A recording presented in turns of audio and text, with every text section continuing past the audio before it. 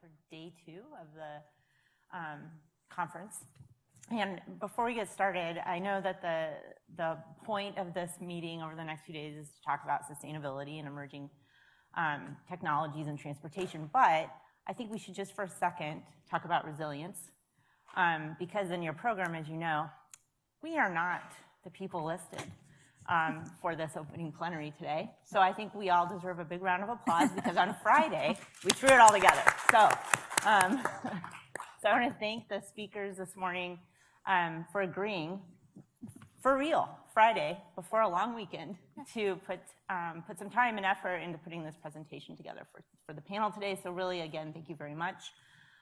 We do have a 4th presenter today with us who's joining on Zoom. So again, we're very resilient. We've learned a lot over the last couple of years, so we're happy to be able to kind of roll with the punches. But so I'm really excited about this panel. I'm glad it came together the way that it did. We're lucky and very fortunate today to have Jim Pappas with us. He's the Director of Resilience and Sustainability from the Delaware DOT, and he's the Vice Chair of the AASHTO Committee on Transportation System Security and Resilience. And speaking of AASHTO, I neglected to introduce myself. Melissa Savage with AASHTO, the American Association of State Highway Transportation Officials. I'm the Environment Program Director there, and one of the things that I do is work on sustainability, but also resilience with Jim as the Vice Chair of the committee that I liaise to. And we're also joined by Suzanne Carlson, the Director of the Climate Office, the Oregon DOT, and we're joined by Chris Liban, the Chief Sustainability Officer with LA County Metropolitan Transportation Authority, and again, he'll be with us by Zoom, and Chad Peraza, Executive Director of the Wichita Area Metropolitan Planning Organization, and that's the order that we'll go in this morning. And so I'm excited about this panel because I think we're going to dig into we talked a little bit about decision-making yesterday and research that goes into that. And now we have some policy folks on the panel today that I think are going to talk about what it's like being in their seats as they're making decisions relating to sustainability and technology. So with that, I will turn it over to Jim. All right. Good morning, everyone. I want to thank Melissa for the opportunity to present this morning. So I'm going to talk about how we do things kind of in Delaware. So make sure button. Okay. So the topic is decision making. So I'm going to go over a few things in Delaware of how we're moving forward in this new world that we're in. So like Melissa said, I'm the Director for Transportation Resiliency and Sustainability. And if this conference had happened a year ago, like they talked about, or 2 years ago, I would not be here because our division had not been created yet. And I've heard a couple other folks and talking with other folks, it seems like a lot of states are creating groups that are kind of similar to what we're doing, is dealing with resiliency and sustainability. And I don't know about you guys, but at the end of the day, it's about chasing the money. You know, the feds are giving us a lot of money, so I know in our state we want to be very clear. I want to use every penny that they give to us, and I'm sure other states feel the same way. So that's why we were creating and super excited about the opportunities and learning from others. So I'm going to talk about some of the things that we have in planning in Delaware and some of the projects that we have in design.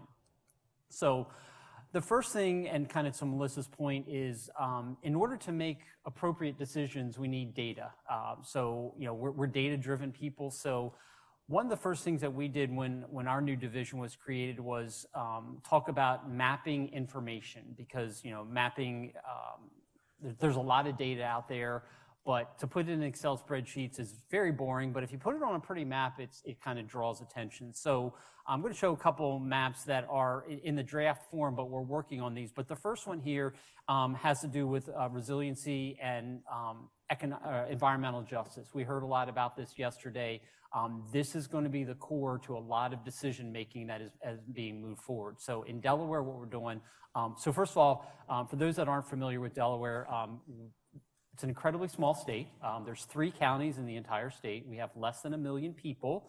I don't know if it's claim to fame or claim to shame is the president obviously is from Delaware. That's about the only thing. This is being recorded, so I have to be careful what I say. But he comes home every weekend, which is quite a pain in the butt for us. But Didn't know that. So the DOT in Delaware also, we maintain about 90 to 95% of the roads in the state as well. So a lot of states, you know, they have cities, counties, municipalities that maintain the roads. In Delaware, we maintain everything from subdivisions to interstate. So it's kind of good and bad. It's good because we have great autonomy and authority over that. It can be bad because just the mass volume of it. But what we're showing here is just one example in one of our 3 counties. This is in Newcastle County, just south of Philadelphia. This is just kind of some quick mapping of some of the EJ work that we're doing. And so the data that we're getting is not only, you know, from the federal highways, EPA, census tract data. We want to get actually to more neighborhood level. So we're working with other state agencies. Our Division of Natural Resources has some data. We've talked with our state housing authority because they have a lot of really good data. So we're basically just sucking up all the information that we can right now, putting it on maps, and then engaging with our stakeholders to see what more information that they can have. So I'll show a couple other maps, but this to kind of give you an idea of kind of our mindset. So we, like others, you know, are working on our NEVI plans right now. We're working with our Division of Natural Resources, and I was talking this morning with somebody. Fortunately, our Division of Natural Resources, which is another state agency, we get along with them very well, which isn't the case in all states. They've been working on EVs for about 10 years. They have rebate programs, so they've kind of been in this arena much longer than we have from a DOT. What the DOT brings is we bring the money. So it's a great thing that we're bringing the money. They've got the horsepower. We're, you know, kind of married at the hip right now, and we're super excited about working with them. We've brought a consultant, AECOM, on board. They're drafting our plan right now, and we, as long with many others, you know, working to that August 1st deadline, and we have every feeling that we're going to get to that. In Delaware, we're estimating that we're going to get about $3.5 million per year over the next 5 years for the EV plan. This is, again, is just a map of some of the EV infrastructure that we already have. I've joked with people, but it's not a joke. In Delaware, in order to meet the 50-mile, you know, with the NEVI plan, along the interstate, they want charging stations every 50 miles. We literally would not have to put one on our interstate. I-95 is 15 miles long in Delaware. 15 is less than 50. So Maryland has some, Pennsylvania has some, so we could walk away and not put one. However, if you've been through Delaware, the Welcome Center in Newark on Interstate has the president's name on it. It's called the Joe Biden Center. So I like my job, and I figure we probably need to spend a little bit of money at the Joe Biden Center to put some EV, even though we don't have to, but we're going to do it. We figure some weekend he's home, he can do a ribbon cutting, everybody wins, we'll all be good. But rolling out an EV infrastructure plan in a little state is, I'm not going to say it's going to be easy, but it's probably not as challenging as some others have. We've already designated some corridors, and literally that's the map of our entire state. So we have 3 north-south corridors that have already been noted, so we're good there. Those dots just represent current EV stations that we have, so we're just going to kind of be filling some of those in. So probably our biggest challenge, and so here's your trivia question of the day that you get first thing in the morning, is Delaware is the lowest lying state in the country. We have roads that flood twice a day just because of tide cycles. Sunny day flooding, I'm going to show you some pictures of what sunny day flooding looks like in Delaware. So these aren't even storm events. We have one particular road that has over 2 feet of water on it almost every day. Just because of tide cycles, and it's a one-way in, one-way out community, and so it shuts off emergency access. So that's kind of our significant challenge. So what I'm showing here is we created a layer in our mapping and our GIS of what we call our frequently flooded roadways. So these are roadways, again, that just because of tide cycles will flood regardless of an event coming through. So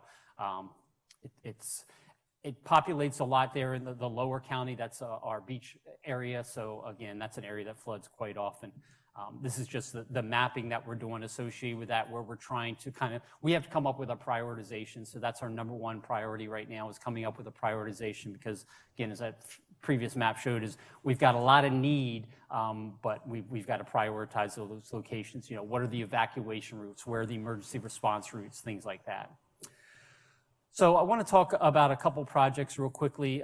For those that may have visited Delaware, so our beach community is a huge economic driver in the state. This is a particular picture that it might be kind of hard to see, but kind of in the middle back there, that's the Indian River Inlet Bridge. So that's a structure we built about 6 or 8 years ago that's designed to withstand, a 100-year storm. So we're good there. On the left, that's the ocean, and to the right are the back bays. And it might be kind of hard to see, but all that white stuff that's kind of in the middle, that's sand from a dune breach that would have been to the left-hand side there.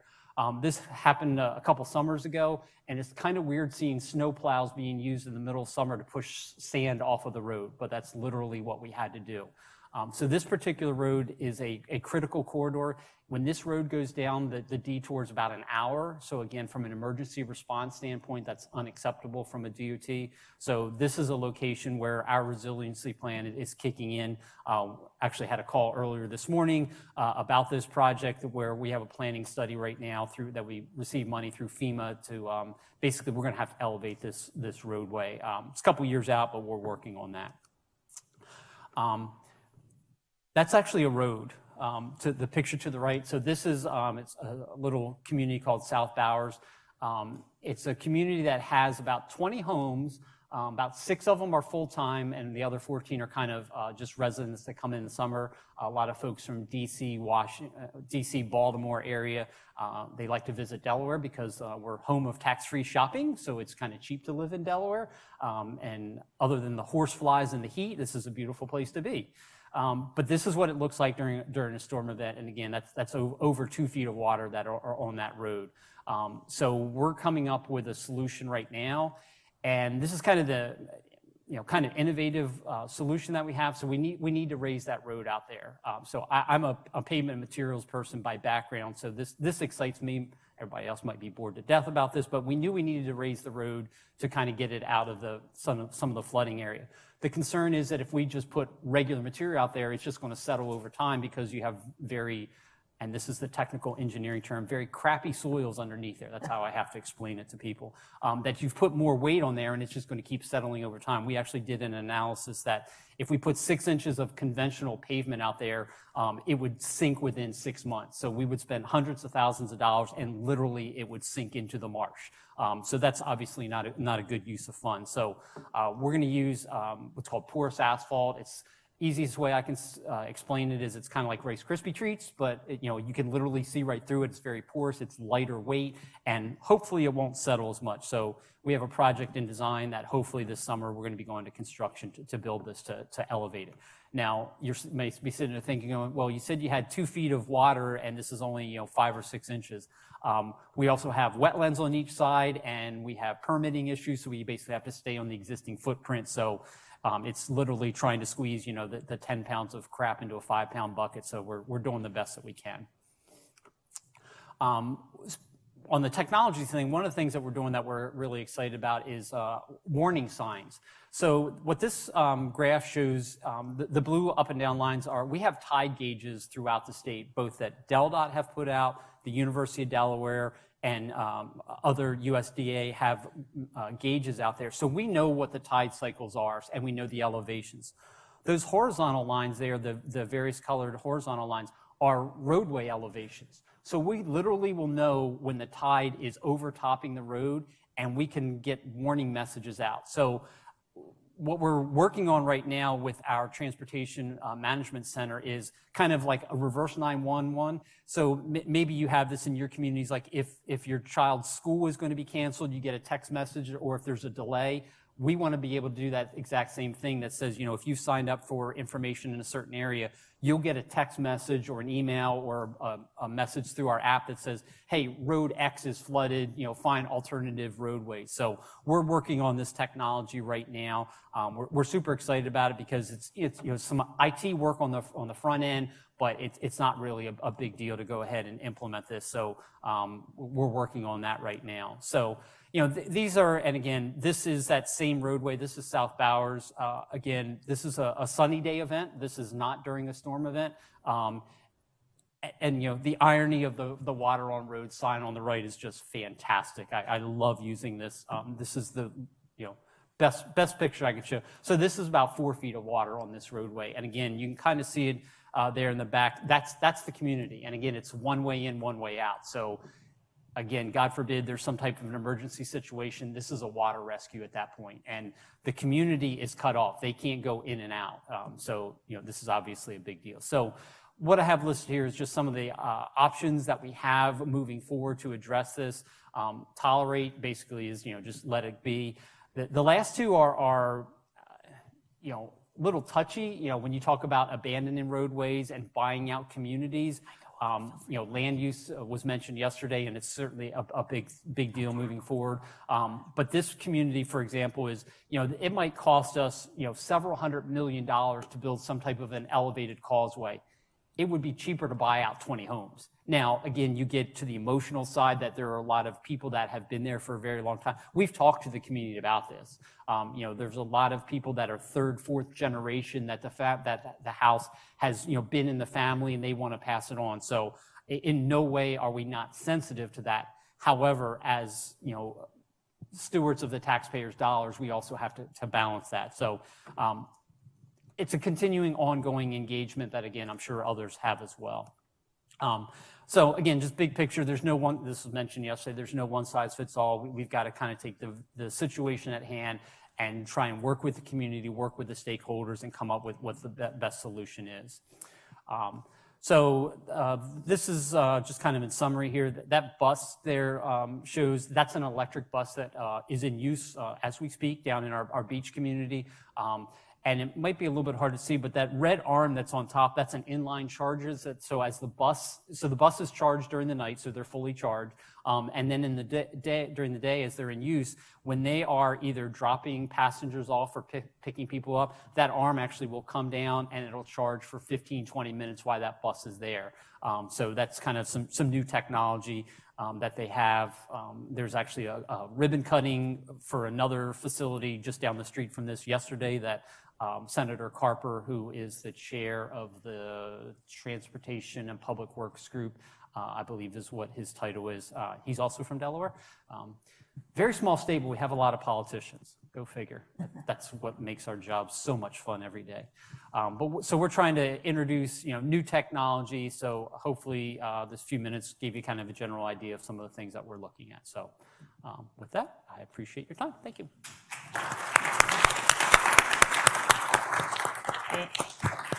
Thanks, Jim. And my daughter goes to the University of Delaware, and when the president is in town, they call it a Joe Jam. I don't know if you guys call it that, but there was a website that was created that somebody, every time they know the president's coming in, they track where he is and what the delay is, because if you've never had to deal with the president, you have to literally shut down every road, like Interstate 95, which is kind of a big road.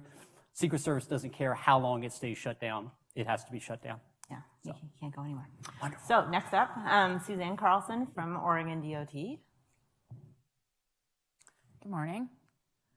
I'm going to cover a bit about our climate office, and after Jim's presentation, I can probably be brief on several slides because there'll be some redundancy here that people are getting more and more familiar with as we develop climate offices and sustainability and resilience offices.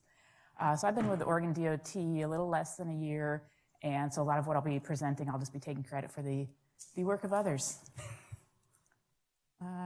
Maybe this? Wait, let's see. Jim, how do I get this going forward? Here we go. Okay. Wait, nope. Maybe the button in the middle. I think In the middle? Yeah. Anybody? How do I advance my slides? working on it. Can I just say next slide? All right, well, I think I'll just start talking. The next slide is just going to show why we have a climate office. We work on resilience, adaptation, and sustainability, really addressing urgent climate needs. And I'll say in Oregon, we have a political context that's supportive of this and a long history of working towards climate goals, which I'll get to in just a moment. Oh, presenter view. Yes?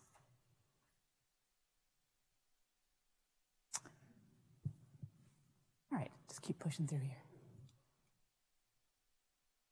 All right, so we have a lot of foundational documents that inform our work. So back in about 2012, we had a several-year stakeholder process to develop a statewide transportation strategy to address climate change.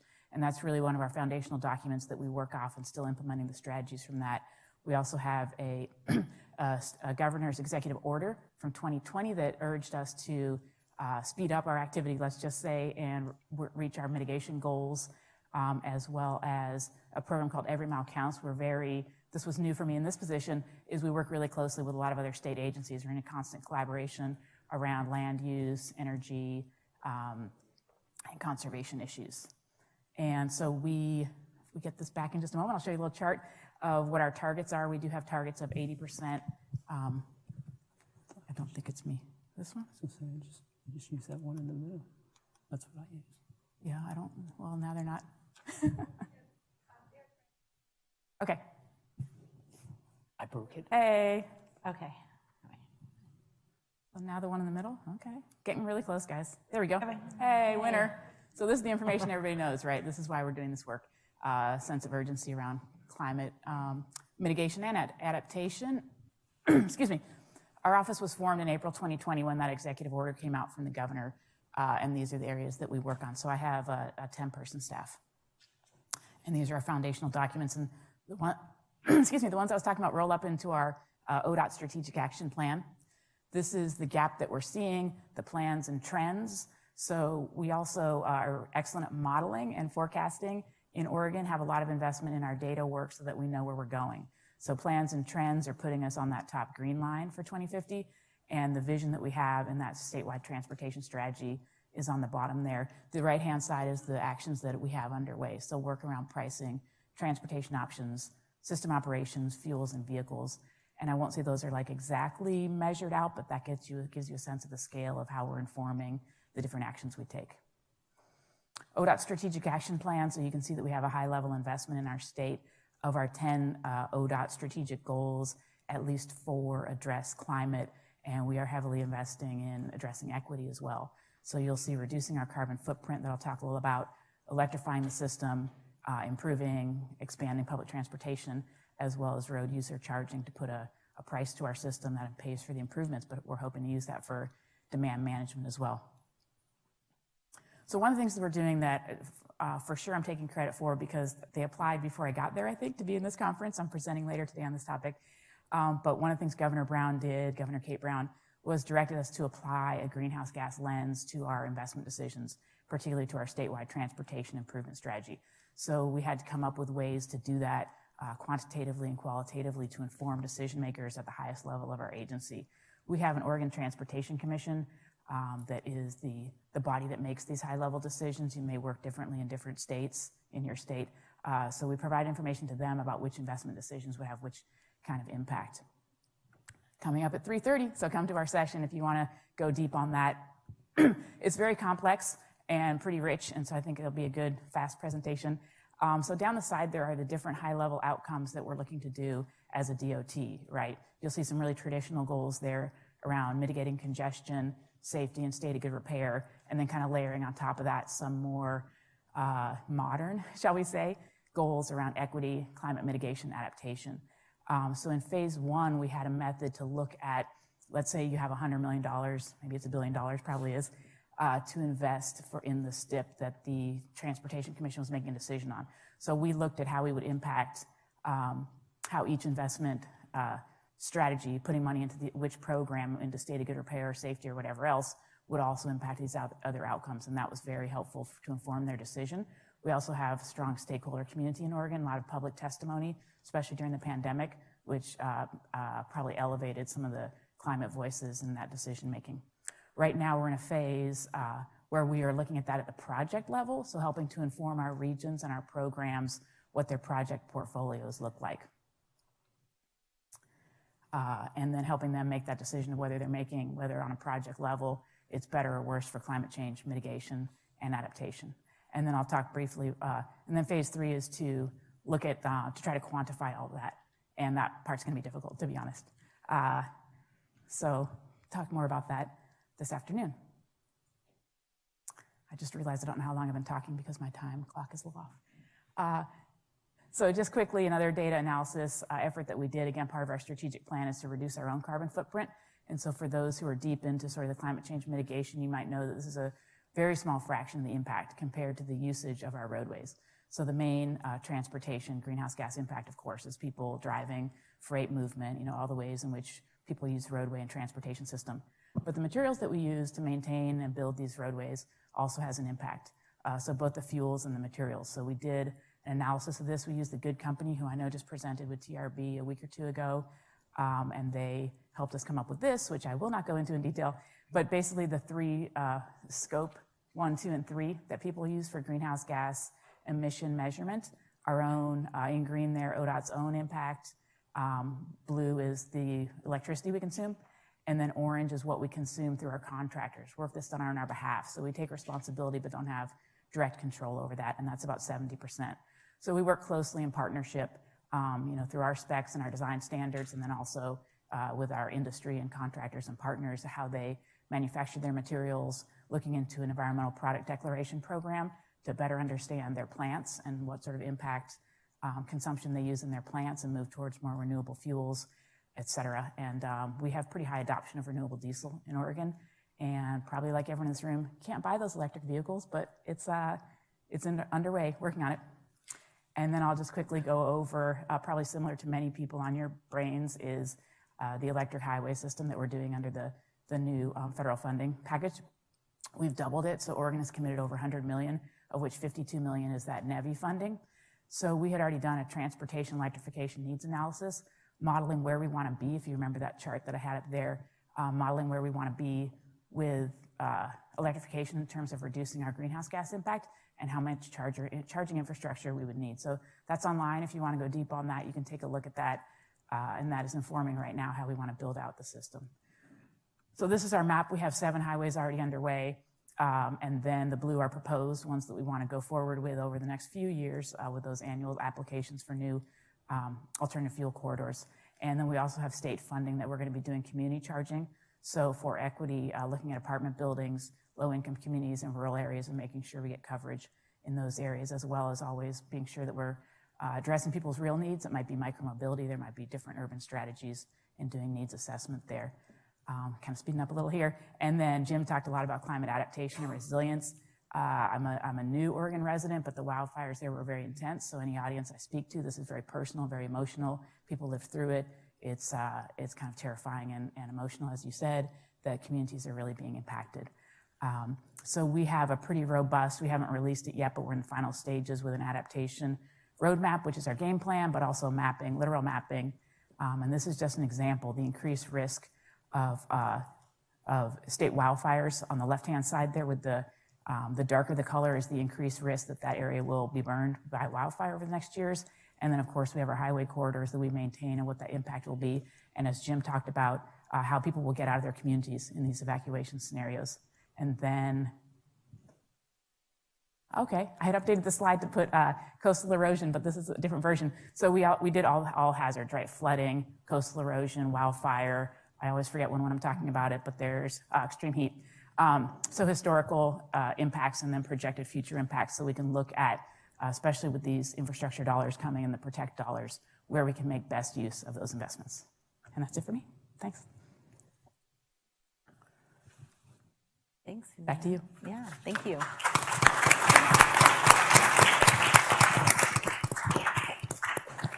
And so now I think we're going to be joined by Chris, who's with us by Zoom. Is that right?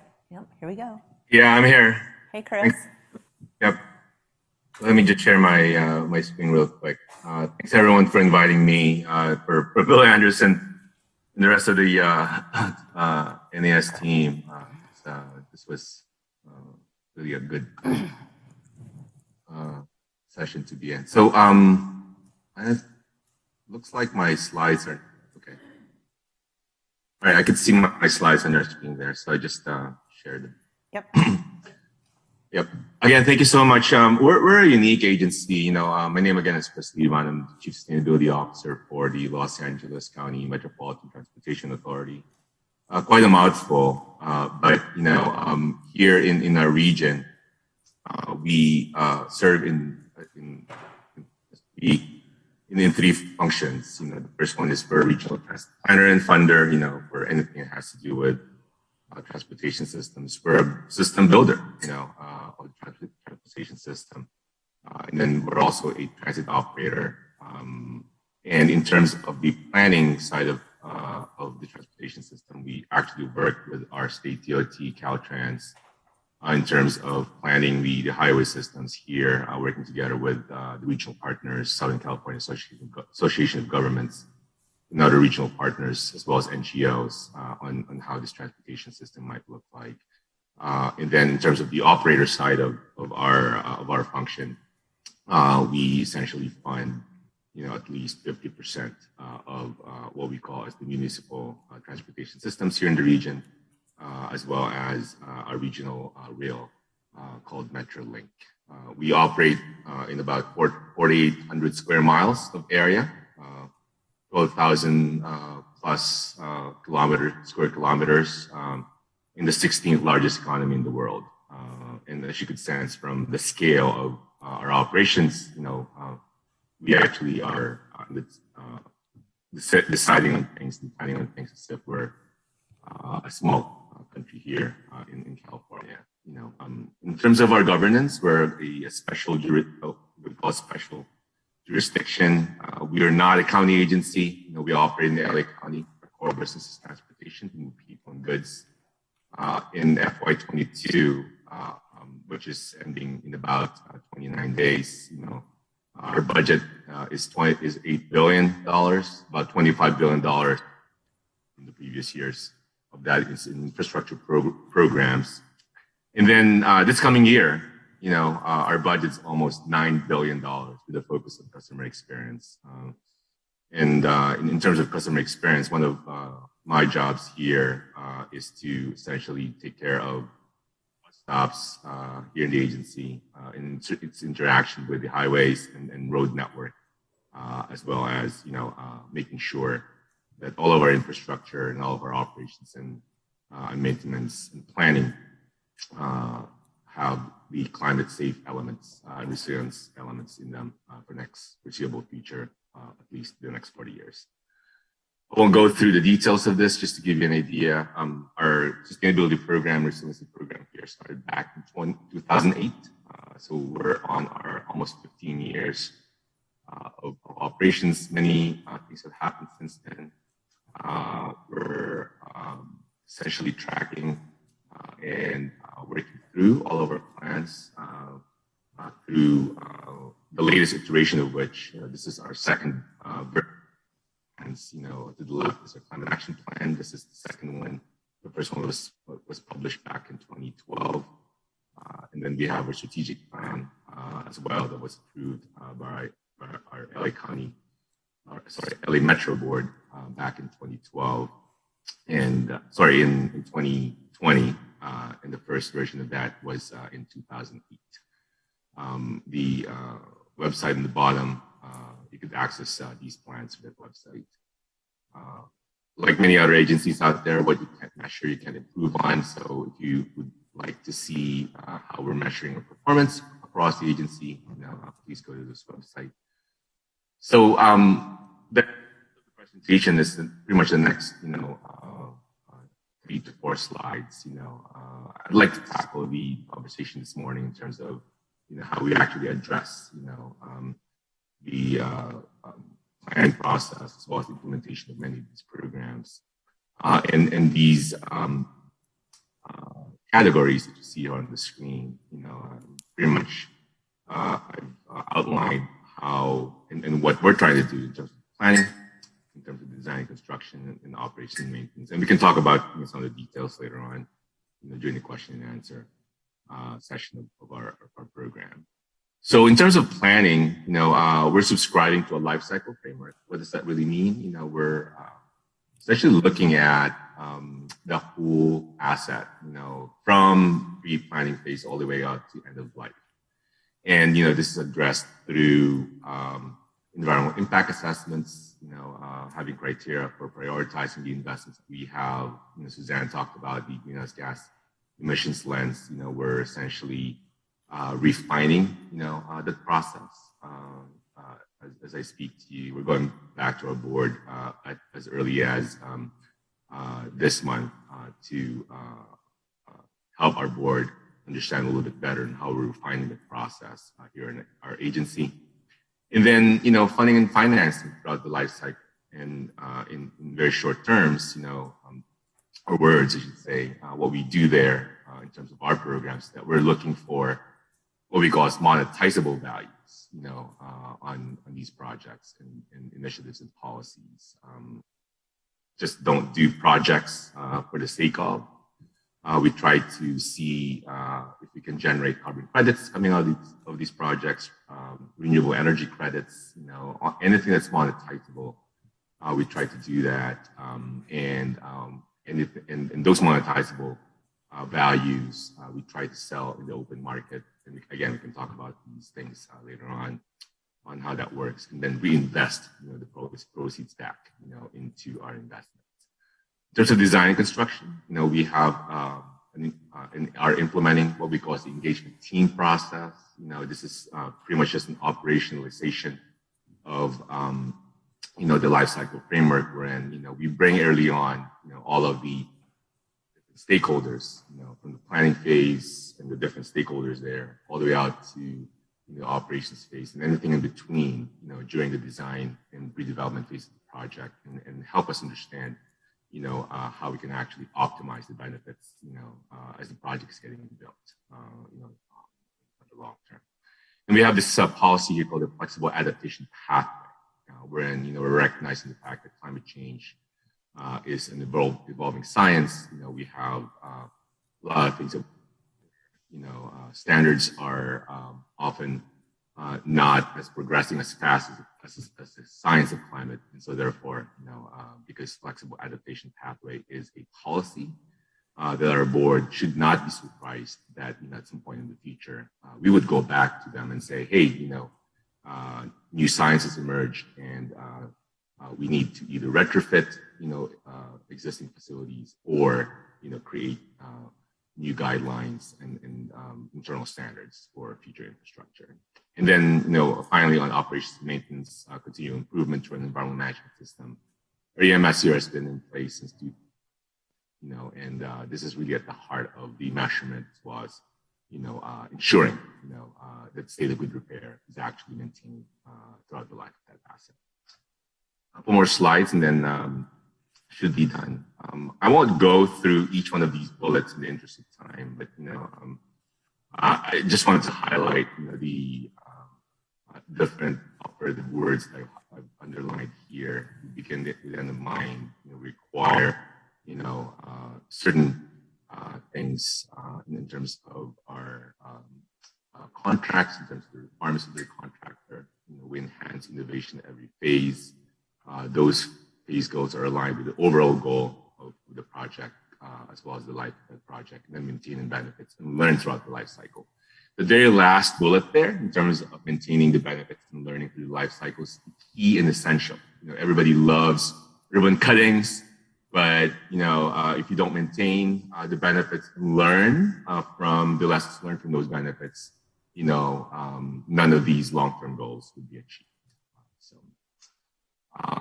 And then because of COVID, because of pandemic, and because of projected deficits in our budget, I'll just give you a flavor of what I have here, and then we can talk about this later on. In terms of I already talked about this, incorporating non-stationary climate science throughout the agency. And this is apparent in our design, in our planning phase, as well as in the standards that we're trying to adhere to. Technology advancements are recognized. We don't want to have stranded assets in the future. So, for example, I run the EV charger program here in the agency, and so we've had our fair share of stranded assets in terms of that particular program. And so we always keep in mind, that technology is evolving, and we need to make sure that we have open source technologies that we implement. Different kind of workforce, something that folks don't normally think about. We have a very mature workforce here that's not necessarily, adept or open to newer training programs. So we're very open to how we adopt and treat those employees of ours, and then harnessing co-benefits in non-traditional ways. And this means that, because of limited funding and financing many projects, we essentially work through co-benefits with other projects and other NGOs and programs. And then a couple more challenge about tools and data. I think our earlier speakers touched on this as well. Models are evolving. Data collected as well as the assumptions and boundary conditions change. And that's why we have this flexible adaptation pathway as a policy and agency. Pandemic impacts. Our ridership is still below what we have. Our workforce, as I mentioned, is changing. Funding and financing landscape has changed, so we need to adopt, and adapt, to what those new requirements are. And then, obviously, looking at, more social and political effects as well as equity a little bit more closer, than how we've done it in the past. And then finally, in terms of emerging issues, like I said, we're essentially updating, our prioritization criteria here that would include PMT and GHG reduction effectiveness, the need for sustainable resilient infrastructure standard across the board, not just for our agencies, but across the board for different organizations, including our state DOT here. The importance of resiliency, and I just want to emphasize here, not just infrastructure resiliency, but also community, organizational, and physical resiliency. Things that people don't necessarily talk about all the time. But those are key important things that, one should consider, in addition to infrastructural resiliency. And then standardized methods of reporting and investments. Different organizations report on different things. We report on certain things here for the last decade, and we need to adopt well in terms of new science and new technologies. And then what's next? I won't go into these. I did touch on this items in here earlier, but I just wanted to emphasize on the third item there, optimizing economic elements of projects. We have almost a $120 billion investment on sustainable and resiliency infrastructure projects here. 120 million, not billion, 120 million in sustainable and resiliency project investments, at least initially for the next 5 years. And we're trying to optimize those through the 4 optimization strategies in there. And then the rest are pretty much straightforward. And so, in the interest of time, that's my contact information.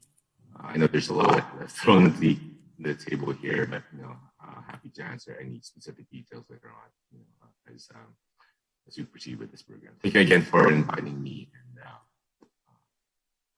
hope to answer any questions later on. Take care. Thanks, Chris. Thanks for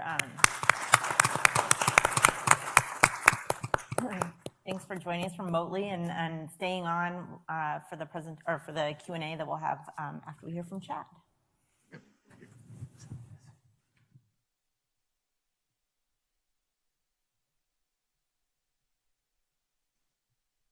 Thank you, Melissa.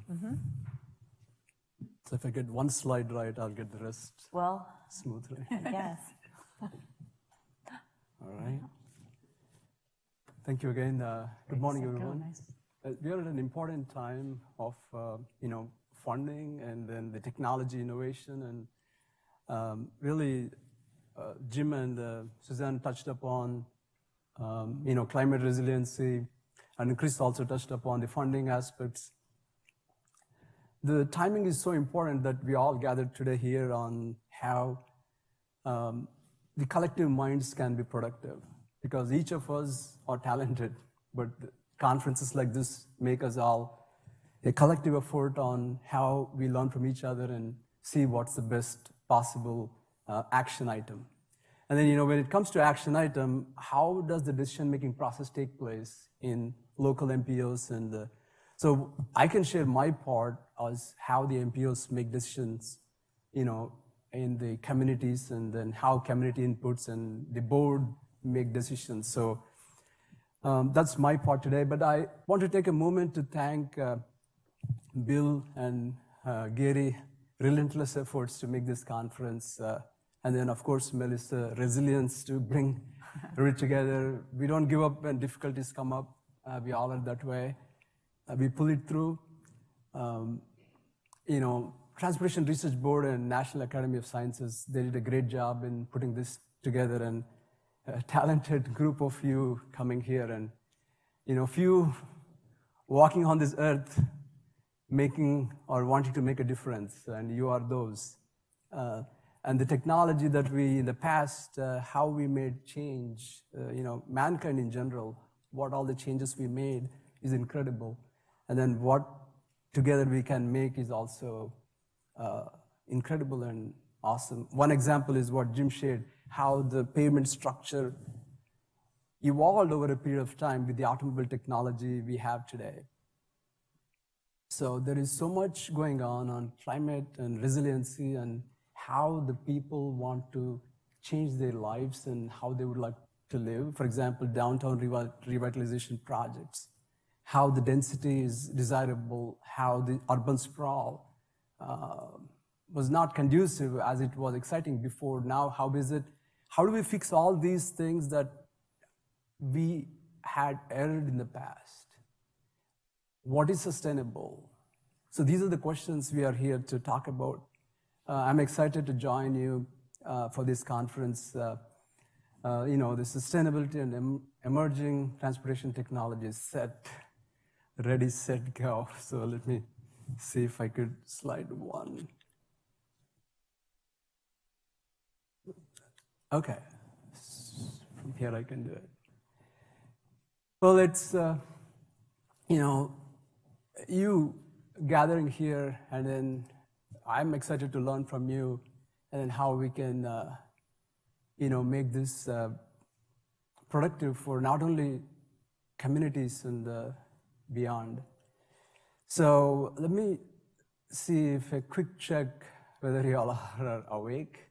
Because if you are awake, you are going to innovate. So let me ask you, say, ready, set, go. Can you hear you say? Ready, set, go. Go. One more time. Set, we have a new definition for set now. So ready, set, go. Ready, set, go. One last time. Ready, set, go. Ready, set, go. Go, go, go.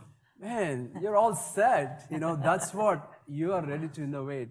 It's really exciting. Innovation. How many of you know this beautiful young lady, Sandy, with a bubble around the head? Show of hands. Wonderful, many of you. I cannot change the channel until my son completes his SpongeBob the SquarePants, and that's how I got to see Sandy, the brilliant, who already had this innovation. Pandemic was already foreseen by Sandy. How that bubble can not only see the expression in you, so just brilliance, innovation. If you put our minds together, there's no limit what we can. This is just one example. Now, in the decision-making process at the MPO level, my committee has, Transportation Board Committee has about 23 elected officials, City of Wichita, Derby, county, council members, commissioners. When they make decisions, it's not as complex we all think. My background is engineering, and I erred many times on thinking through data and complexity. But then when it comes to elected officials, it's simple. They just need to explain it in a more simpler way to public. So it's always, is this tested? Is this good for public? Does this make sense? Most of it is just simple common sense, but to make it simpler with all the talent and data and complexity we go through, that's what is success in my mind. That's what is needed by all of us, is what I think. That's what I want to share with you, my experiences. Now, there's another thing that's important, feedback. All of us have ideas, but then just rolling out the ideas is not the way to do. For example, I had my first slide, ready, set, go, and then only the second slide, keeping the audience and public know ahead of the time what, like for example, roll out a proposal and then seek for feedback is something I learned. That helps a lot because not only to make things better and also understand, what is relevant for this group and what is relevant for public. And then revise, present it again next time, and get more feedback and repeat. You may have heard feedback is the breakfast of champions, so the feedback is really important. Now, there are factors in decision making. Don't underestimate how simpler things are accepted. It is data-driven, research and findings supported by those, and also that's how policies are developed as well. But then again, not to forget simplicity and common sense. So I just want to come back to this concept of common sense and simplicity for a moment. How things can be complex around us, but how we can still find ways to express that in a simpler way. For example, how consumers have different tastes and different kinds of ways they want to enjoy. But then, for example, there is always this, a child in a family would love to have maybe like 10 ounces to enjoy a drink. And then there be another family who would love to have 25 ounces maybe. There's a variation in each family. And I myself would love to have maybe on a day like 18 ounces, but then it changes. It changes from one family to the other. And then the same consumer who enjoys would change the quantity on the next day or next year. So this keeps changing. So what happens is, in our design of communities, it is the same thing, which is, is a density. Some people like density, some people like suburban, some people like rural. We got to find what is the best, not what is good for me, what is my family like it, and this is the way it's going to be. That's what sustainability is. What is good for the larger public? And then how do we simplify that? So just simple, like, is it intercity travel? Is it a small scale density? Or is it the intercity travel, which is a little bit medium scale? And it is like a statewide travel, like, goods movement or truck traffic and stuff like that. So understanding complexities around us, yes. But like Jim said, like not one size fits all. That we are on both extremes, or both spectrum of two ends, not one size fits all. And then there's a variation and complexity of data, and then the details of what each individual likes. But then how do we make it in a way, like small, medium, large, and manageable way of designing communities? That's something I learned that appeals the decision makers. We are not afraid of data and complexity, but then we also, I learned this over a period of time. It took me like a few years ago, I was so dumb, and when a question was asked, I would always say, for example, what is X? And I would say, X is actually 1, 2, 3, and then 2 depends on B and C again happens only when alpha takes place. I mean, what does it mean? I can go on figuring it out and understand and explain in a smart way, but that's not what my supervisor is looking. Chad, make it simple, keep it high level, So that's what I learned, and that's what I want to share with you, how the decision-making process takes place. We should be able to be clear about how this is helping public, how it is good for the larger good. Sustainability is something, it's not about one individual, me liking it, it's what's good for everybody else. So that's about, technologies, whatever you come up with, whether it is, you have seen density and, in the neighborhoods and downtown, how people love to live, not spending too much, not only individual, but also the resources of the taxpayers, like cities and counties and state dollars. So, think about, let me share one other, I'm passionate about this input from the advocacy groups in our communities. There are some bike ped advocacy groups in our Wichita area. So, they participate, and I had them as sometimes chair of some of the committees of active transportation. So there was one person, Jane, she sometimes, Jane and I go out for lunchtime on the walk in the nearby, river and then parks there. And Jane says, Chad, why don't you get rid of all these trucks on the roadways? It's not safe for children. It's not safe for elderly. And then I was like, Jane, where do you want me to put those? The point here was like, although she said it, what she was passionate about of the safety of, children and elderly and all, there's a point she made, which is, it's not a good idea to mix the scales. When we are designing the density for central areas, it's a good idea to have a lighter vehicles like those, like golf carts and other things that go, not getting these larger trucks, like even our own cars are sometimes heavy, which can cause fatalities. So part of the things, our job is, how do we make this safe, zero fatalities? How can we be smart? That's our job. And that's what I thought when she said that. Like, when you have these light vehicles, like, they don't cause harm a lot. So stuff like that. And then not allowing the larger, they have a place just outside this activity center area. So when you are thinking and making decisions, be bold to design the land uses. Like when you think of technologies, don't be afraid of changing the land uses. Like, these are the land uses that are good for this type of technologies.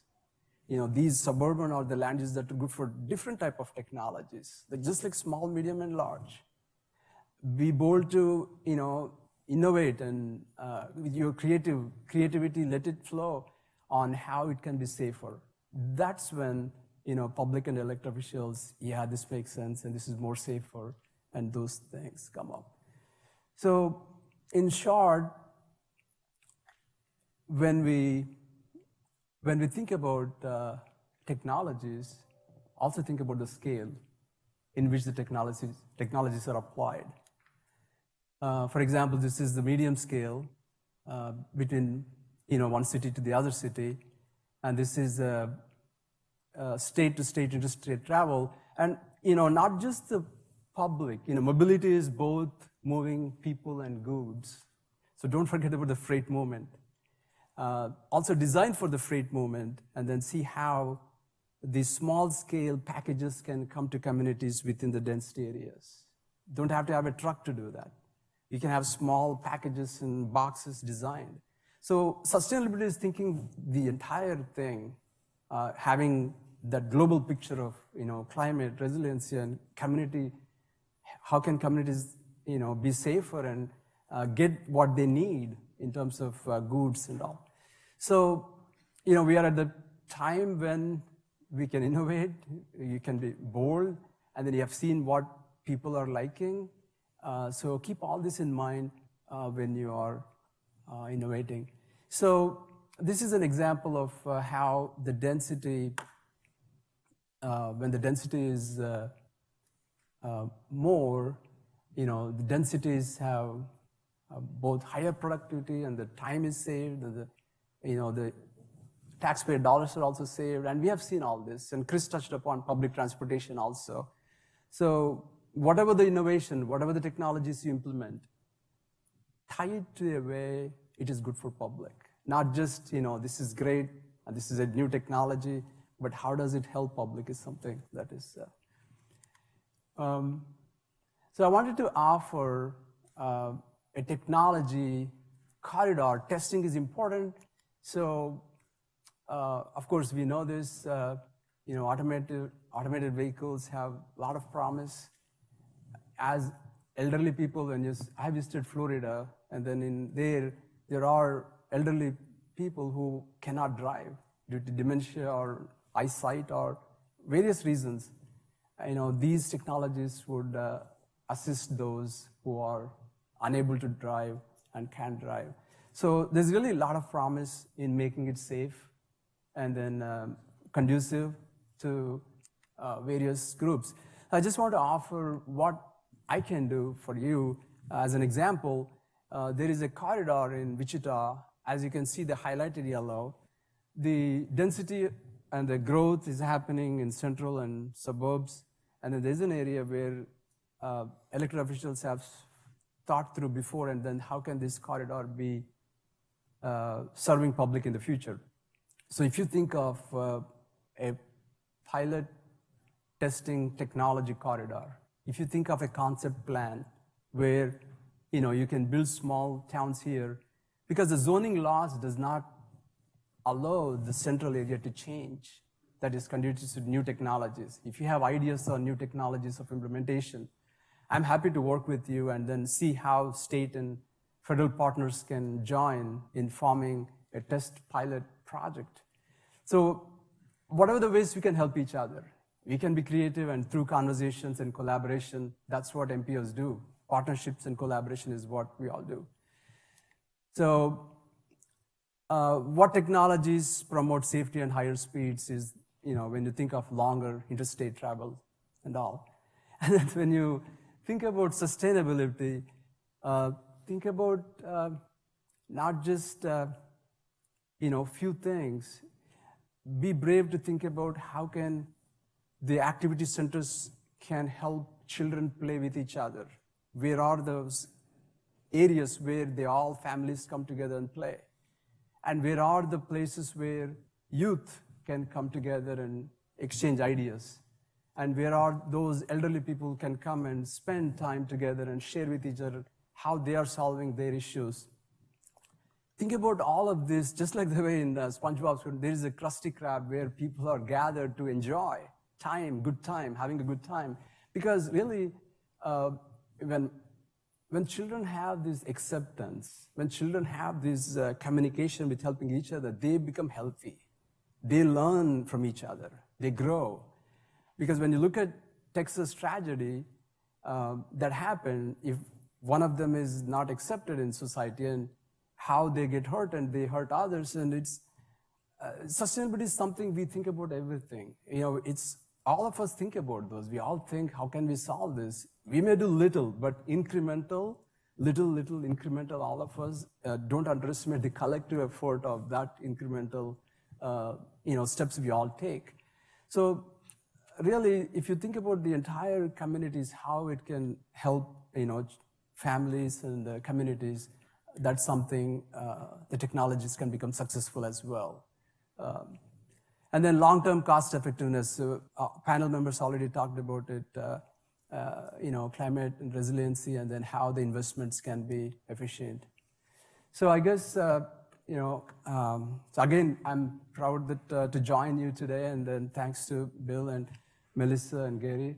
So one more time, let me hear you say, ready, set, go. Ready, set, go. Ready, Ready, set, go. set, go. Man, it's back to you. Thanks, Chad. Thank you. So we have about a little over 20 minutes for a little conversation. I have a bunch of questions, but I also want to point out that there are microphones in the audience, so please feel free if you also have questions. We would welcome those. So let me start with one about leadership. So Chad, you're the executive director at your agency. I know Jim and Suzanne are in relatively new positions within your agencies. And then Chris, of course, is the chief sustainability officer. So conversations that we've had at ASHO and some of our committees is how important, leadership can be, top down and bottom up. But, yesterday in some of the panels, we talked about executive orders and regulatory actions. But I wanted to see if each of you would kind of talk about within your agency, how important having that leadership support has helped empower you to make decisions and how effective that is. And then the second part of my question is one, not every organization or agency might have that leadership. And if you have any advice for folks that are, taking on some of these decisions, maybe without that high-level leadership or direction. So, and just jump in, whoever wants to go first. Yep. I can start if you guys want. For us here, just very quickly, and then I'll let Jim, Suzanne, and Chad talk about on the state level. But for us here in LA Metro, we're in a state where there's a lot of regulatory requirements in terms of climate change and resiliency. But any of those are actually most challenging to implement because not every single one of those everything that we're experiencing here in the Los Angeles area. So a couple of thoughts on that, Melissa. On the leadership part, we made a structure here wherein the programs that we had for the last decade and a half have been empowering policies wherein our employees are thinking about innovation, working together with CBOs, community-based organizations, that is, as well as nonprofit organizations on what place-based infrastructure as well as programs might look like in the different subclimates as well as different areas here in the Los Angeles County area. Just to give you a magnitude of how challenging that is, 89 cities and 17 special jurisdictions have different needs across this 4,800 square mile area. And so therefore, working together, with each one of those communities is essential. And then the other thing too that I just wanted to mention is that, in terms of, that bottom up empowerment, I did mention earlier that we monetize a lot of the environmental benefits and maintain those monetized values over time. So just to be very explicit on what those mean in dollars and cents, in the last 4.5 years, of our program implementation, had generated approximately $150 million worth of monetizable values, carbon credits, cost savings, and all that stuff, and then reinvested those back, into programs and implementation strategies that we have here.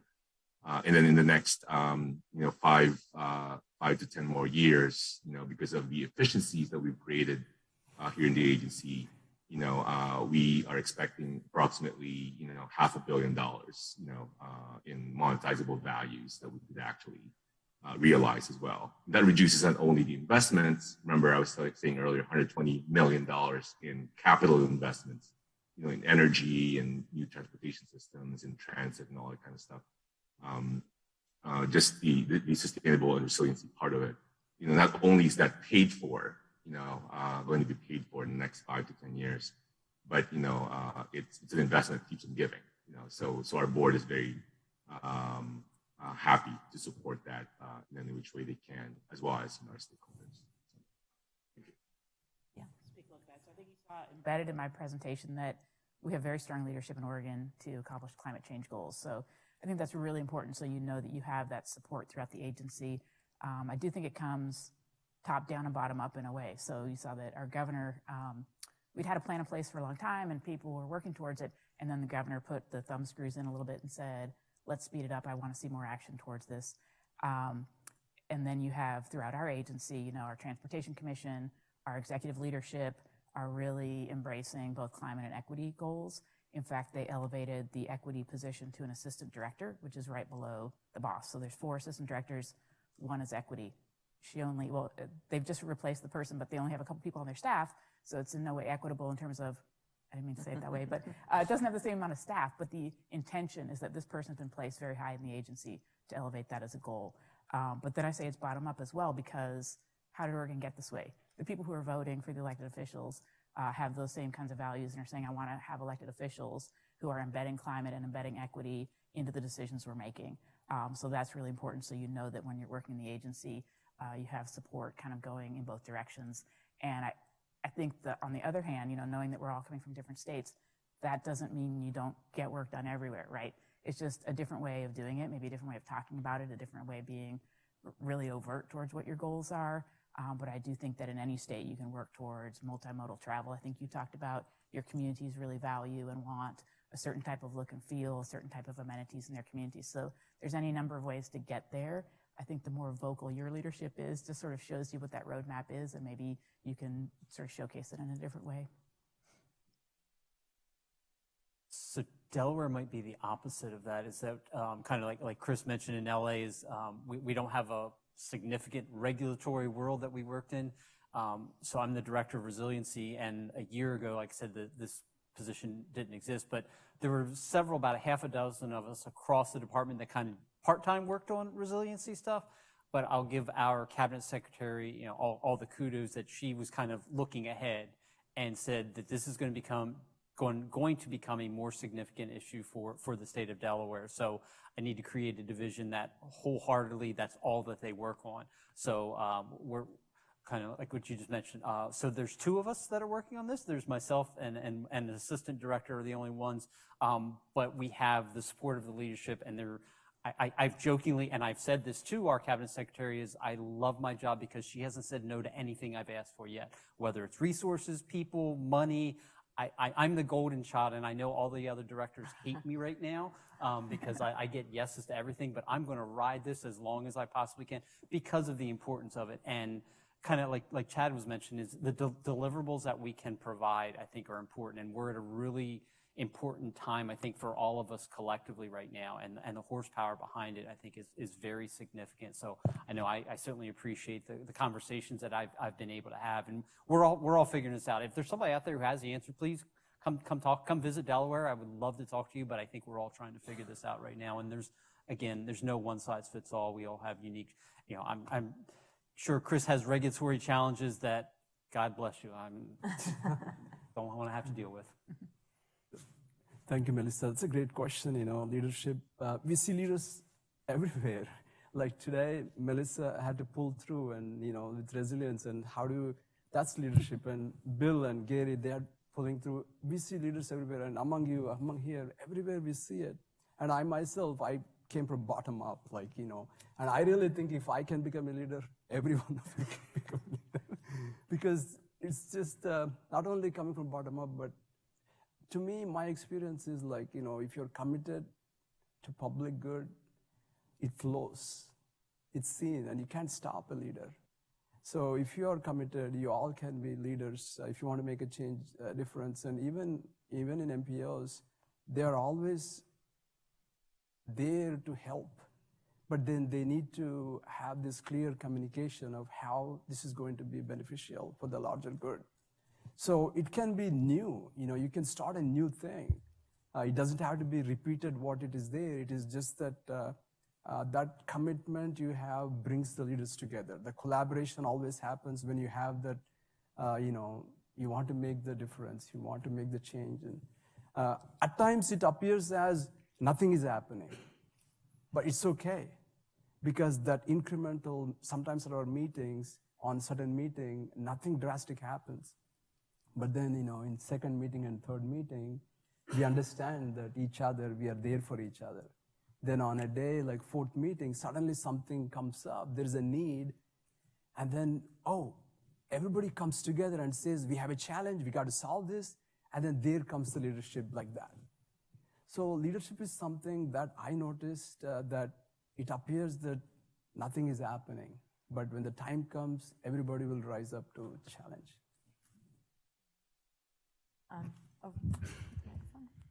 If we continue, is this microphone on? Okay. Tyler Folsom, University of Washington. I have a question for Jim. You've got a community of about 20 people, and you're looking at several $100 million to improve the roadway. Would it be cheaper to buy half a dozen shared amphibious vehicles for people?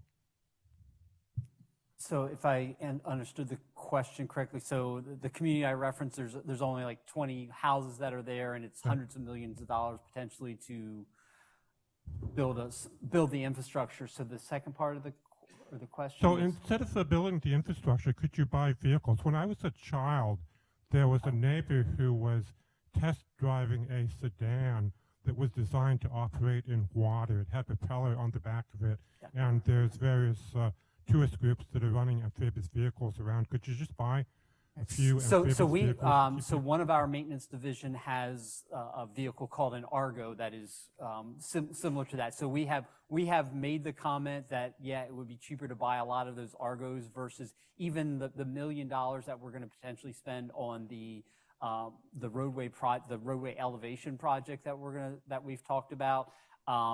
Honestly, it's been more in jest than in serious conversation, because what these locations that we're potentially looking at, that if we would buy it out, we would create, natural wetlands and things like that. So there's a benefit to that.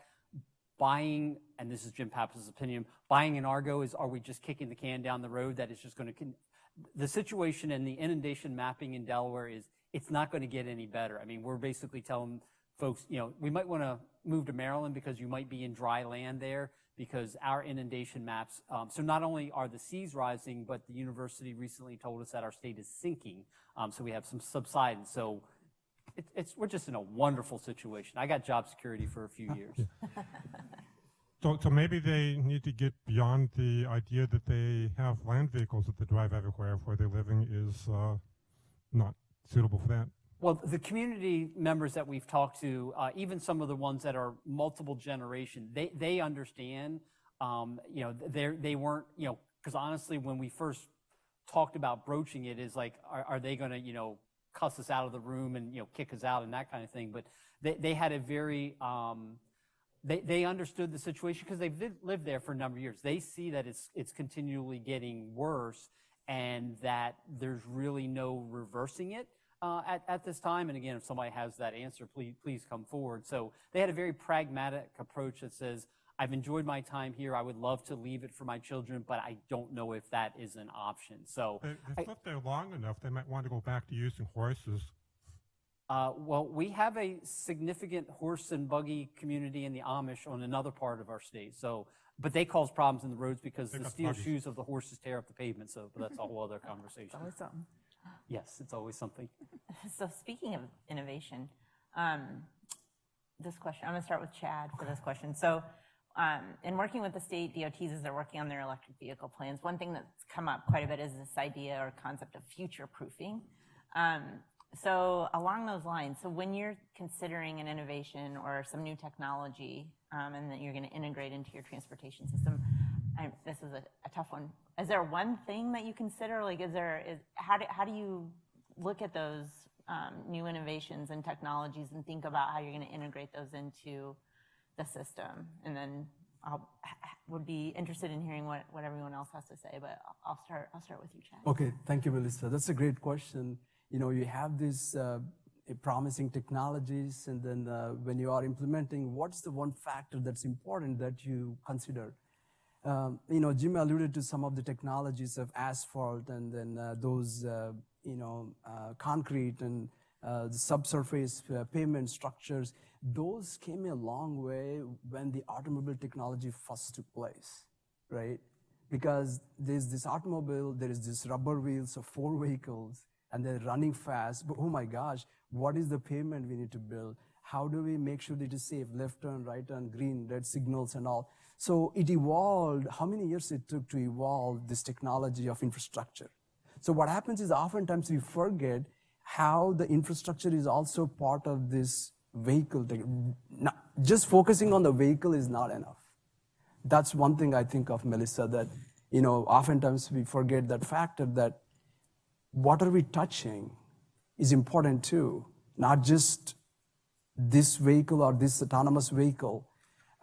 Even the environment, what are we touching? How do the sustainability and climate and all these is a relationship between human and the environment. So just keep this in mind, that this technology of asphalt and concrete and signalization and all these didn't come overnight. Remember that the automobile technology was there, but if you think of all this, how decades it took to evolve the infrastructure, then you will begin to see how this autonomous vehicle needs a certain infrastructure. That it is a two-way communication. So that's one thing, Melissa, that I think is important in the technology and evolution, that innovation to that. How does that two-way technology, two-way communication happen? For example, deer crossing the freeway. There's a way that sensors can be placed where the deer crossing can trigger the impulse for the driver way behind. There could be places. This is just an example. But thinking these ways, like how can the environment and technology communicate with each other is what I think. Suzanne, Jim, Chris? Yeah, Melissa, I'll answer your question in a different way, and it complements what Chad mentions there. I did mention earlier about the different needs of different communities, and and whether it's the rich West Side here in LA or the economically challenged areas in South LA. So a few things. The first one is really looking at operational improvements. The things that we have currently, here in the organization, either improving on, speed and reliability, not only of, the vehicles that we have, for our revenue fleet, but also, the vehicles, cars and trucks and, the freight, that moves in the highways that we plan for, with Caltrans. So that's one part of it. The other part of it too is that, in terms of technology, politically, it was very popular, a few years ago to kind of say, hey, let's go to electric vehicles, and we as an agency have adopted this goal of 100% electrified, revenue fleet, by 2030. And then, I did start our electric vehicle charger program here back in 2012, and it has evolved to what it is right now. But at the same time, I did mention earlier about stranded assets, the infrastructure that's associated with these new ideas, and thinking about what are we really solving, right, in terms of these innovations. Specifically for electrified fleet, people don't want to see tailpipe emissions, on many of these vehicles that are going to be manufactured, in the foreseeable future. But at least in our mind, in my mind, the CSO here, in our mind as an agency, and in the vision of our CEO and our board, that doesn't really make sense in a way if the grid itself is not good, right? Because we're literally just passing on those air quality issues to other communities, that might not necessarily have the political will, nor the infrastructure, nor the financial capabilities to actually, work out a cleaner source of fuel for those non-tailpipe emitting vehicles, right? And the other part there too is, which is a lesson learned for us. It's nice to have a goal, but at the same time, in terms of the cost for infrastructure, electrifying our whole fleet here would cost about a little bit over $3 billion. $3 billion we don't have, and the battery technology is not at its maturity. There are newer technologies out there, green hydrogen, for example. Working with with our natural gas provider here, newer technologies in terms of cleaner natural gas sources. I'm 100% renewable natural gas right now. Ultra low NOx engines. The air quality benefits of ultra low NOx and renewable natural gas compared to the electrified vehicle fleet that we foresee having in the next 8 more years. It's quite competitive right now. I'm not advocating one or the other. I'm just saying, as a fact, for those who are considering these newer technologies, think about these 3 things, please, at the top of your mind, and then from there, make the political decision alongside with your policymakers to chart out a path appropriate for your jurisdiction. Thanks, Chris. Suzanne, Jim, do you have anything to add on that? No, I think they covered it. You have a question? I think we have time for one more. Yeah. Alejandro now again with Rail. So I come from a civil engineering background, and I think in a lot of DOTs, we focus too much on measuring vehicles, so movement of vehicles, level of service for vehicles, vehicles per hour per lane, and our infrastructure is very centric about the vehicles. I think and with technology, EVs, AVs, kind of help us in some ways, but I think we're missing an opportunity to be focusing more on people, so movement of people. And I'm wondering, or can you give us an example from your organization that you're shifting that frame of thinking from movement of people, from movement of vehicles to movement of people, and metrics that will help us get there? So I can go ahead and start. Something that was said yesterday that we look at it in our agency is transportation provides opportunities. And that's opportunities for people to better themselves. We had a former cabinet secretary that gave a presentation one time that says, you know, we're not a for-profit company, but we have millions of customers that rely on us every day for people to get to school, to go shopping, to visit families, you know, activities, things like that. So always focus on that. So, you know, you look at complete streets, things like that you can look for, but we also have to realize, and somebody mentioned this yesterday, and it was just kind of stuck in my head is, and Chad, you kind of mentioned with like the trucks. So people want to get rid of trucks, but keep in mind, during the pandemic, what did most people do? They got online and they bought Amazon Prime. And how is that going to get to your house? So that's the balance, and Delaware doesn't have the answer. So if somebody does, I would love to hear it, but you have to somehow find what that balance is. As there's a famous quote that says, the answers to all your questions is always money. So commerce has to happen. But how do you maybe, to Chad's point, can you potentially segregate that a little bit? Because safety is our number one priority, period, end of conversation from a DOT and from an engineering standpoint.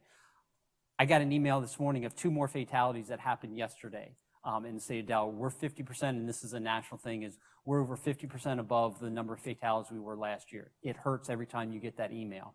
So how do we segregate that? We don't have the answer, but we're working towards it to build corridors for goods movement and to segregate that as much as possible. But at the end of the day, and I'm on record saying this, is I can't engineer for stupid. People do stupid things. That's a good point. Go ahead. I can add a little bit, probably a sort of a non-technical answer, but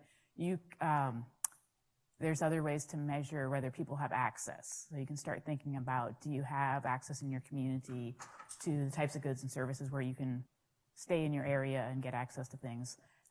Reliability, so how many people are able to use that roadway, like how quickly can you rely that your commute time will be a certain amount, right? So that's still a vehicle measure, but it's focusing more on the human experience there.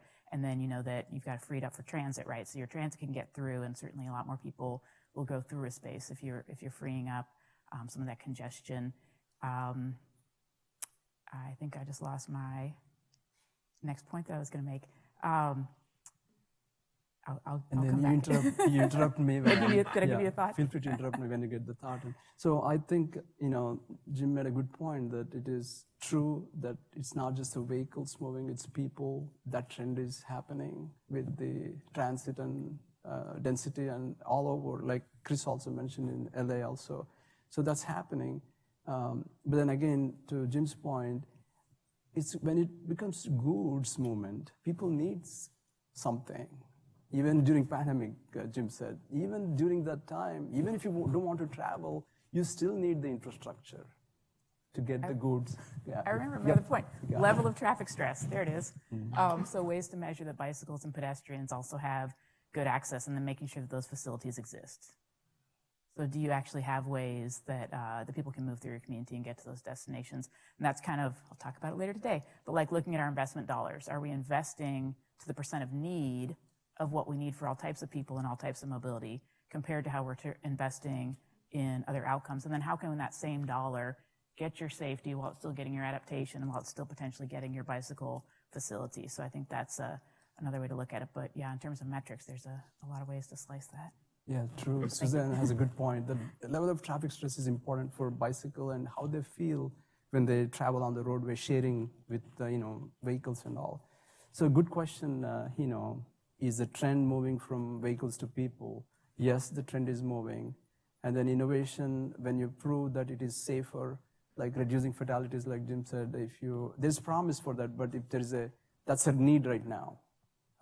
Densification is a need right now. Like Suzanne said, the active transportation and bike ped facilities, people love to have this trend, but how do we integrate all these modes of transportation system? So that's you, the innovators of tomorrow, that you're gonna think of all these, what is shared by Jim, Suzanne, and Chris. Put all this together and then see, this will help all of us together collectively. So sharing these ideas in this conference is something. Thanks. Yeah, absolutely. And just a little bit of a plug. I want to echo everybody everything that Jim, Suzanne, and Chad mentioned there. If any one of you would like to, especially with Chad's comment, we're a multi-mobility, multi-jurisdictional, collaborative agency. Metro.net. There's a lot of information there in terms of our projects. And going back to the question, social sustainability is the third leg in the sustainability, triple bottom line. Just wanted to promote, there's a social sustainability metrics research that was done through TCRP, and it was done through, if you just search social sustainability metrics, Louis Berger is the contractor used about, I think about 2 years ago. I was part of the oversight research team. So there's about 109 metrics there. It deals with people and how transit could be that that nexus, and making sure that communities and people are actually served well, through these infrastructures. Not only of transit, but if you consider the multi-mobility aspects of transit, it includes highways. You could kind of project out, some of these. It includes safety, connectivity, economic opportunities, those kinds of things. So yeah, thank you. Thanks, Chris. And so we're a few minutes late, or we've run over a little bit, but I want to thank, again, our panelists for being very resilient and agreeing to pitch in and kick us off this morning. And so, again, thanks to all of you for sticking around. And I know there's a break right now, so I hope you have a great rest of your conference, and looking forward to more learning and conversations over the next couple of days. Thanks.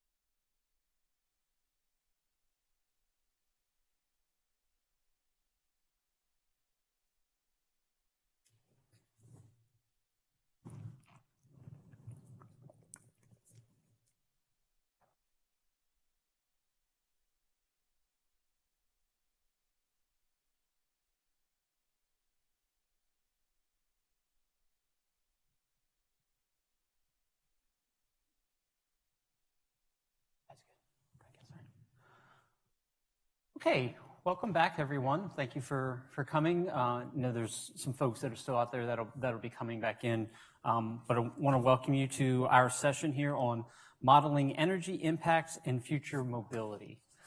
So I've got to know the panel here through a call and some conversations, so I'm really looking forward, looking through their presentations, really excited for the opportunity to hear what they have to say, and again, thank them for their time and efforts for, I think, what's going to be a really good conversation. So want to introduce quickly our presenters, and then they'll go ahead and roll into the actual presentation. So our leadoff hitter is going to be Adrienne Heller from the Cambridge Systematics.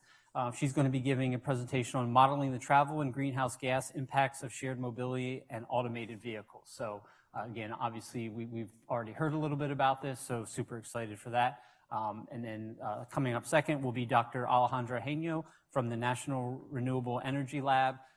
He's already had some really good questions that I've appreciated.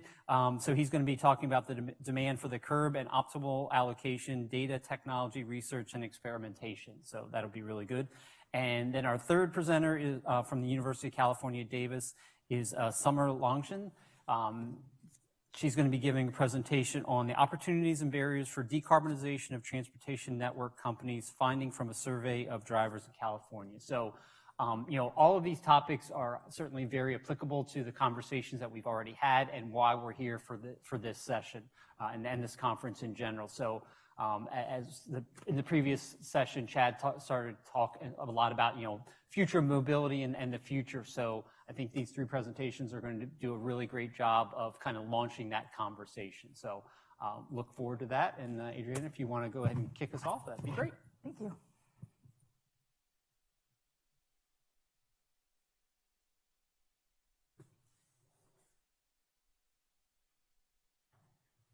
I've broken it. Uh-oh.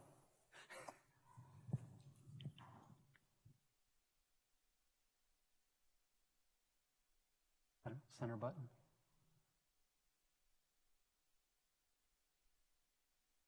Is it possible to change the view to what it looked like yesterday? That might be a question for the AV folks. What happened? The presenter view. I'm afraid I'm not seeing my, perfect. Great, thank you so much. Okay, so for those of you who attended the session yesterday, some of this material will be a little bit familiar, but for this session, we're going to focus on shared mobility and autonomous vehicles. Shared mobility services and the potential of specifically connected and automated vehicles has added another layer of uncertainty to local energy and climate planning efforts. So some of the questions that we'll look into today include the extent to which unmanaged shared mobility and CAV services either reduce or increase GHG emissions, and what policy levers can be used to manage those emissions from these sources and work toward achieving our GHG and congestion reduction goals. Nope. Great. Okay. So for today, I'm going to talk a little bit about the project background, some of the tools that we use to answer these questions, and how you can get to a carbon-free Boston. So for this project, we worked with the Boston University Institute for Sustainable Energy to focus on transportation-related emissions. Oh, yikes. I'm not sure what's happened here. Sorry. Okay, so yeah, so the City of Boston, and we worked with the City of Boston and stakeholders through the Carbon-Free Boston Initiative to chart a path toward carbon neutrality by 2050.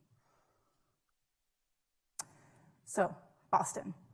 Within the Boston area, transportation represents about a quarter, or 25% of all the GHG emissions, and this is equal to about 2 million metric tons of CO2 equivalent emissions.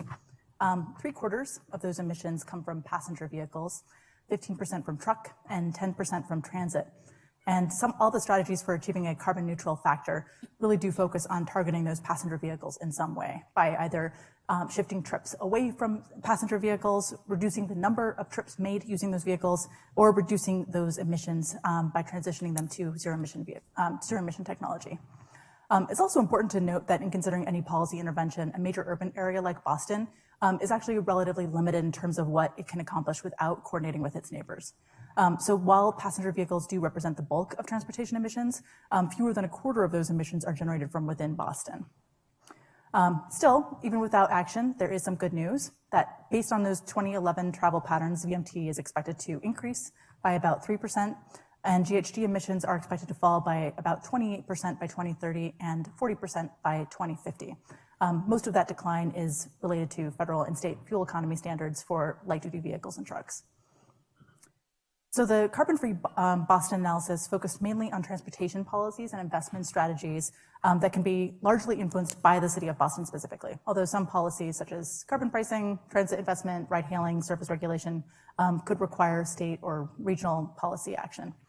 So the project team relied on a sketch assessment tool to support the policy analysis, as well as a spatial model to estimate changes in travel behavior, and that's where we're focused mostly today. So to answer these questions about mode shift, the team developed the Future Mobility Tool, which is a spatial model developed in Python. It combines travel patterns, travel times, and a mode choice model from the regional travel demand model with other off-model adjustments to provide some quick response analysis of geographically specific policies. And the focus for our work was on the impact of pricing strategies to increase vehicle occupancy in shared mobility services and to manage CAV vehicle miles traveled for travel starting or ending within the city of Boston. So the key questions for CAV and shared mobility is really, to what extent do unmanaged shared mobility and CAV services reduce or increase GHG emissions? And second, what policy levers can be used to manage emissions from these sources and work toward achieving those overall GHG and congestion reduction goals? So the tool combines trip generation, or the number of trips by purpose, trip distribution, distribution of the generated trips, mode choice, which is a process to estimate the travel mode for each trip, an assignment, which is a process to sort of load those trips onto the highway and transit networks, effectively determining the routing and congestion levels. It's conceived in Python, and it's an abstraction of the Central Transportation Planning Staff, or CTPS, travel demand forecasting model. That model is already in use in the Boston Region Metropolitan Planning Organization for long-range transportation plan and transportation improvement programs already. The data for all of this is built on a base model year of 2016, as well as from 2040 model year runs that account for projected changes in population and employment. So the modes native to the model include single and high occupancy vehicle, transit, truck, water, bike, and pedestrian traffic. It excludes intercity passenger rail, such as Amtrak, air, and intercity water transport, such as long distance ferries, cruise, and cargo ships. It does also exclude off-road sources such as ground support equipment at Logan Airport or port and warehouse equipment such as cranes and forklifts. It does include ride-alone and shared ride services in addition to the traditional drive, carpool, transit, walk and drive access, walk and bike modes. Excuse me, that was terrible. So the baseline inventory and forecast does include GHG emissions associated with vehicle trip ends in the city. And that's in contrast to the city's community greenhouse gas inventory, which estimates GHG emissions from all vehicle activity, any vehicle miles travel within the city boundaries. Both are acceptable methods for GHG inventories, but the trip end method is recommended if the data is available because it more closely aligns with policies that fall under the city's influence. So the model itself is built around neighborhood units, and these correspond to the 15 City of Boston neighborhoods, as well as neighboring cities and towns to capture those trips that start or end outside of the city. Neighborhood units, for what it's worth, are aggregations of regional travel model traffic analysis zones. So the data on the neighborhood units is obtained from the census and the CTPS for the base year as well as for forecast years, and it includes population and job density, trip interchanges, household characteristics, neighborhood travel times by mode, TAS travel times by mode within each neighborhood unit pair, and the metrics of pedestrian bicycle infrastructure. So the change in auto ownership as a result of various GHG strategies is predicted for households in each neighborhood unit.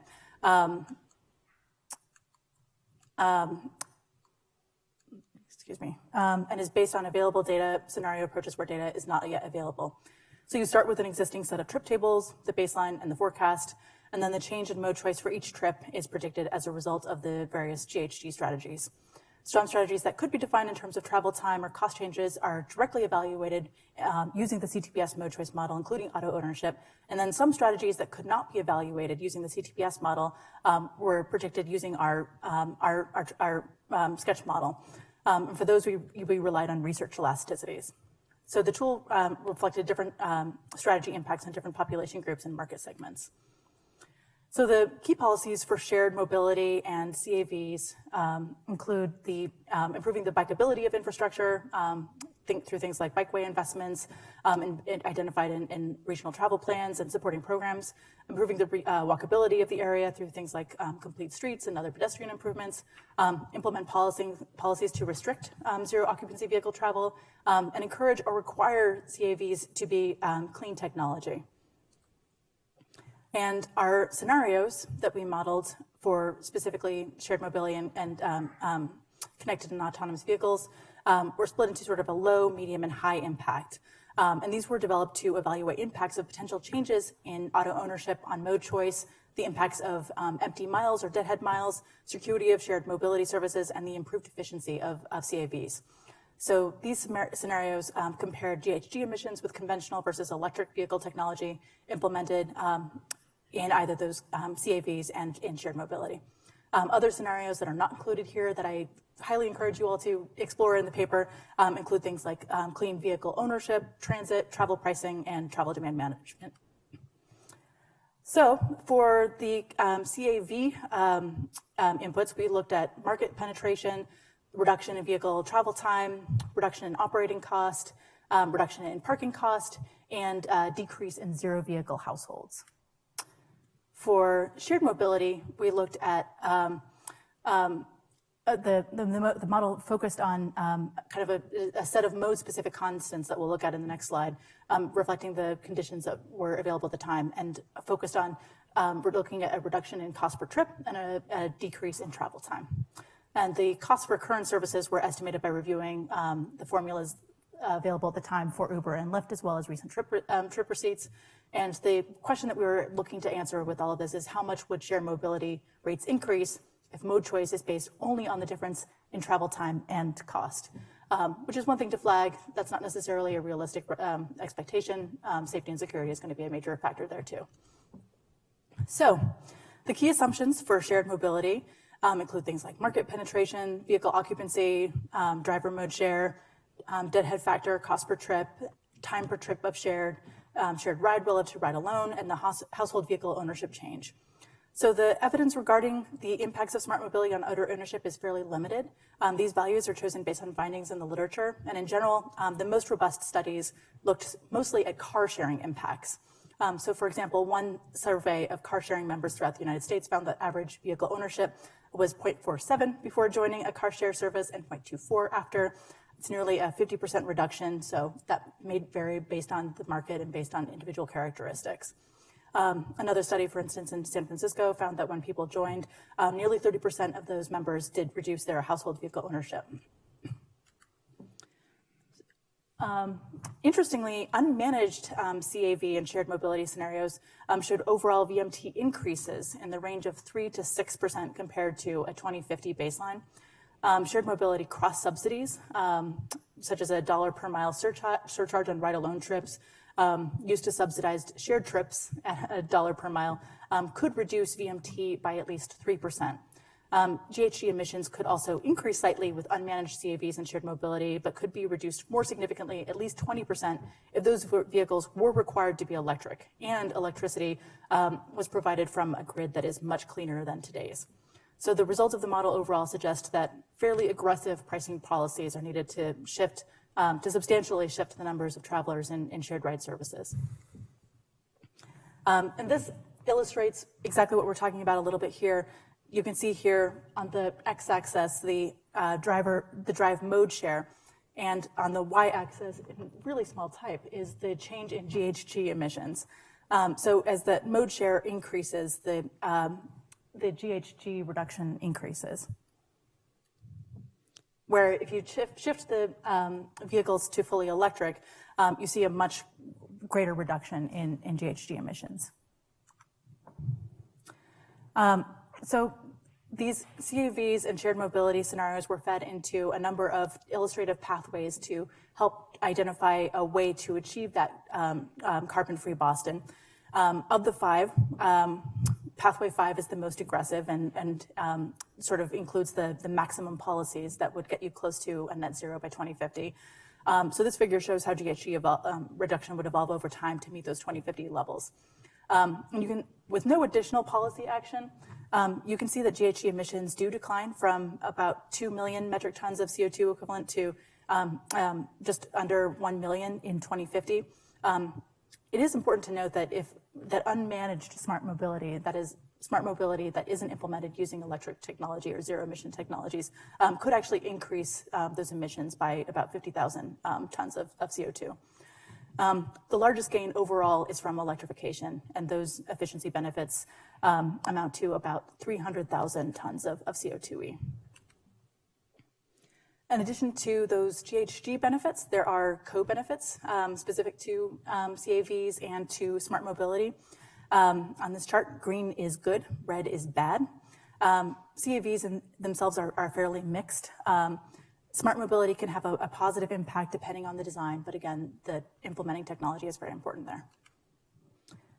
Our short-term policy options, this is just a subset of all of the strategies that we evaluated, but you'll see that many of them actually do touch on either shared mobility or CAVs. Things like requirements for transportation amenities and new development, zoning changes is increasingly critical, accelerating policies to implement complete streets, bike, ped, transit improvements, testing policies to make sure that you don't have a vehicle that's got one passenger and make sure that you've got multiple passengers, improved management of the curb space, and of course policies to support micromobility very generally. And with that, I will say thank you. I would encourage you to take a look at the complete report. I'm actually filling in for our lead presenter. His email address here is Chris Porter. I'm also very happy to take any questions that you have. Thank you.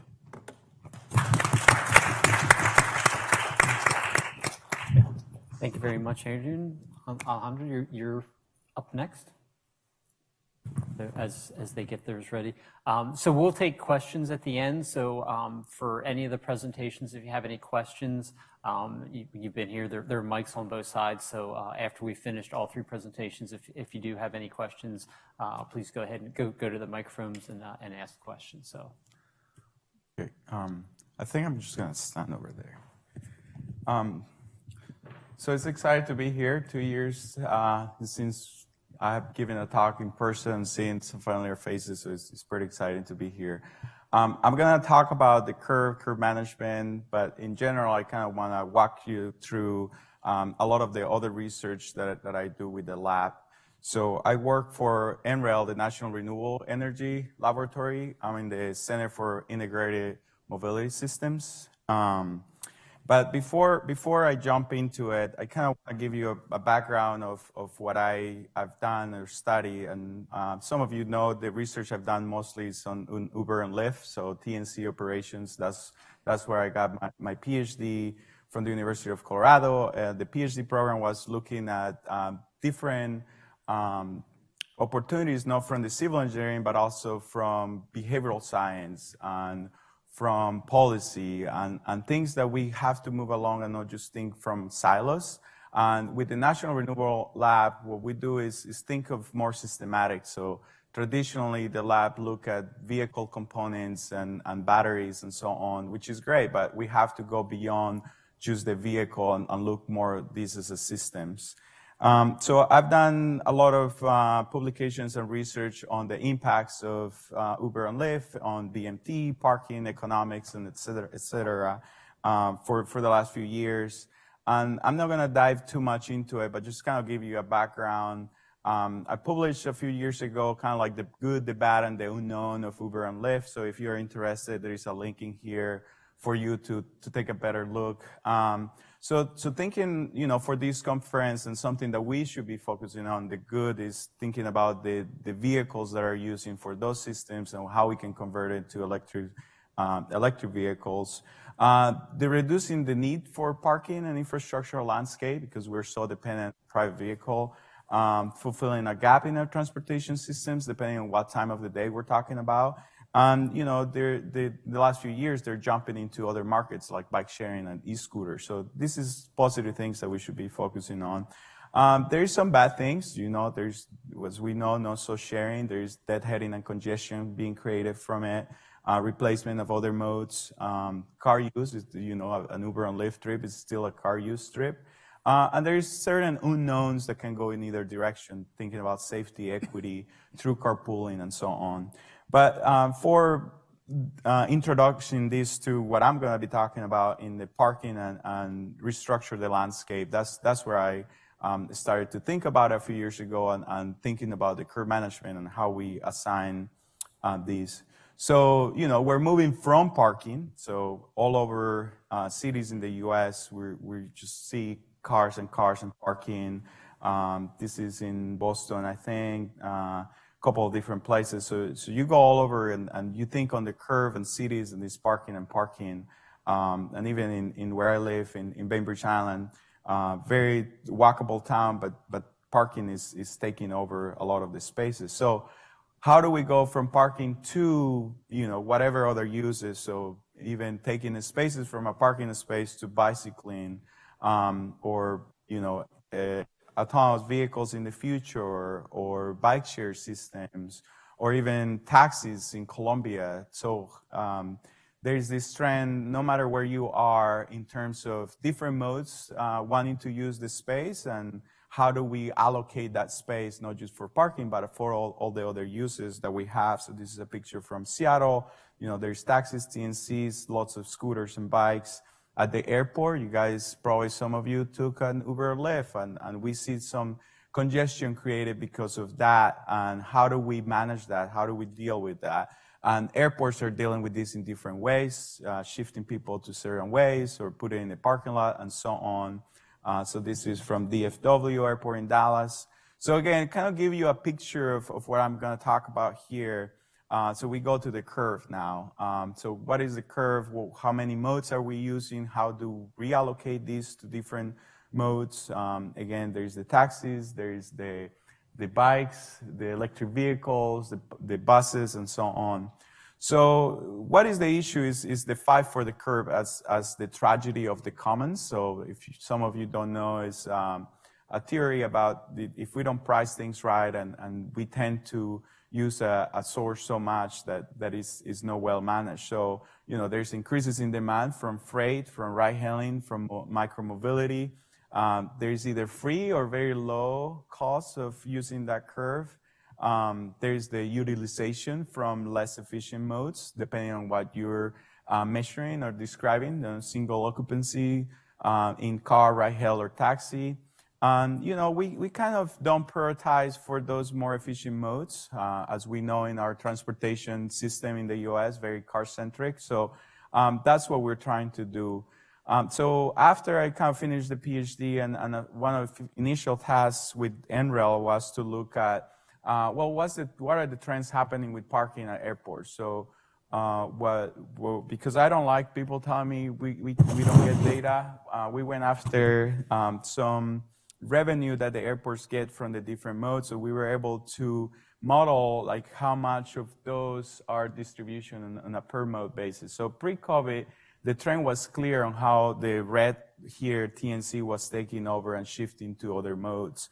And then we did a report on, there was a peak on parking revenue and parking people going to airports right after the introduction of TNCs. Of course, we have to put some of this in pause because of COVID, but it was clear that, you know, because of these new services, we really got to be thinking differently about reallocation of a space, especially for parking. So when I do this type of exercise or research, I look at 4 different areas. So first is metrics. So thinking about, okay, if you're going to reallocate space, what is it that you're trying to achieve? So what are your goals? What are you trying to reduce or improve, and so on? The second one is on data. I mean, without data or evaluation, we cannot do anything. So Do you have the right data? Are you tracking right how you need to do? What technology can we use to be obtaining that data?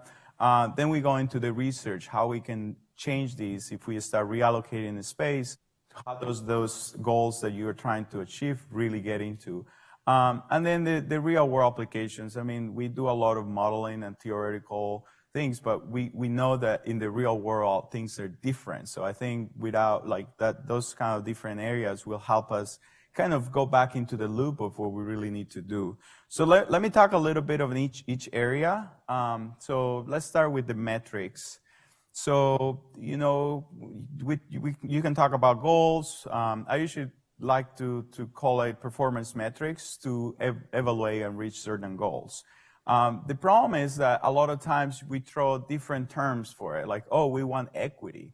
So what does that mean? How do we achieve that? So, and also, you know, if you give a menu of options to a city, they want everything, but sometimes you cannot have everything, right? So we really need to force them to weigh on, okay, what is really important for your community? And the reallocation of a space for one city might be completely different from the other because they, better than anybody else, they know their community and the people living there.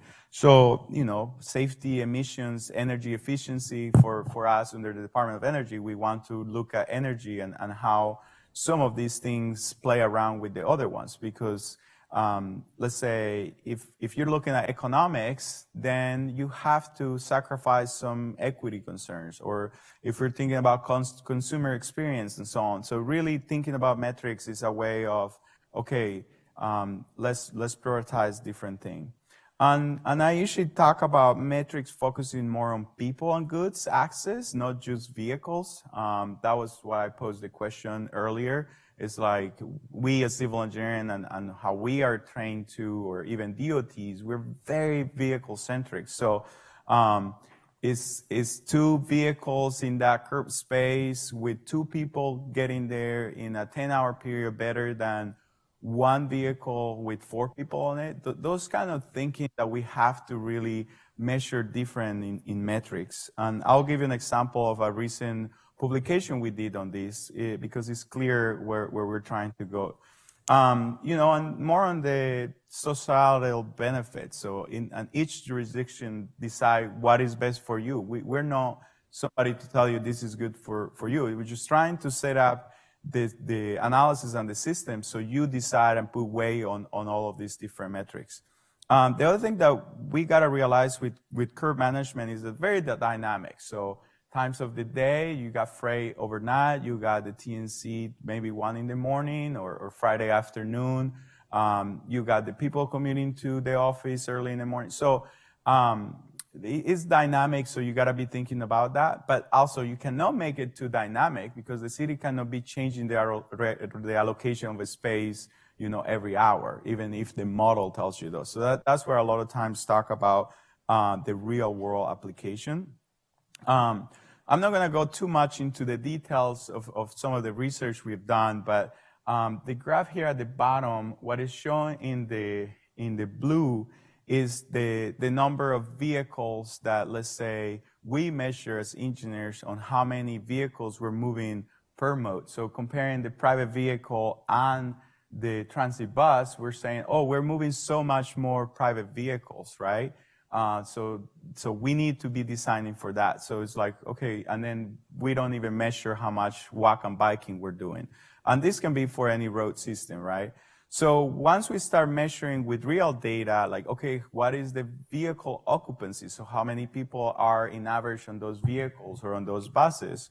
We start shifting to what is shown in orange on how much more people we're actually moving in those systems. So even thinking about basic information that we have as engineers of vehicles per hour per lane, we can convert that to people per hour per lane.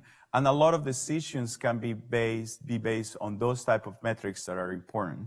I'm not saying that's just the one that we have to change. I'm just saying, like, start thinking about metrics that go beyond the movement of vehicles or the stock of vehicles in a curve. So the example of, vehicle rented in a day for, X feet of space that we have, we're moving 50 private vehicles to park, 80 TNCs or 30 buses, we can convert that to a more human-oriented basis and then say, we're moving this amount of people from this amount of vehicles. So just in itself, and when we're designing the, let's say, allocation, or we're designing the road, designing the traffic signal, the result is going to be different if you even have this basic metric to change. So that's what I encourage here, to be really thinking about metrics that really help us in our sustainability.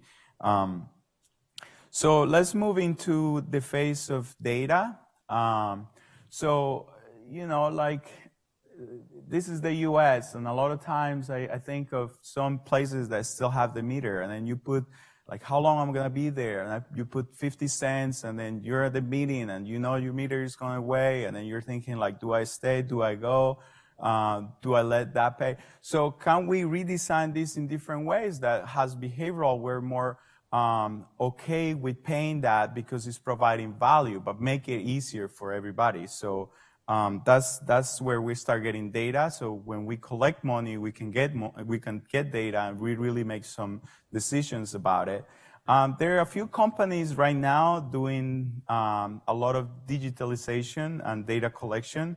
So I divide these in kind of two sets of companies. So the ones that are kind of understanding what's there. So the infrastructure that cities are provided. So they are starting to say there's this road with these amenities, or there's these many car spaces and things that are on the city.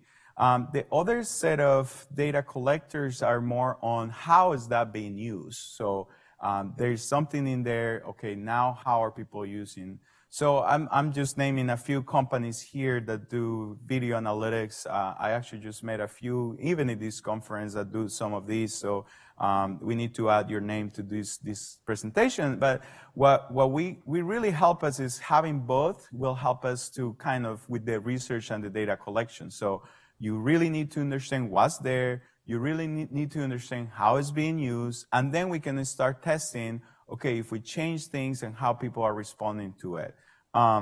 So that's on, you know, data and technology. One of the projects we have here, so we installed 2 different places, so we can start looking at some speed flow diagrams and some, you know, space occupancy, turnover, safety, double parking, and so on. So again, depending on what you're looking for, and that's why I'm walking from metrics, data, how do you collect that data, or what are the gaps in that data?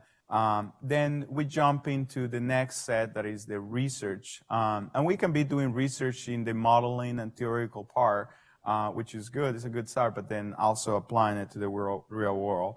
So let me give you a couple of examples of research that we have done in the last few years. So after I completed PhD and I started doing more work on curb management, we start with very basic. So we couldn't look at an intersection and start thinking about, like, okay, you have 2 or 3 lanes. If we take 1 lane for space of parking, or we leave that lane for through movement, how do we really balance what should be allocated to what? We also start interviewing cities to understand, okay, how are you really thinking about this? Are you still thinking about just managing parking, or you're moving along into the curb management side of things?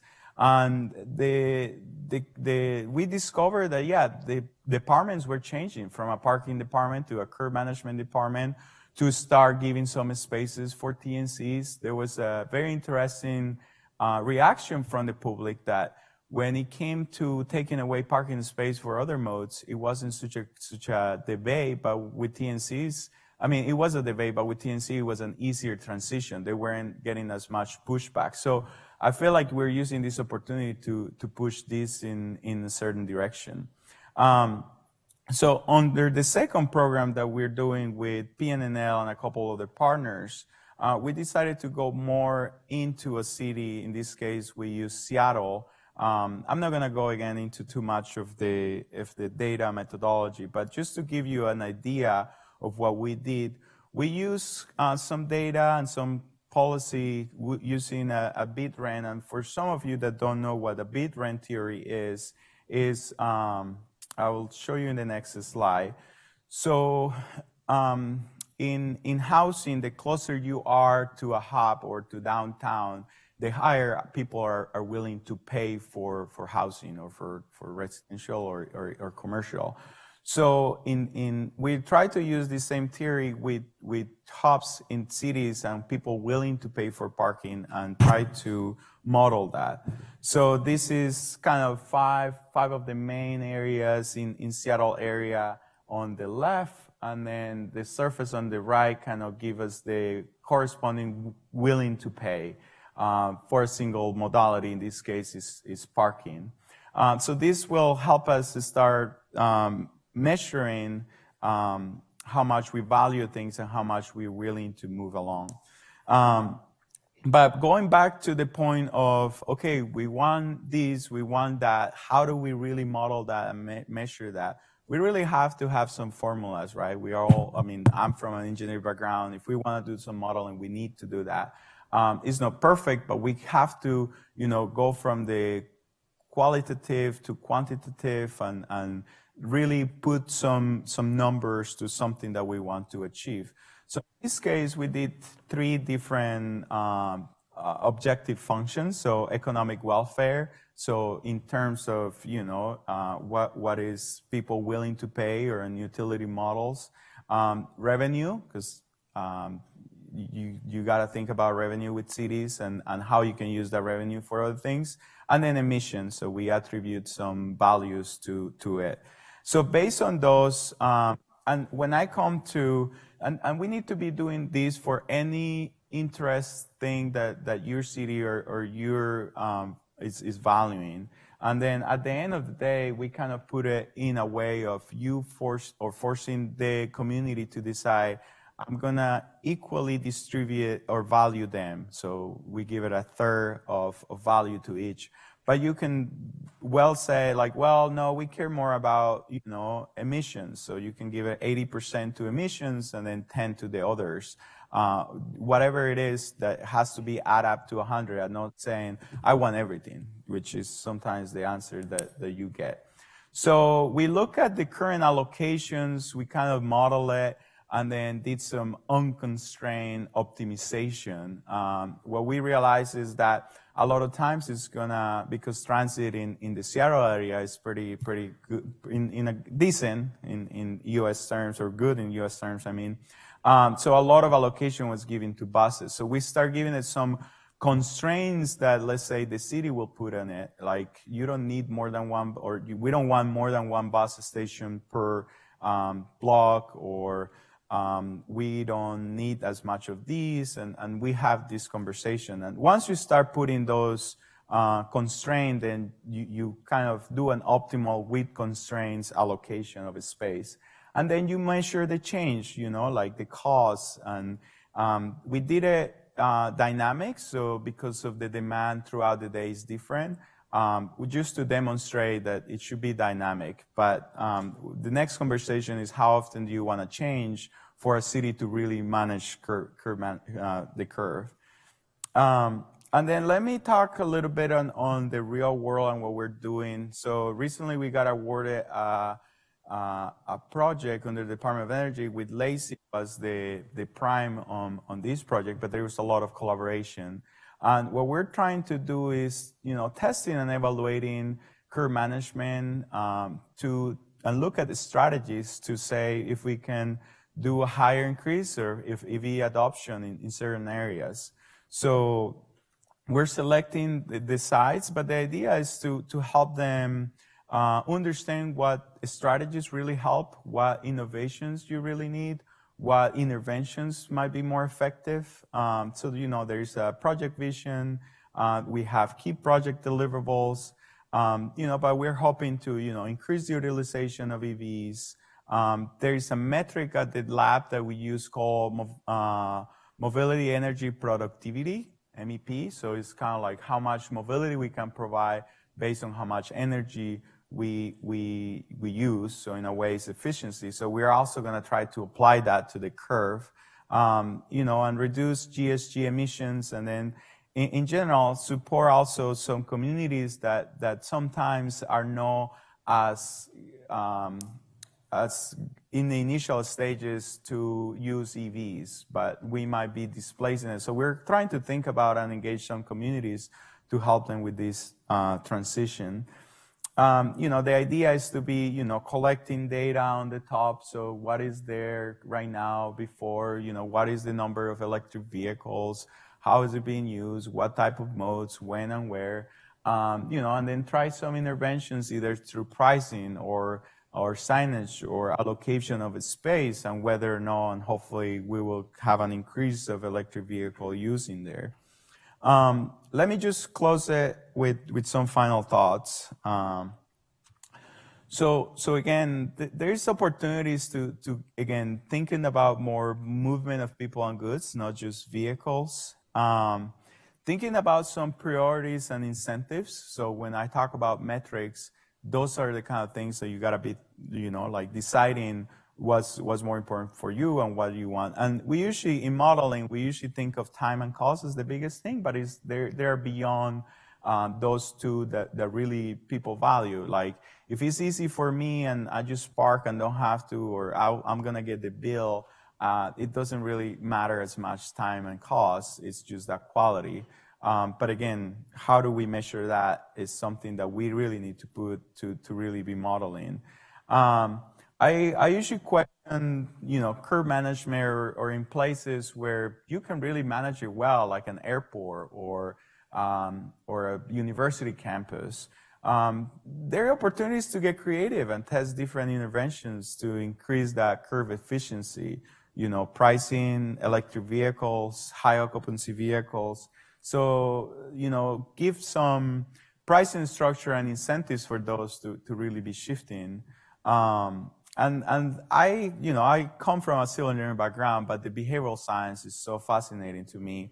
And there's a lot to be studying and collecting data on that we can really do pretty cool stuff with this. This is a big opportunity. Again, with prioritizations and incentives, modes that allow more people and goods access per time and per area use, higher vehicle occupancy, lower energy consumption, the EVs, can we really shift that thinking? And then the more societal benefits, using what you value the most, and be dynamic. So again, I think you really have to have all of these components when we do research, and not just do research in a theoretical or modeling side, but also test it in the real world. And this is my last slide. I was in a conversation with some of my research partners, and why can't cities put a sign on it and see what happened?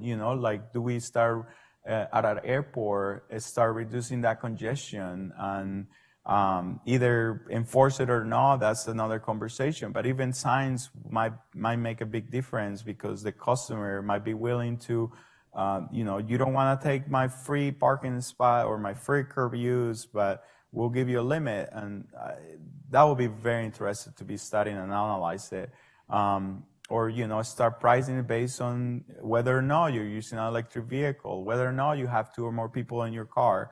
And I do worry a lot about these, especially from my background and experience with TNCs, because the private vehicle occupancy is about 1.5, 1.6.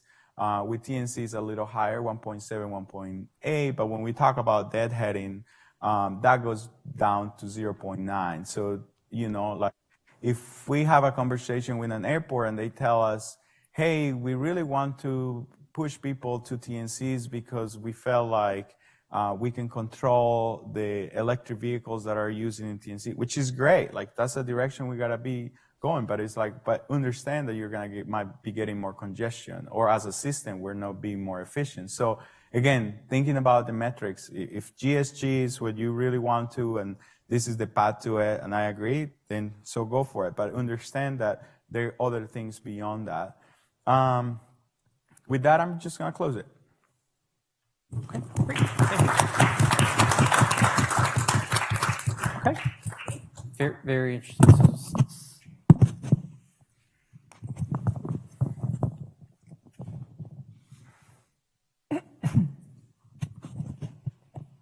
Hello, everyone.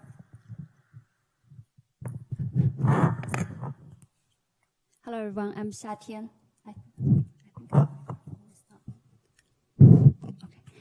I'm a PhD student in UC Davis, and I think previous two presenters is really set up a very good stage for this third presentation. I'm going to talk about my research plan to assess the early impact of the CLIMA standard on California ride-hailing drivers. If you listen to the keynote presentation by Mr. Richard Covid yesterday, he also mentioned the CLIMA standard as a very important regulation in order to help TNCs to promote electrification and reduce the GHG emission. So why we regulate TNC? The CARB estimate that as of 2018, TNC vehicle fleets emit around 300 grams of carbon dioxide per passenger mile traveled, which is approximately 50% higher than the statewide passenger vehicle fleet. So TNC play a very important role in building our cleaner transportation system. So CARB identified a couple of strategies to help reduce the negative impacts from TNC. The first is to increase the pooling and occupancy. As we know, the pooling services was pulled out from the market during the pandemic, but I think at least Lyft restarted the program services in certain markets like San Francisco. And the second is to electrifying the TNC vehicle fleets. As of today, the TNC's EV fleets only accounts for less than 1% of the entire vehicle mile traveled in the entire TNC market. And there's definitely untapped potentials for electrifying. And the third is to reduce the deadheading when the TNC vehicles cruising around the streets without taking any passengers. And the fourth and fifth strategies is to help connect the TNCs with the public and active transportations. There are some public-private partnerships to promote TNCs as a complementary travel mode of public transit. We have some lessons learned from these programs, but I think more experiments and larger sized investment needed along the way. And so through implementing those strategies, the CLIMA standard hope to increase the proportions of VMTs by zero emission vehicles from 2% recent to 90% by 2030. And at the same time, reducing the GHG emissions from 250 grams per person mile traveled to basically zero through different strategies. And even though the current EV penetration is still low, both Uber and Lyft announced their commitment to 100% electrification by 2030. So previous studies already identified a lot of opportunities and barriers for TNC electrification. For opportunities, because TNC fleets tends to have a higher trip frequency and mileage, some study shows that the electrifying those vehicles can generate 3 times higher environmental and emission reduction benefits compared to regular vehicles. And the recent study also show EVs, at least some of the models, are technologically capable of performing ride-hailing duty cycles, which we so-called range suitability. And at the same time, the costs are growing more and more competitive. On the other hand, we also have a lot of barriers. As we know, TNC drivers tend to earn less than average incomes. So this really been a hurdle for them to acquire an EV in the first place. And the additional charging times during the work hour will impact their revenue. So far, only the long range and reliable EVs make economical sense for them. And third, we see that TNC drivers tends to have lower access to home charger because they are more likely to live in a multi-unit dwellings with very limited dedicated parking and electric outlet. They also have a less public charging infrastructure, depends on the investments from the government where to put those chargers. So in order to assess how the climate standard program impact on drivers, the research team in UC Davis is collaborating with CARB and Uber Lyft, the two largest TNCs in California, to launch driver surveys to first assess the current state of ride-hailing drivers before the implementation of climate standard. That would including the willingness and barriers for TNC adoption.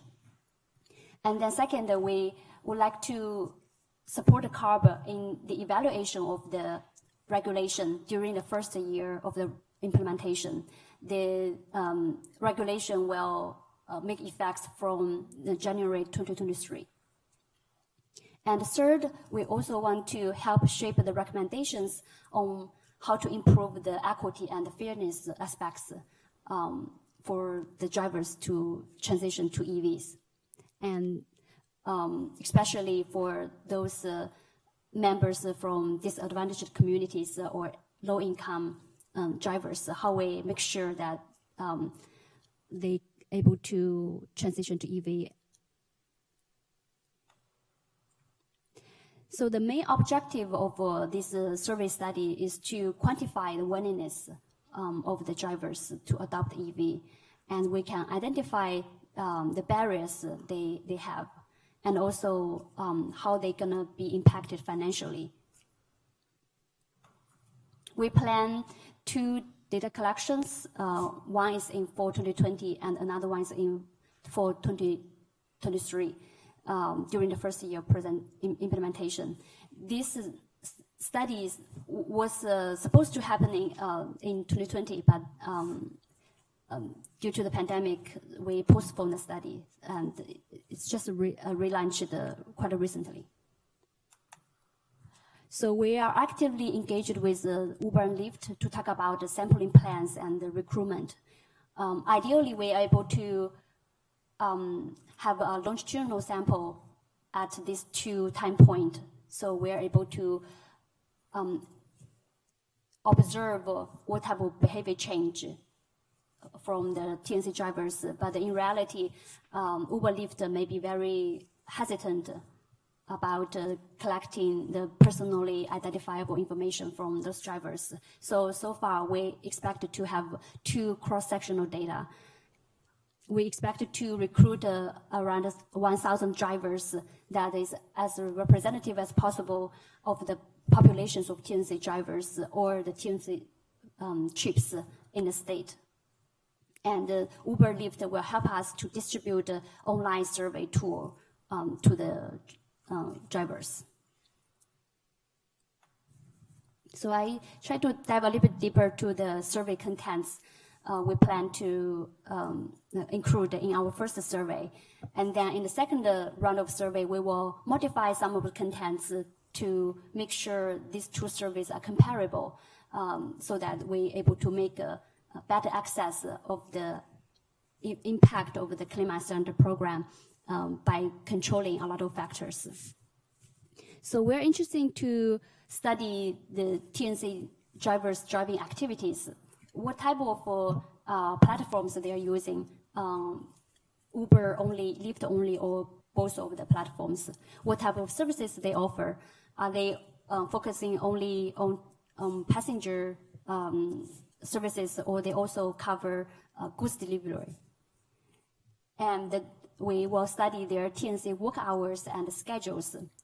This able to help us to quantify the proportions of part-time and full-time TNC workers, and also identify whether they have additional income source except for driving for TNC. The second session of the survey is our main focus, which is on the vehicle ownership status and electrification among TNC drivers. We interested to learn what type of vehicles they are currently using for TNC work. Are they owning the vehicles or they rent it? What type of fuels they are using? Are they expecting to change their vehicles in the future? If yes, what type of vehicles they prefer? And then in terms of the transitions for zero emission vehicles, we will interested in understanding their familiarities with EVs in general, and do they aware any EV related financial incentives like a tax credit or rebate, or some subsidized car rental programs provided by TNCs. We will study their charging infrastructure and expectations for charging infrastructure, so for us to better assess the service gap. In the next session, we will study the general TNC driving patterns, where they usually offer their services. If a driver lives in a suburban or rural area, but then drive every day to downtown San Francisco to provide the TNC services, then that may potentially increase the congestion and then reduce it. So we really wanted to measure the services area versus their home location. We will encourage them to self-report their average and maximum daily mileages for TNC trips, as well as personal trips. This will help us to quantify the feasibilities for them to transition to EV. And then their mid-shift refueling and charging activities is also important to study, so we can identify the barriers for them. And finally, we will collecting the driver background information to assess the equity aspects of the program. So after the data collection, we will plan to compare the detailed profiles between TNC drivers with typical ride-hail household vehicles in California.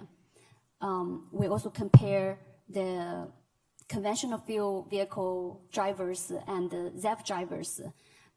Current studies exist usually focus on the existing ZEV drivers, but we think the comparisons between the conventional fuel vehicle driver versus ZEVs can offer us a lot of new insights about their opportunities and barriers. And we will compare the accessibilities of charging infrastructure and activities for different driver cohorts. We expect that they have different behaviors and related to their social demographics and geographic locations.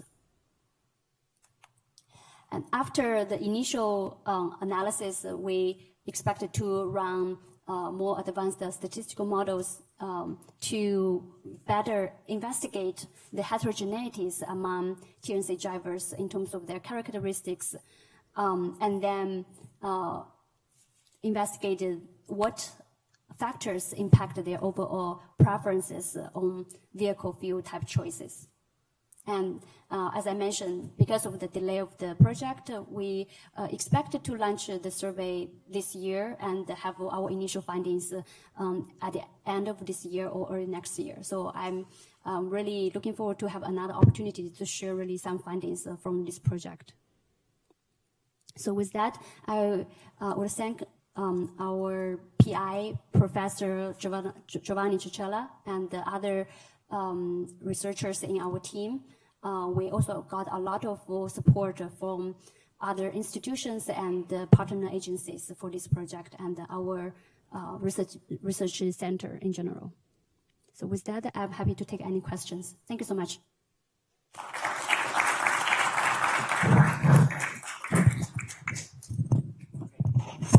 Thank you all three for your presentation. So again, if there are any questions from the audience, please feel free to go to one of the microphones. I'll go ahead and start things off to break the ice in the room, and then everybody else can ask the questions. So each of you kind of mentioned this during your presentation, but I want to give you an opportunity maybe to expand a little bit more if you'd like, is how do you roll from the research that you've done or the work that you've done to implementation? So, you know, as a DOT official, everything that I just heard is great. How do we use that? And then how do we sell that to the public?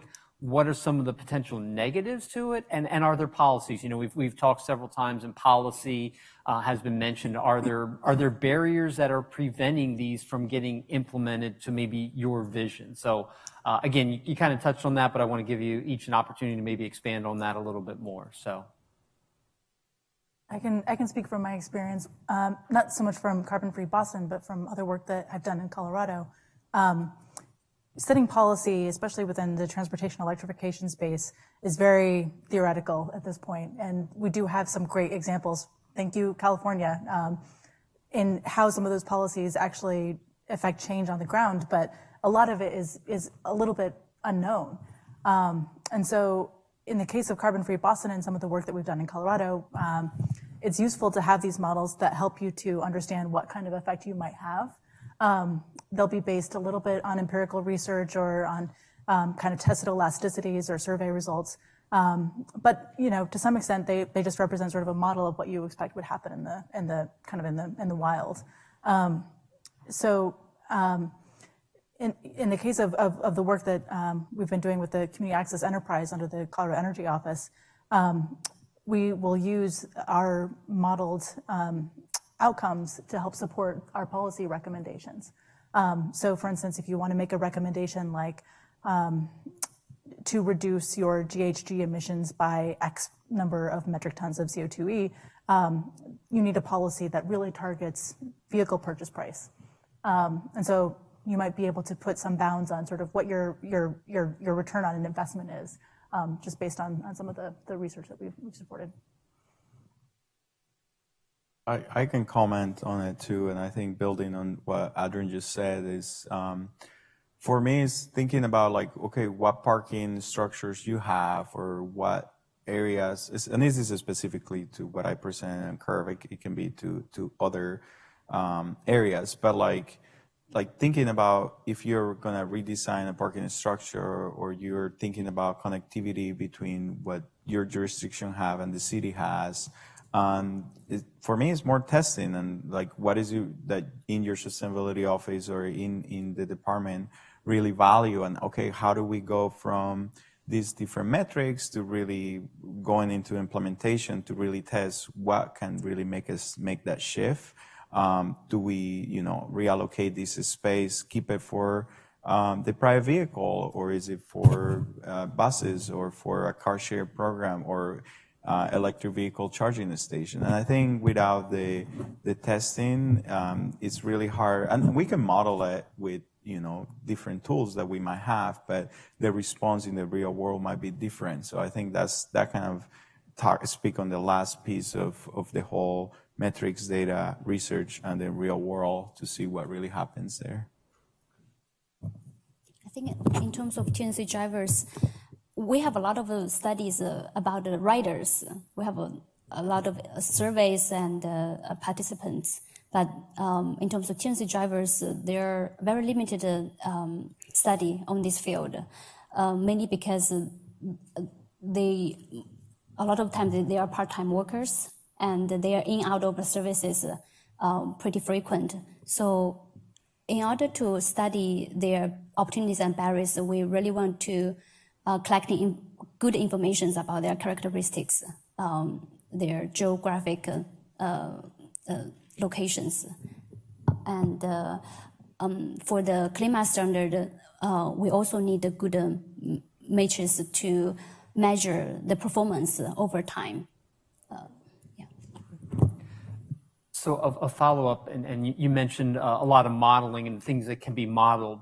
So again, rolling it out to a practitioner, have you had experience? Is that a challenge? Do people seem to be open to this?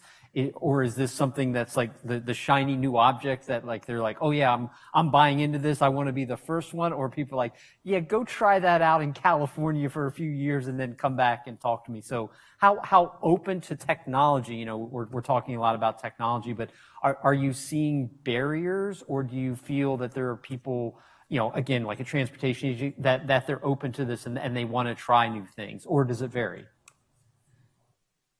I think that's, I think the goal of at least my study is to, before the implementations of the program, understand what the driver's expectation, so that they actually have a potential to either postpone this program or stop the program based on some of the feedbacks from the drivers. So I think this is a very good practice for any project to be launched in the field. Do a test run or a pilot program to see what you will expect. I can comment on that. So I kind of love and hate the modeling world. I love it because it's just so detailed and you can do a lot of things. I hate it in the sense of we put a lot of assumptions on it and like really transmitting like what goes into the whole modeling for a practitioner. Sometimes you just get lost in translation, but I think they're very open to really be more in the high level, be more clear on like, okay, this is the data that we use. This is some of the assumptions. Tell me about your jurisdiction and give me the data so I can calibrate these for more specific and testing a different thing. So I think it has to be a hand-in-hand process, not just like I'm doing the modeling in my silo and then spit out the results. It's more a process of using this tool to help you make decisions. I think the conversation goes a lot better in that way. And people value models. I think we all do. It's just a matter of how we use them for certain things. Because in the past, the model have been showing you to do this, and that, and reality is different. So I think having that conversation and engaging from the beginning is different than just providing inputs and outputs. Yeah, I agree. I think on the one hand, you may get lost in the model and, you know, find yourself really committed to an outcome because the model tells you to do it. And then on the other hand, maybe you're going out and building charging infrastructure everywhere it's cheap and legal for you to do so. And I think there's probably some sweet spot between those two things that, yeah, it's a trick to find it. Yeah, Alejandra, in your presentation, you mentioned about the data, and it sounded like the flexibility that you can take that model to various cities and say, you know, what's important to you? Is this more important or is that more important? So building in that flexibility, I would think would be very important. Yeah, and I have a couple projects and it's very specific, but I usually tend to think like, let's make this more agile and adaptable to whatever jurisdiction it is. And we find that it's harder because then you compromise certain things, but when you detail models for a specific place and try to convert that to other places, that doesn't work very well. So I personally, I don't take the word this is NREL or DOE, but it's more about like high level basic tools, adaptable to really get a sense of things. I also love the very detailed, very nitty gritty results, but I feel like we compromise certain things, and this is just my style, and depending on who I work with and different projects. So. Okay, great. Yes. This is Hua Cai from Purdue University. Thank you all speakers for the great presentations. I actually have one question for each of you. For the first speaker, I'm wondering what are the key assumptions you made in terms of predicting or estimating the future travel demand change?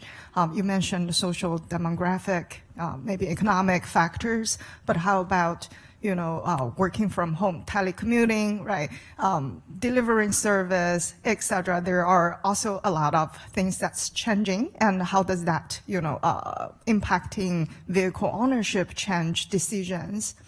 And for the second speaker, I'm wondering, in your optimization models, it seems that the decision variables are how you kind of allocate different space for service in terms of the curb management. And how does that link to people's behavior change in using the service when you allocate one spot for bus versus, 3 spots? Maybe that will impact bus ridership, etc. So if you can elaborate a little bit more in terms of how does that change your model assumption in terms of, vehicle arriving rates, etc., that will be helpful. And also I'm curious about, it seems that on your slides, you showed that you may have drove the Uber or Lyft as a driver, and I'm also curious about how does your experience, if you did that, how does that experience change some assumptions in your model? And then for the last speaker, I'm curious about what hypothesis or expected trends do you expect to see from those survey results? Thank you. We just go in order? Let's go in order. In response to your question about the data about change in travel patterns, it was built on the regional travel demand model, and the data year was 2016. So you can imagine that a lot has changed since then. It was forecast out to 2040 based on population, demographic, and employment changes that were current at the time, but I'm sure that a lot of that has changed since then. I'd be very curious to see how they've rethought a lot of that given the changes in work and the pandemic. So great, excellent questions. So I'll address the first one, and I think you're right on point of once you start doing this analysis and reallocate space, there will be a response from the demand, and so there will be a new real-world allocation and a new real-world response to it. So what we have discussed and we talk in the paper is like you have to do this, do it several times until you find a state of equilibrium. The problem is that we only have the current demand and we only have the current infrastructure. We can only do it once to suggest what should be that next step. If we do this, in several years or a long-term period, it should be redo the exercise that we did at first. We did second set of state until you find an equilibrium that there is not much change. So great question. In the second piece of it, yes, I did drive for Uber and Lyft. That's how I collect the data for my dissertation. And there's a lot to say in regards to like the model might tell you allocate TNC spaces X amount or in this direction. But there are things with my driver experience that I will come and say, don't put the TNC closer to the let's say traffic light, because if it's a one-way turn to the left and you need to go to that direction, it creates bigger congestion. So usually it suggests to make it more towards the center. But those are kind of things that you have to really go into the real world and get that information to really start making those decisions. I have provided some of those inputs, but we need the inputs from the buses, and then we need to provide, like thinking about holistically and testing the real world. I love that Summer is doing this type of research because then you get to experience and learn more about the drivers and behavior in that sense. But great questions, thank you. Yeah, and I think the main hypothesis for our study is that we expecting see different patterns or different driver cohorts. So we want to assess whether climate standard able to implement a policy that one policy fits all. So we will collecting their characteristics and see if there are different cohorts that we can observe during the drivers, whether they are deserve have different policies in order to have a more equitable transition to EV. So some of them may be part-time, low-income workers, while others they have other full-time jobs to support their income source. But then TNC is only additional income. So this is an example that perhaps transition to EVs will have different impacts on them. So we really try to see the heterogeneities between them and to better inform the program to set up a more specific, individually targeted goal. Thank you. Very good question. Thank you. Hi, I'm Matt Bruchon at Carnegie Mellon, and thanks for the great presentations.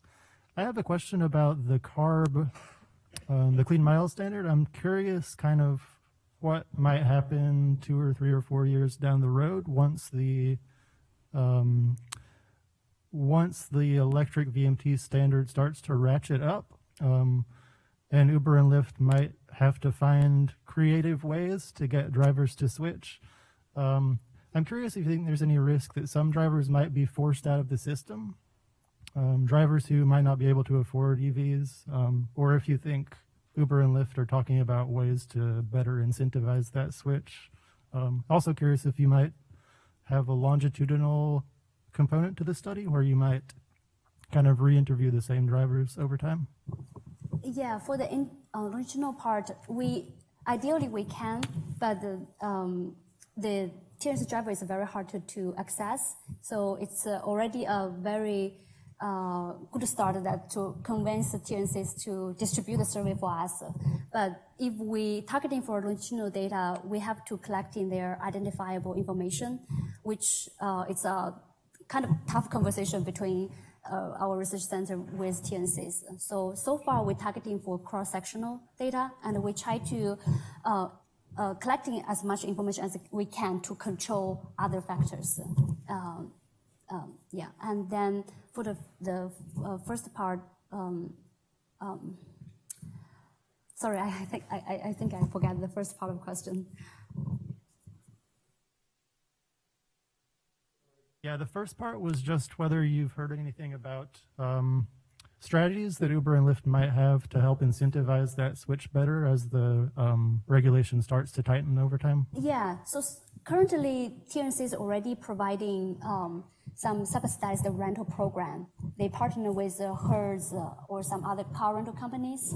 They offer relatively low cost for the drivers to pay like weekly or monthly for a rented vehicle. EV vehicle for them to drive. And along the way, I definitely think they will have more and more policies to come out. But so far, that's the one that I aware. Thank you. So one comment or question. I think this is a fascinating conversation, putting my TNC driver hat on. On looking at the TNC operations and drivers, they drive beyond operations. I'm wondering if you're going to be able to capture the driving beyond the just while they're TNC driving.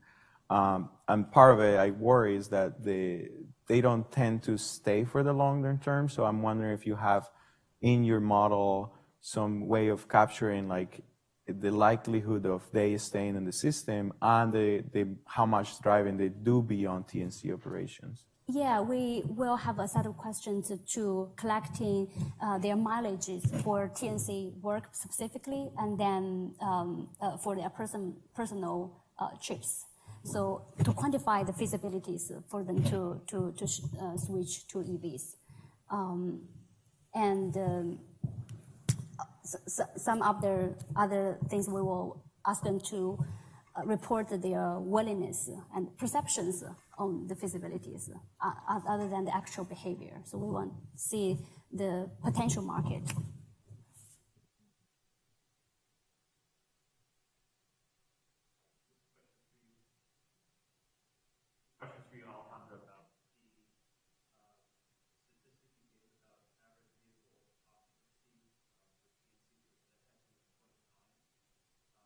How is it possible for the occupancy to be 0.9 set?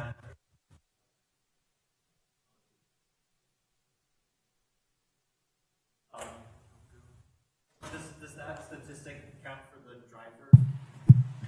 Yeah, so when we measure, and this is a relevant conversation with AVs, if we're gonna have AVs with zero occupancy because you're not moving, part of it is the deadheading of DNC operations. So that's when you apply that factor, that's where it goes down. So that's where it comes from. And there are plenty of studies nowadays that tells you what percentage that is of deadheading in general. Thank you. Okay. Are there any other audience questions? I don't see. Okay.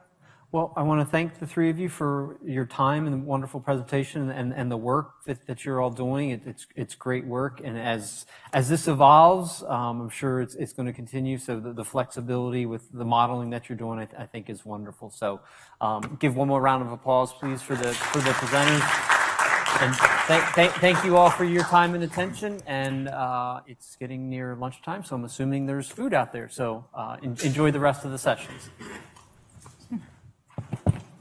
Thank you. Thank you, guys. Would you mind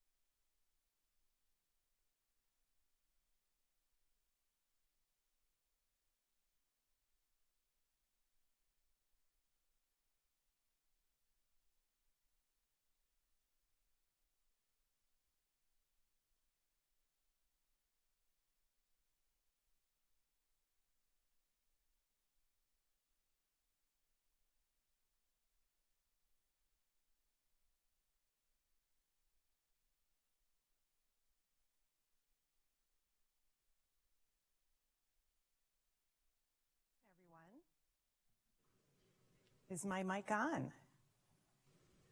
Thumbs up. All right, there we go. Good afternoon for everybody here. Thank you for coming in from the outside. I'm sure we'll have more people joining us as they come in from the beautiful sunshine here in California. Thank you to those of you who are tuning in via live stream. We'll be using the microphones so that you should be able to hear all of the presentations and the questions from the audience. So thank you for joining us for our session. It is Alternative Fuels and Electrification, Addressing Fleet and Adoption Issues. And so this session looks at data on fleet composition, alternative fuel adoptions, and driver perceptions to estimate driving patterns, energy use, adoption rates, and policy needs. So focusing in a little bit more on fleets, maybe a little bit different than some of the other sessions you may have been in today. So I'm excited to introduce our panelists today. By the way, I'm Marnie Karnowski. I suppose it says that on the board behind me. I don't know if you figured out I'm from Minnesota, MnDOT. I do have the Minnesota accent, I'll admit. But I'm excited to be here and to share these wonderful presenters with you and the information that they have with their research. So what we'll do is we'll go through all three presentations and then we will open it up for questions and discussions. So feel free, stay where you're at or move closer, but we'll be using the microphones on the sides. So just kind of wave if I'm not looking in your direction. So first I'd like to introduce you to our panelists. On the end you have Young-In Bae. She's with the University of California, Irvine. And her presentation title is Alternative Fuel Adoption Behavior of Heavy-Duty Vehicle Fleets in California, Insights Gained from In-Depth Fleet Operator Interviews. Next, we have Zetien Jorgensen from the University of California, Davis. Zetien also goes by Summer. And her title of her presentation is What Affects the Intention to Adopt Alternative Fuel Vehicles in California? And then next to me is Kadir Ahmed, and he's with the Ohio State University, and he'll be talking about hunting the energy optimal fleet composition. So a little bit of variety in our presentations today. I think you're gonna enjoy it, and you're gonna enjoy listening to our presenters. So I'm gonna hand it over to Young-In to start us off. Thank you, Young-In.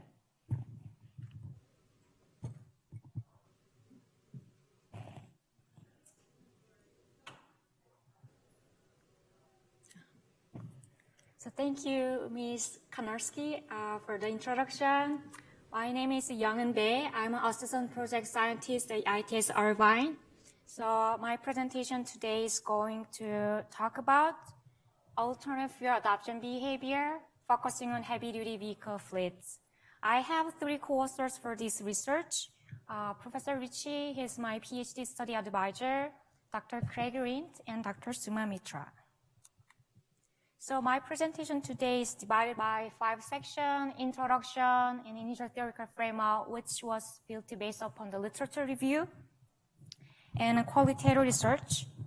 This is a methodology and results and conclusions. Let's begin with the introduction.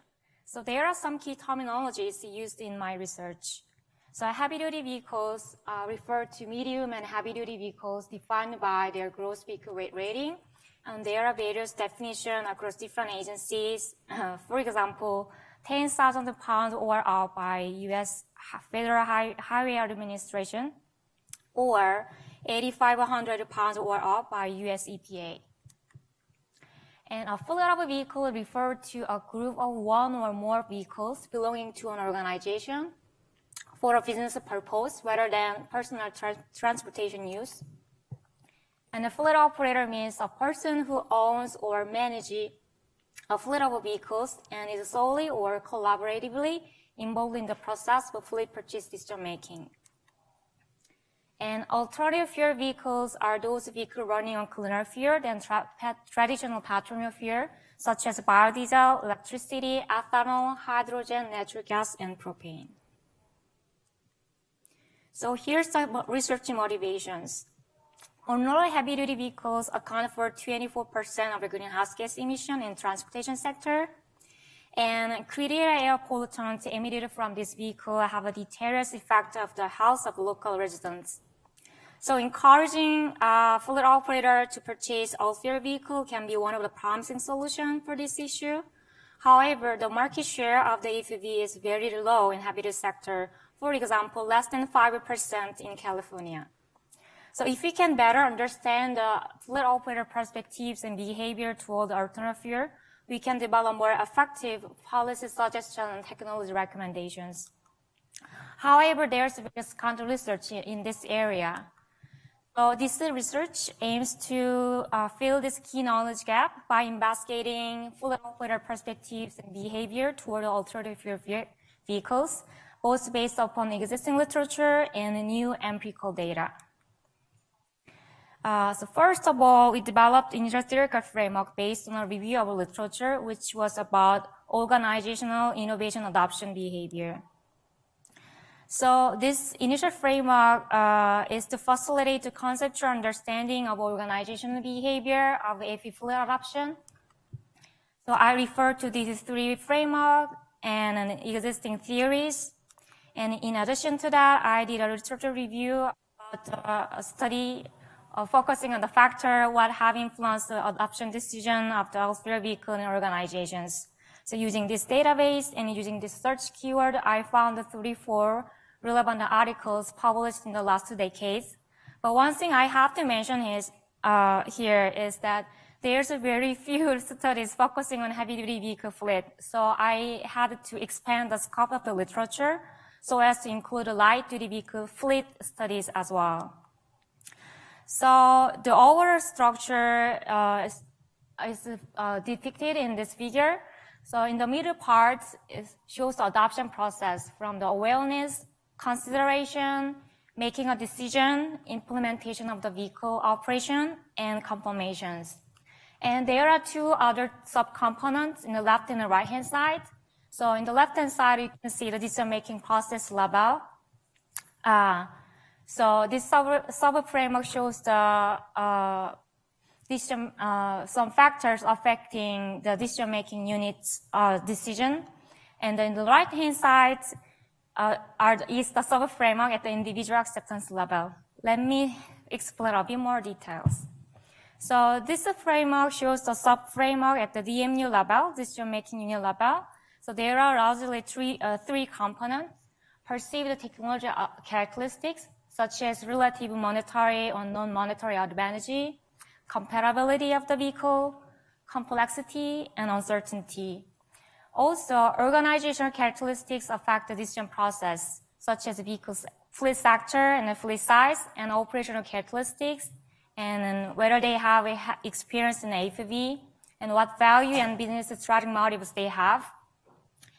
And in the left-hand side, you can see the external environmental influences, such as technology supplier supporting efforts, government policies, and social influences. And this figure shows another sub-framework at the individual acceptance level. So there are two categories of the individual. One is the DMU, decision-making unit members, such as a fleet manager, fleet engineer, CEO, CFO, COO. That's really depending on the organization's certain structure. And another group of the individual are vehicle drivers as end users.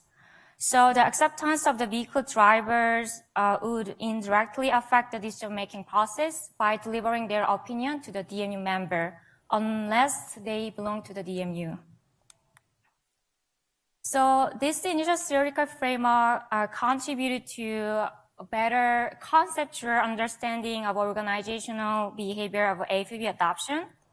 However, it has limitations because the framework was based on literature review and most of the study was focusing on light-duty vehicle fleets. And there are only few studies focusing on heavy-duty vehicle fleets. So this framework maybe have a limited ability to properly explain the heavy-duty fleet behavior.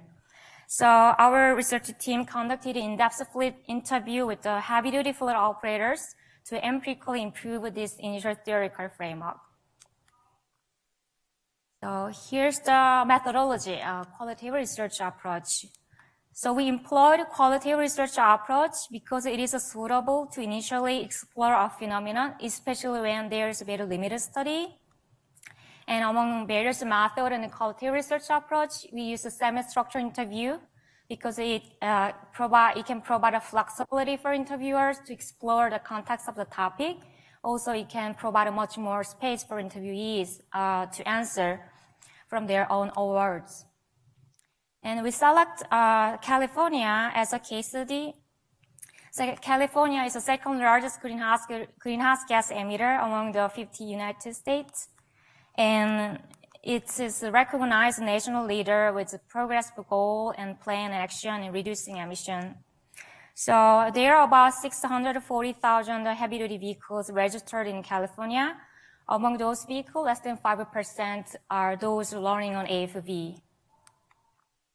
For the sampling strategies, the first criteria is to select the heavy-duty vehicle fleet operators who consider all-fuel adoption and then made a decision of adoption or non-adoption.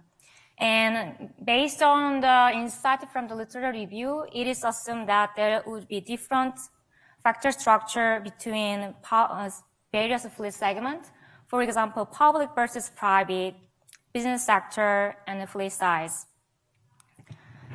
So we use the strata purpose sampling, and the main recruiting sources is the applicant of an incentive program that was administered by ITS Irvine, which was called NGVIP, Natural Gas Vehicle Incentive Program. So the sample could be biased toward natural gas vehicle adopter. So we made a further effort. We collected a project report, which is recently published. And we also asked another interview questions during the interview. For example, what are the alternative options you consider and what decision they made? So finally, we investigated 20 organizations with 29 adoption and 42 non-adoption cases across various all-fuel. So as you can see in the table in right-hand side, we were able to capture a wide variety of fleets across different segments. And we asked 13 standard interview questions, and some of the questions are here. So how many vehicles they operate, and what are the vocation of the vehicles? And who are the key decision makers for the fleet purchase decision making in their organizations? And what decision process they follow in purchasing a vehicle?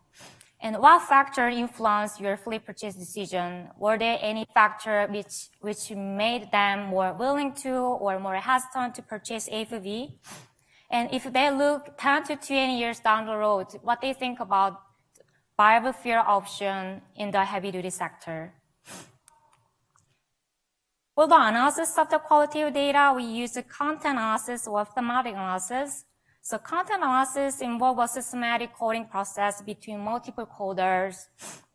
And then, as you can see in this detailed procedure, so it is a method to make a replicable and valid inference from the text. And then thematic analysis is quite similar method in qualitative research, but it does not require scoring by multiple coders. Instead, a series of discussion needed until they reach an agreement. Let me move on to the results. So this is a visual summary of the participating heavy-duty vehicle fleets in terms of their all-fuel adoption status. So symbol A indicates that fuel is adopted, and the symbol A indicates that fuel is not adopted, and A to N indicate a fuel adopted before was being transitioned to another fuel. So a couple organizations, they transitioned their LNG vehicle to CNG. So as you can see here, most of them adopted a CNG vehicle, and several of the organizations, they adopted other fuel as well, such as LNG, LPG, electricity, and hydrogen. And majority of the participating organizations evaluated multiple fuel options, but rejected most of them except one or two options. Meanwhile, some fleets with a large fleet size, like Organization 10, they adopted 3 or more multiple fuel options. And the qualitative data analysis results produce numerous themes and hypotheses across this initial theoretical framework. So many topics were explored, and each way associated with different part of this initial theoretical framework. So total of 53 insights, but I picked only 12 insights for today's presentation, mainly focusing on the factor influencing adoption decision and fleet perspectives of viable fuel option in 2030. So insight number 1, fleet operators comprehensively evaluate technological characteristics of the AFV in terms of vehicle functionality, whether the vehicle fit and work in the area they needed in terms of driving range, maximum speed, acceleration, and power. And monetary costs, purchasing costs and operating costs, and the accessibility to the fueling infrastructure, and the vehicle safety and reliability. And the next insight about the organization trait. So even though they perceive some technological barrier of the adoption, such as a high cost or lack of infrastructure, if they possess corporate social responsibility of the vehicle emissions, or if they are looking for opportunity to get a contract with city or county, those things made them consider the adoption. And the next insight about the external environmental circumstances, particularly created by governmental regulations and technology supplier. So first of all, the regulation.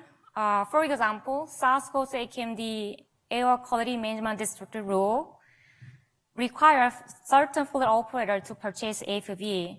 So they don't have no option for diesel. And at the time when they started making the decision process, the only available option was CNG. So this created a kind of a constrained choice situation toward CNG. But actual effect of a regulation might be different depending on the fleet characteristics, such as fleet size and whether or not they invested on-site fueling facility. So some large fleet mentioned that they will still continue using CNG without such regulations. But some medium and small fleet, especially if they didn't invest in fueling infrastructure, they mentioned they would buy diesel if there were no such rule. And the next insight about the financial incentives, one of the biggest barriers is the cost of the vehicles. So many adopters heavily utilize the financial incentives to offset the incremental costs. And some mentioned that incentives as a motivating or facilitating factor, helping them adoption. But while some organizations emphasize that incentives are overarching factor made them purchase decision. And the next insight about the rejection decisions. So in case, even if some organization considered adoption, but in case any criterion is not met, they reject adoption. So for electric vehicle, they mentioned the vehicle don't have the range and too heavy with limited payload, and the capacity is not sufficient. And for LNG vehicle, people mentioned that the maintenance issue. And the biodiesel, flow operator mentioned that engine reliability issue. And also insufficient fueling charging infrastructure was mentioned for the rejection decision because it increased the operational complexity. And then insight number 6 also about the rejection decision, but it's more fleet specific region. So in case a large investment, including on-site fueling facilities already been made, particularly toward the gaseous fuel at the time we did interview, for example, CNG or LNG, they might likely to reject any other fuel because unless they prefer to diversify fuel options. And the next insight about the most popular rejection, the most popular reason for rejection, it is a perception of the unavailability of the vehicle, particularly for the zero emission technologies. And the next one is about the decision-making process. Some organizations use some formalized process with detailed calculation, but some others don't use any detailed calculation, and they mention their decision is all pretty subjective. And the insight number 9, from this insight to several more insights is about the fleet perspective on viable fuel option 2030.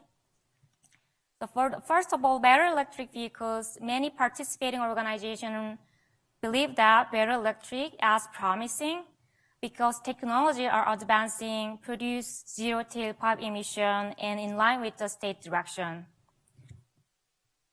However, they have still many concerns and uncertainty. For example, functional unsuitability, lack of charging infrastructure, unavailability of the vehicle, uncertain total life cycle emission, and uncertain total cost of ownership.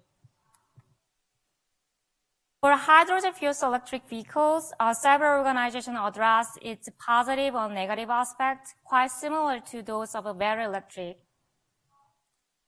Meanwhile, a few organizations were positively viewed hydrogen as a practical and economical fuel when being produced from the renewable sources. And for CNG options, many participating fleets believe that CNG will still be a viable choice in 2030, mainly because they invested the vehicles and the fueling infrastructure. However, some organizations offer the partially neutral remark that the fuel will be a transitional fuel and the heavy-duty sector ultimately will be toward electrification. And meanwhile, one pointed out that CNG is not in line with the state direction. And then this is the last insight. So a few fleet operators mentioned that heavy-duty off-fuel vehicle market in the United States will not change much from now without other state participation and much more effective market action that can attract the fleet operator to jump in and purchase AFV. So here are some policy implications and policy suggestions made from this research. Any technological issues should be resolved through governmental R&D assistance for technology suppliers. And financial support should be continued to offset our incremental costs. And funding along with technical guidance for constructing on-site refueling charging facility should be offered, particularly those who plan to construct their on-site facility. And regulatory requirement or contractual advantage might need to be considered for those fleets who are too indifferent to the benefit of the adoption. Also, it will be helpful to provide a comprehensive learning opportunity to fleet operators. For example, by encouraging them using analytical tool for evaluating and comparing different fuel options, and offering them a testing opportunity of the vehicles, an educational program, advertisements, and a networking and an information sharing event so that in-depth and practical information of the AFV adoption can be distributed among all people participating in the decision-making process. So here's conclusion. We investigated fuel operator perspectives and behavior toward all-fuel based upon literature and the empirical data by exploring many adoption and non-adoption cases across various all-fuel.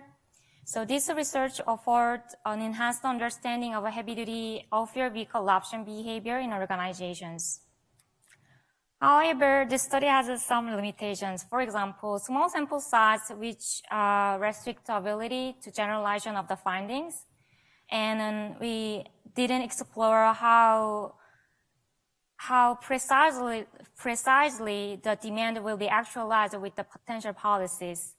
and we didn't explore the possible relation cases. So all this limitation led to us to future study, including a quantitative survey of a larger representative sample, and also experimental investigation to figure out the policy impact of draft demand. Before closing, I just like to mention that this study is supported by CEC and UTITS. I really appreciate the support. And in case any of you need more information, here's some references. So this concludes my presentation. Thanks so much. And if you have any question and comment, you can ask at the end of the presentation. Thank you.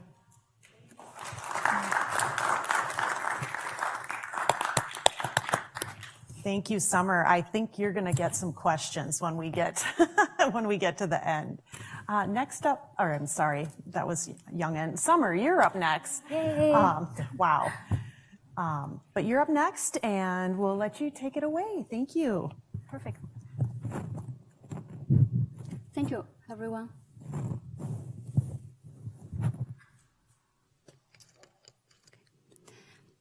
Hello, everyone. I'm Xia Tian.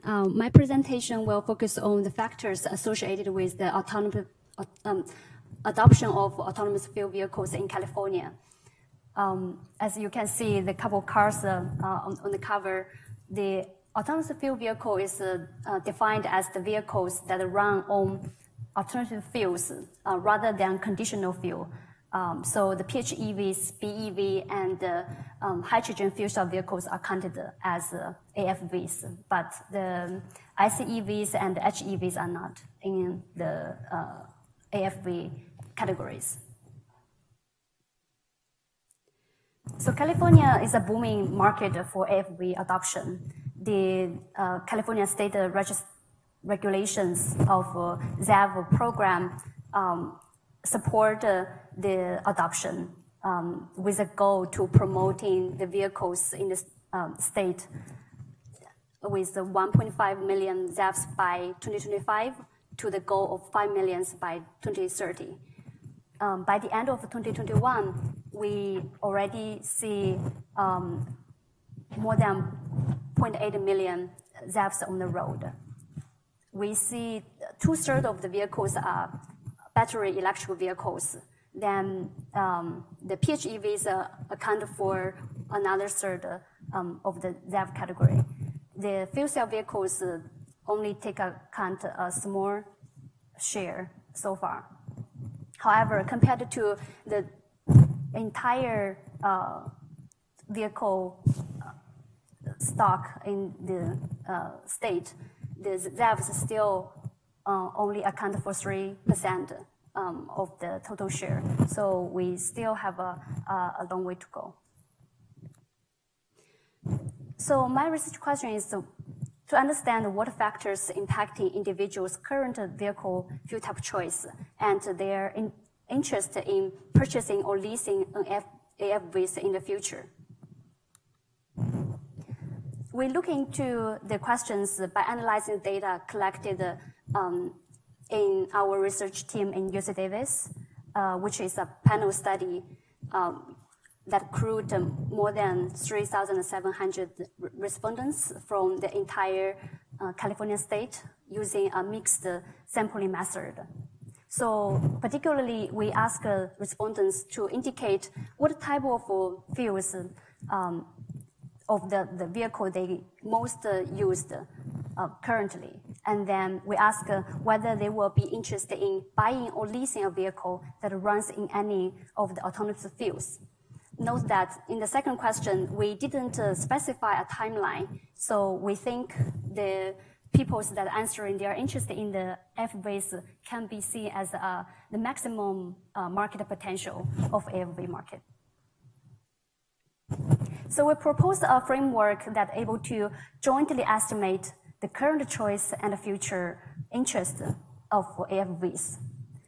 So you see the two branches. For the current, we analyzing the utilities of people adopting either conventional fuel vehicles, PHEV, or BEV. In the future, we analyzing the utilities for them to indicate their interest of either BEVs or hydrogen fuel cell vehicles.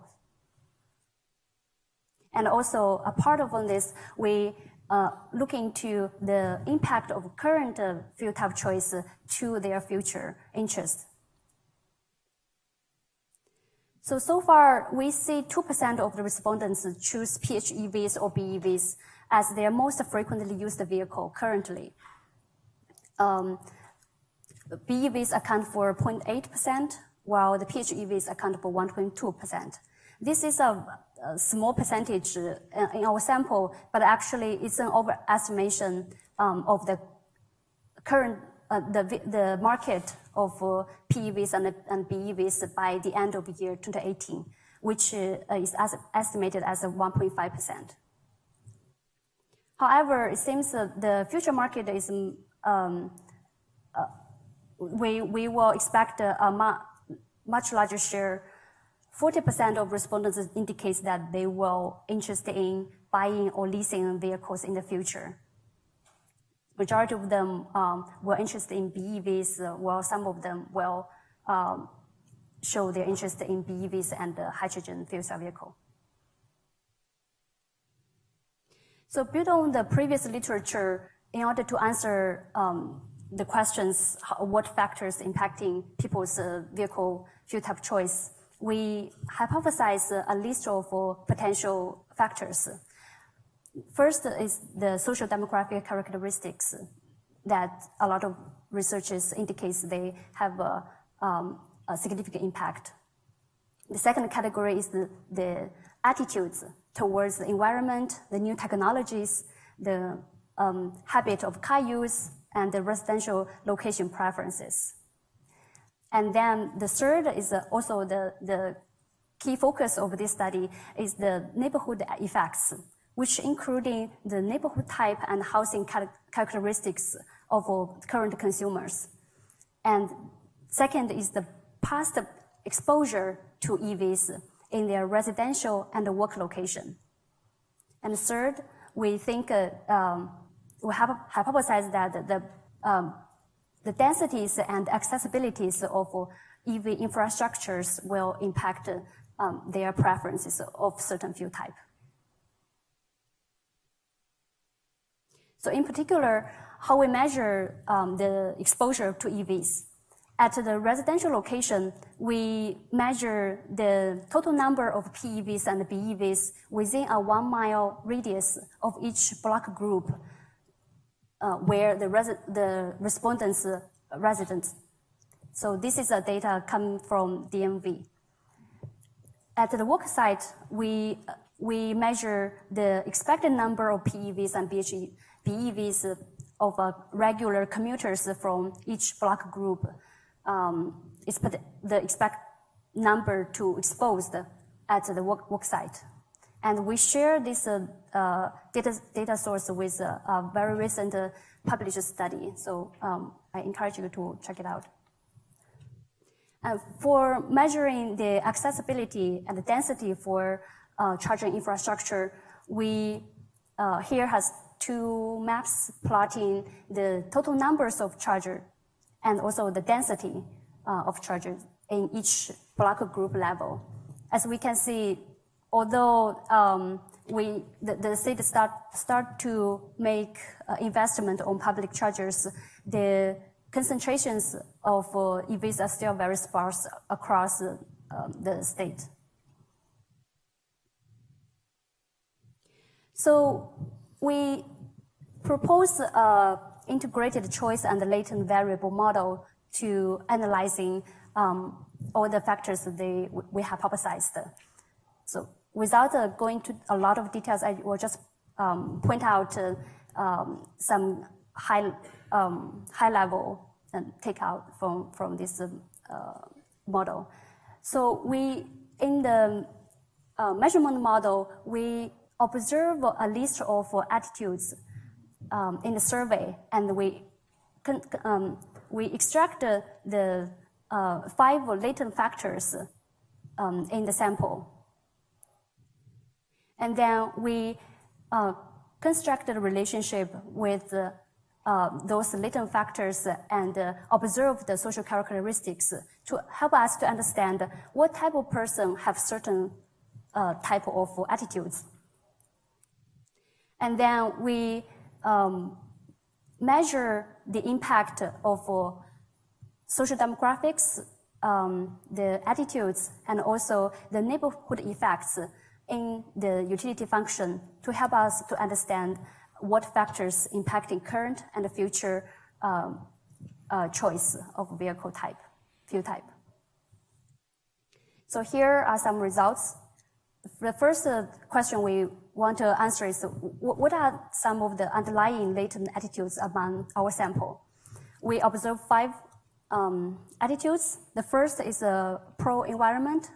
People who are more pro-environment, they are more supportive to governmental environmental regulations, and they also personally support more environmental friendly lifestyle.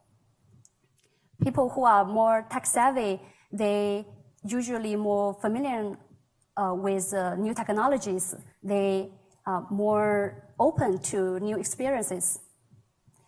People who are more car utilitarian tends to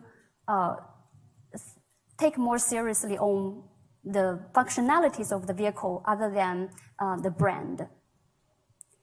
People who are more car dependent, they use their car heavily on their daily life.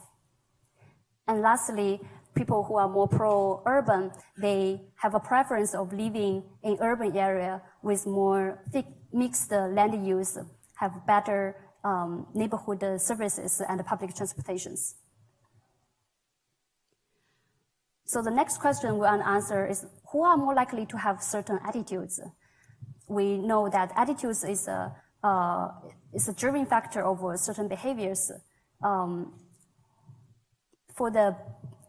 We see that pro-environment individuals are more likely to be younger with higher educations, high income, under student status, and with a small household size. People who are more tech savvy, they are also more likely to be younger. They actually share a lot of profiles as the pro-environment individuals. And just for another example, people who are car dependent tends to be older. They have less education and also live in our large household size. So now we try to explore the third components of our model, which is what factors impacting current choice and interest in the future. So let me explain a little bit how this table is structured. We have 2 dependent variables. The first is current choice, and in parallel, we have the future interest. And in the table, we're using the plus signs to indicate positive associations between our factors and our choices. And the number of plus signs or minus signs indicates the level of significance that appeared in our model.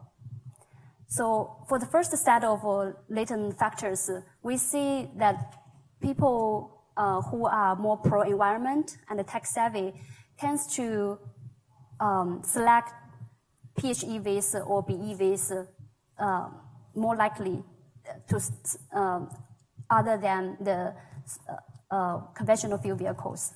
This trend we can also apply to their future interest. And people who are more car utilitarian actually are more likely to show interest in AFVs. This indicates that people may expect the PHEV and the BEVs are more have greater progress on improving their functionalities in the future. And the second set of variables are social demographics. After controlling for attitudes, we see there have only a few variables that showing the effects for current fuel type. However, we do see a lot of factors impacting their future interest. This suggests that currently the social demographics is still the major contributing factors to people's perceptions on AFV. And then for the for the residential characteristics, we see that people living in the standalone house and who with private parkings are more likely to adopt the PHEV. This is also within our expectation because for EVs, we need more space and dedicated parking for installing charging infrastructure. Interestingly, we see the exposures to BEVs at the neighborhood level and also worksite all contribute to their interest in BEVs. And finally, we find that their current user behaviors on PHEV and BEVs are all positively contributed to their future interests. So take all those findings together, we have some conclusions. First of all, individuals with more pro-environment and tech-savvy lifestyles are more likely to currently using PHEV and BEV. And those attitudes will continue to play a role in developing the interest in purchasing an AFV in the future. Identifying those group of individuals and have more community outreach to explain the environmental effects of BEV and PHEV seems critical. And the second, so far the HAFVs are still perceived as a high-priced alternatives. We see mainly high-income individuals showing their interest in adopting such vehicles. So finding ways to lower the actual purchase price and also perceived purchase price of AFVs continue to be very important. And third, in terms of infrastructure, there's a need for dedicated private space for home charger installation. Unfortunately, there's no universal way to do for every individual, especially for those living in multi-unit dwellings. But in those cases, the neighborhood can increase the access to public chargers as a complementary solutions.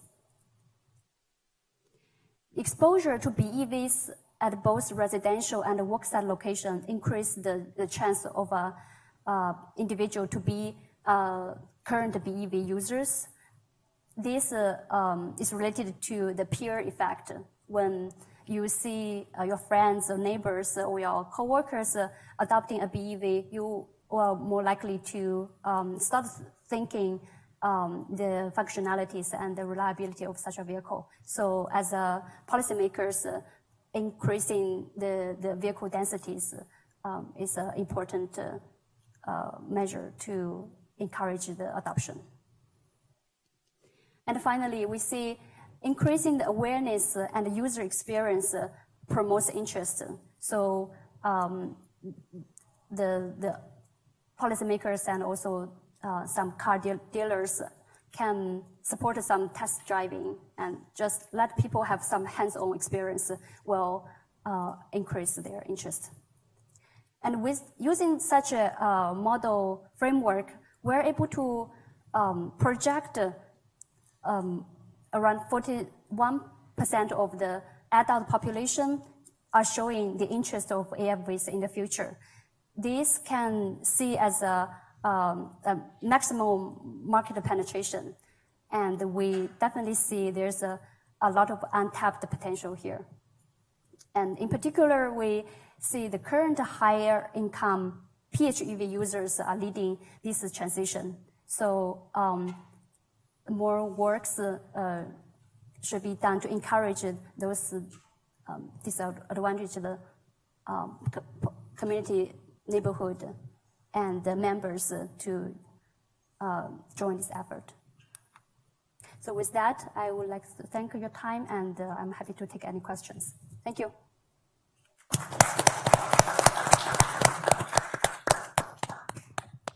Thank you, Summer. Summer has presented, this was her second presentation today, so thank you. Please sit back and relax a little.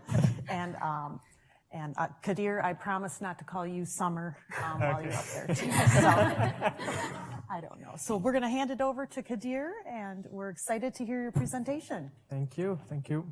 So this presentation will have a different flavor as compared to the first two presentations.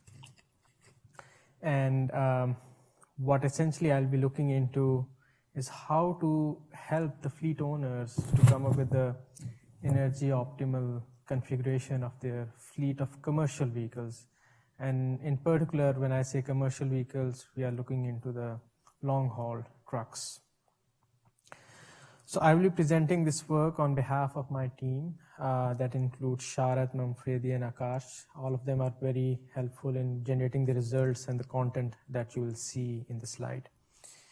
And this work that I'm presenting is an outcome of a project that is funded by Department of Energy. So let's try to understand when I say vehicle specification optimization or hunting down the energy optimal fleet composition, what does that mean? So vehicle specifications essentially mean that what sort of components we are looking into and what are the different potential sizes of those components. For example, engine, transmission, rear axle ratios, even tire sizes.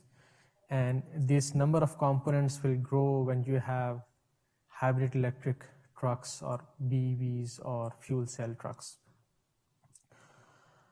Then once you have the components and their sizes, the question is how do you put them together? What is the optimal combination of the powertrain that is being built using those components for a given fleet set of operations? Maybe if it's a regional fleet, they may need different sort of powertrains or component sizes. If it's coast-to-coast sort of a fleet operation, they will need a different powertrain configuration. And then which one to choose? Will electric truck in the fleet work for you or for the fleet owner or not? Whether the conventional diesel powertrain will work for them. So these are some of the questions that fleet owners, when they will be exposed to the upcoming technologies, they will be asking, okay, what is the right powertrain combination that they would like to have in their fleets. So what we are trying to see is, given the data that these trucks are gathering using the telematics devices, can we draw some insights by understanding what fleet operations look like and what sort of a fleet operation will need conventional diesel engine trucks or battery electric trucks or mix of those. But before that, let's try to understand how a truck company develops a truck, because understand that buying a truck for a truck driver is very different than buying a passenger vehicle for us. We go to the showroom and then just pick few of the options. But when it comes to the truck driver, they're very particular about their trucks. How much chrome goes on their truck, how much decoration it will have. And in fact, if you go into any truck assembly line, like once I visited, there were 50 trucks on the assembly line, and all 50 trucks had different configuration. And each one was customized by the driver that was planning to drive that truck. So we need to understand that side of the commercial trucks, because that's different. So now what happens is, customer comes with its needs, how much speed they want, how much weight they would like to take on, where are they driving? Are they in Midwest versus East Coast, West Coast? These considerations we need to keep in our mind. And the truck dealer then recommends, okay, these sort of trucks will help you. But at the back end, there is something more going on over there. Then a truck dealer goes to the OEM or the truck manufacturer. They essentially look at the design space. When I say design space, it means what sort of engines are available, what sort of transmissions are there, tires. There are so many configurations. You will see a number by the end of this slide. Among that design space, we would like to understand what are the checks that help us to meet the performance criteria that customer wants. And from that, we get the feasible configurations. Now, among the feasible configurations, they may not be energy optimal. Some of them may be meeting the needs of the customer, but they may not be energy optimal. So how do we understand among the feasible configuration, which are better in terms of energy consumption, which means better fuel economy and reduced carbon emissions? So we use some physics-based models over here to shortlist, okay, among the feasible configuration, what are the better energy variants in the design space. And while we are using the estimation models, we take advantage of the drive cycle. Now, what is drive cycle? Drive cycle is essentially how a truck drives on the road, what is the speed at given time. We'll see some examples in the coming slides for that. And once we have the, let's say, feasible solution, then energy optimal solutions, from there, we can come up with several configurations. There's not a single answer to those. So that's why we have to come up with a Pareto optimal solution. Now, what is a Pareto optimal solution? Among the given features, for example, for a given driver, cost is important. For a electric truck, range is important, weight is important. All those factors are essentially brought in together. And then there are all the solutions, what you see different dots over here. This is one particular solution that is a recommended system. So now the driver picks what they would like to have. And in other words, customer picks what they want to have. Now behind the scene, this whole box, essentially it's called powertrain recommender system. Now what's the job? Oh, so let's look at one example over here. So once we started looking into this, we learned that there are different types of or different variety of components available with us. 70 types of engines, although there are 3 or 4 types of engine, but the way they are operated gives us the variety of 70 different engines that can go in a truck. Same is true for transmission. So overall, if we see the combinations, we were given with the 9 million combinations to pick the one that is the energy optimal solution. So we did some initial checks. Okay, like I just mentioned, there are actually 3 engines, but they can be programmed in a different way that gives us 70 combination. So 3 engines, 18 transmissions, and then other components like rear axle ratio, wheel size, all those things. Even then, we have 97,200 combinations. And among them, if we look at the feasible configurations, we get down to 3,600. But among the 3,600, we still need to give a customer, let's say, 5 or 10 options to pick. So that's why we have to go through this all exercise. Now, what's the job of the powertrain recommender system? It would like to make sure that all possible candidates meet the performance requirement that was given to us by the customer, then estimate the energy consumption of it, and then give us some Pareto optimal configurations. Now, in existing market, there are OEMs selling the trucks to the fleet owners. So I would say performance evaluation and the possible configurations, we have options out there.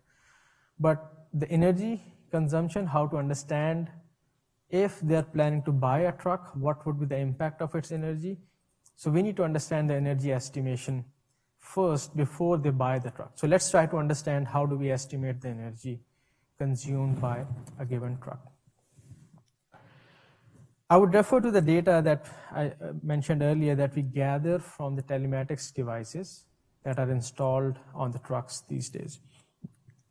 From those devices, we can gather how the trucks are operating, what's their speed versus time curve. So for example, over here, you would see the vehicle speed can go from 0 to 120 kilometers per hour, how long it is being operated, what's the grade it is being exposed. So we can get all sort of these data from the telematics devices.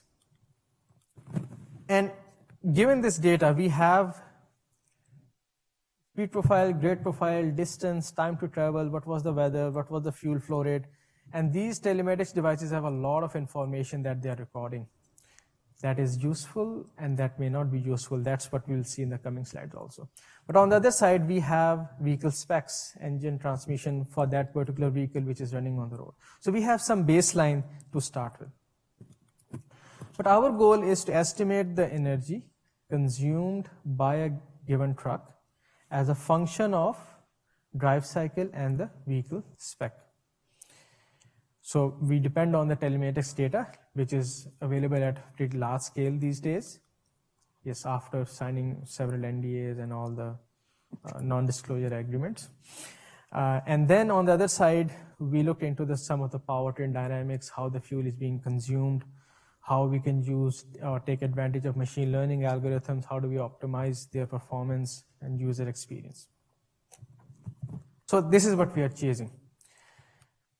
Now, without going into the detail of machine learning, we picked up on the supervised learning because we had some data coming from the field. We had some trucks running on the road. We gathered the data or the velocity profiles from those trucks. And then we essentially use that as a supervised learning. So we use that data, okay, for a given truck, this is the fuel consumption.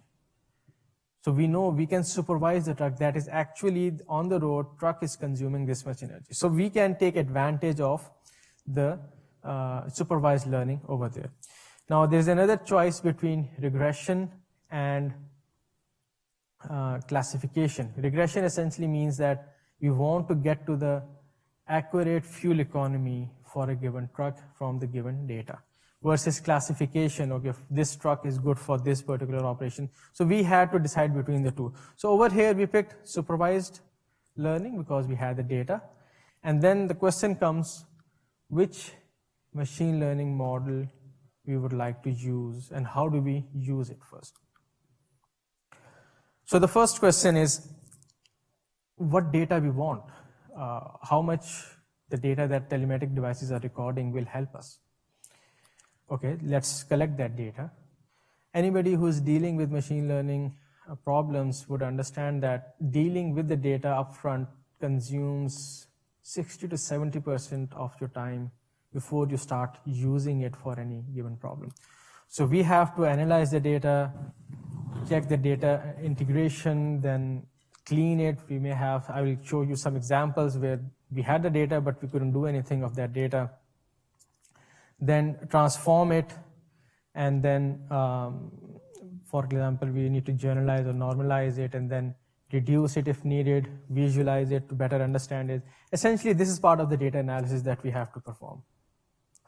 Once we have the data ready with us, then there are certain, I would say, pre-built models that we can start with, but definitely we need to customize them. So we prepare the data for training, validation, and testing. If we are short of data, we can take advantage of mathematical models and then use those models to essentially predict the future outcomes. Now, going back to the same question, what do we want to know? We want to know the function that gives us energy consumption of a given truck by taking drive cycle and vehicle specs as the input. And this function is essentially a machine learning model that we developed. Now there are several questions, which can we really use machine learning model, whether it's a better alternate to some other techniques or not.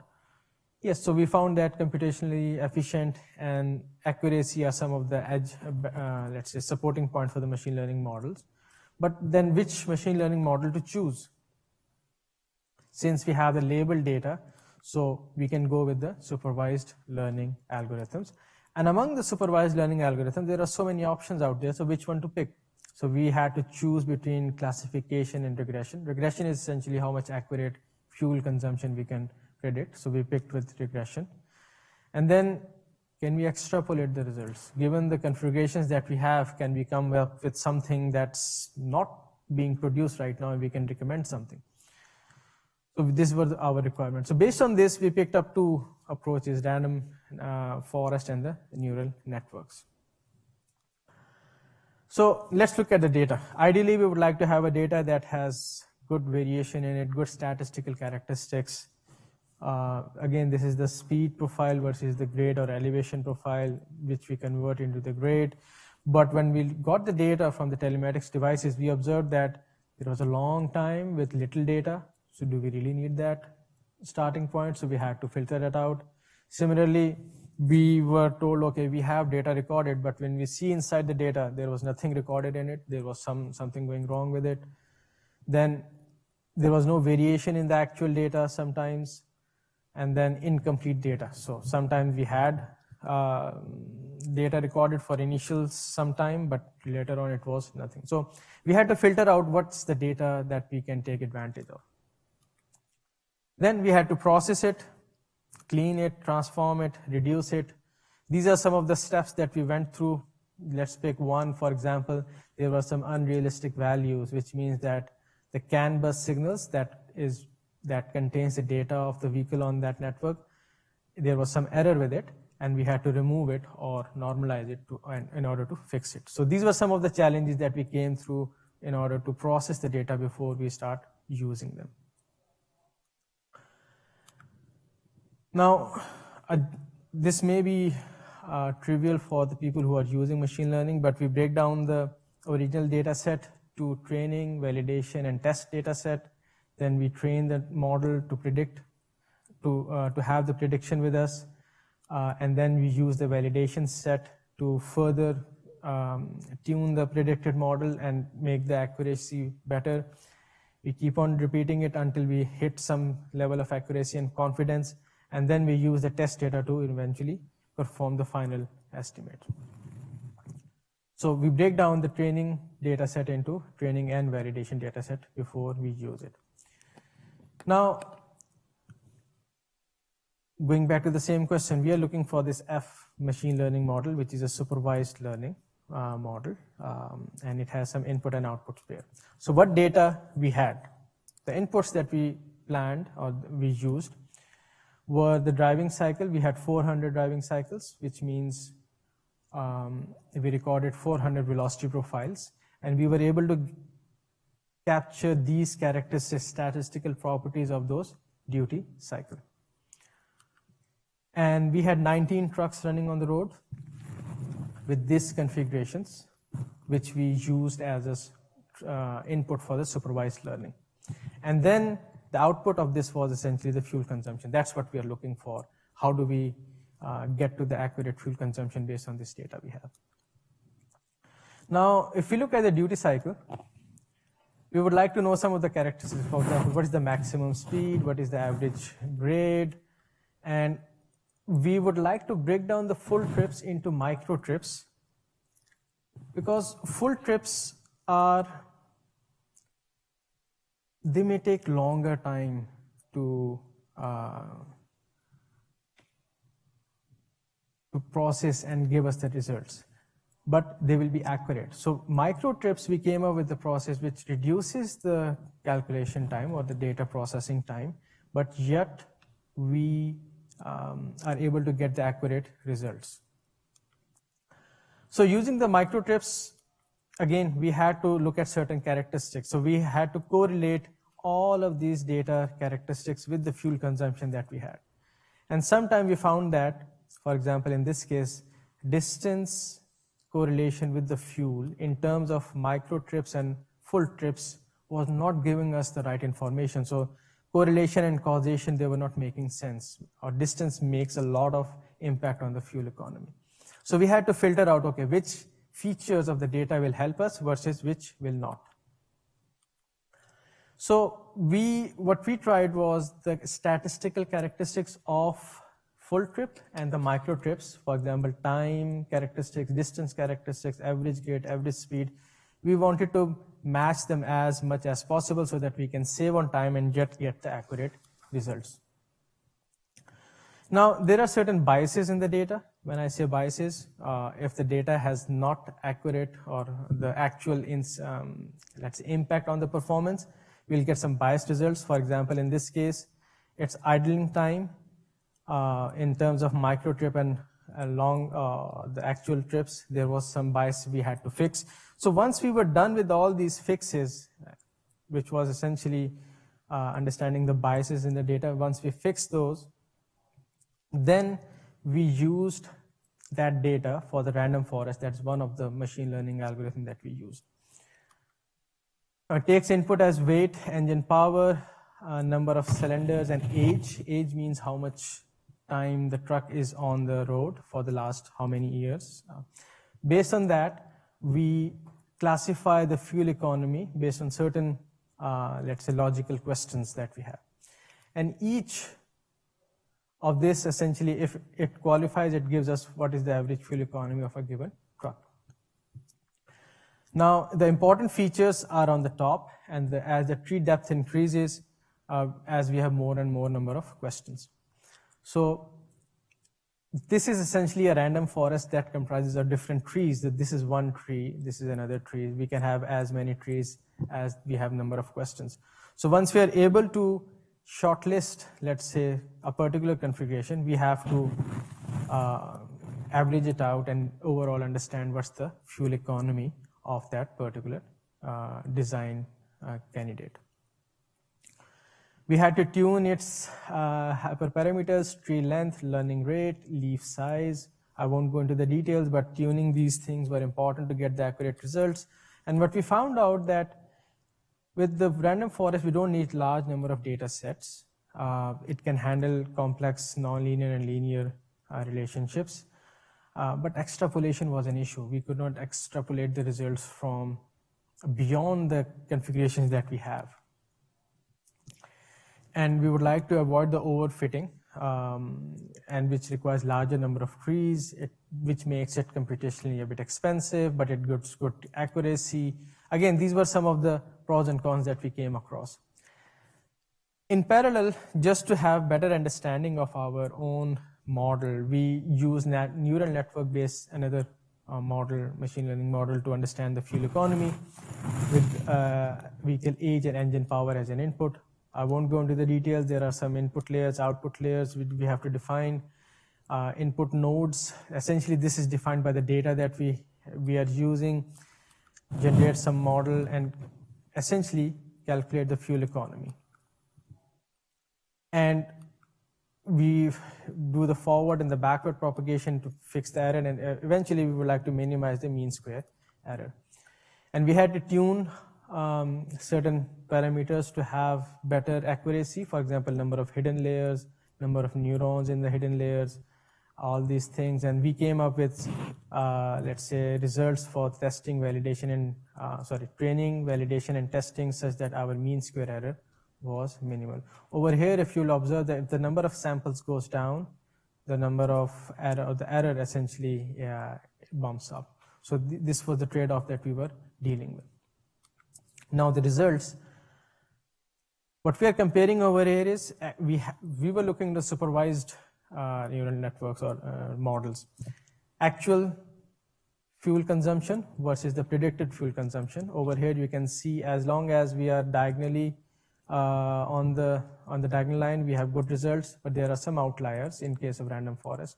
But in case of neural networks, we had more outliers. So this was just giving us some confidence in our results.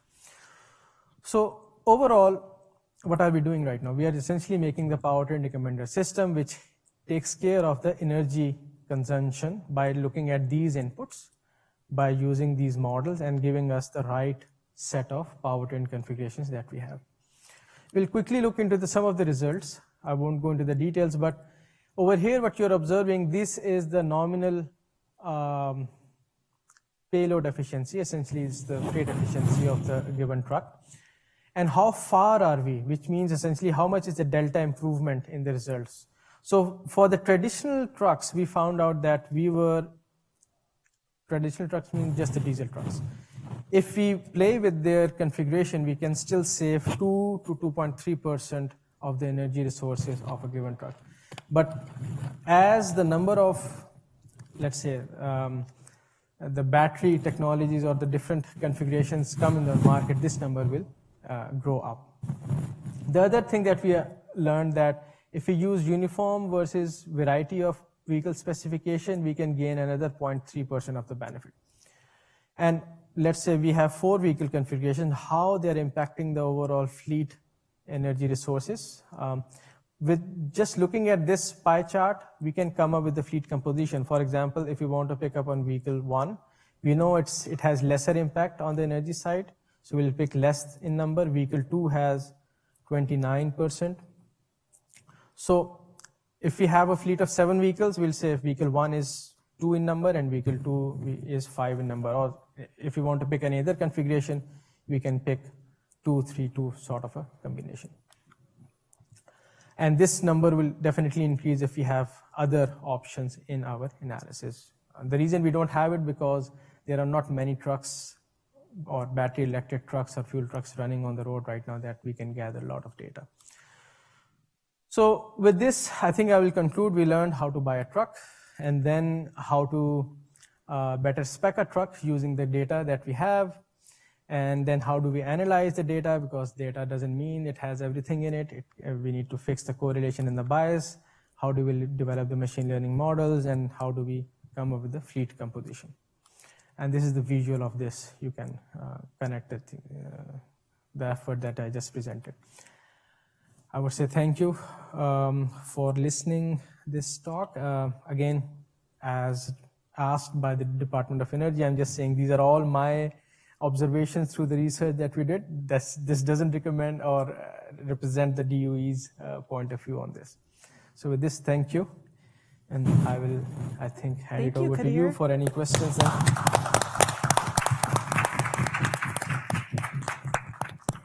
Excellent, thank you. You've all been sitting here for a while, so instead of the moderator typical questions, which I can do, I'd like to open it up and see if anybody has any questions or something they'd like to discuss with one of the presenters. So I have a question for Kadir. And why did you use machine learning instead of physics? There are some well-known physical models for how much energy a vehicle needs, which is based on things like how much weight it's carrying, how fast it's going, what's its acceleration, what's the frontal area, what's the aerodynamic drag on it. It seems like if you would apply that to your data, you would simplify it to the point that your neural network would be more effective at dealing with the other parameters that the physics doesn't cover. That's a very good question. So we started with the physics-based models as our initial steps. The challenge that we run into the physics-based models is the amount of computational resources that they need while giving us the results. That was more as compared to the trained machine learning model. So for example, a dealer won't have a physics-based simulator sitting in his dealership that will give you that answer. But they can always use a trained model, punch in some inputs, and they will give the output quickly. So the trained model computational needs are a bit less than the machine or the physics-based models. That was one reason. The other reason, we are taking advantage of physics-based models in terms of training the machine learning models. Because deploying machine learning models on cloud or locally at the dealerships, they are much more feasible as compared to the physics-based models. Just to pick on one example, my physics-based model will need Python or MATLAB to simulate, right? So a dealer will never get a MATLAB license to do that analysis. So this is more driven by what constraints dealerships will face in the coming days as compared to the one that we can do in the lab. In the lab, yes, I'm a model-based person, model-based analysis person, but we have to somehow translate the advantages to less computationally demanding models. Did you consider using support vector machines? Support vector machines, I think that's mostly used for the classification side. And we were mostly basically it warps your information into a space that's more fittable by the neural networks. Say that again, sorry, I missed. It basically warps the space that you're looking to fit a neural network model into something that works better. Basically, it takes your edge cases to where you concentrate on those. Okay, so I think I would say we may have looked into, but not from this angle. So I will go back and check why did we miss on SVMs essentially. Sounds like it's more mathematically complicated. Okay. So neural networks is probably an easier way to do it. Okay, okay. Thank you. Thank you for the question.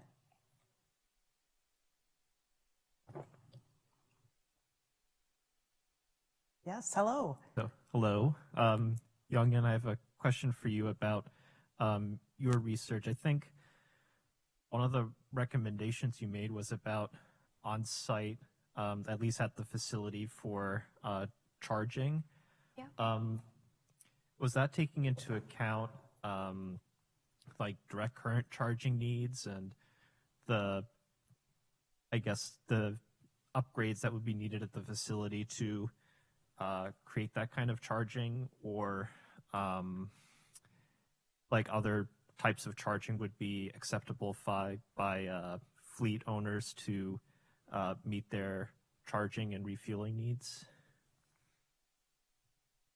Thank you for the question. I think that's a very important question and very good questions.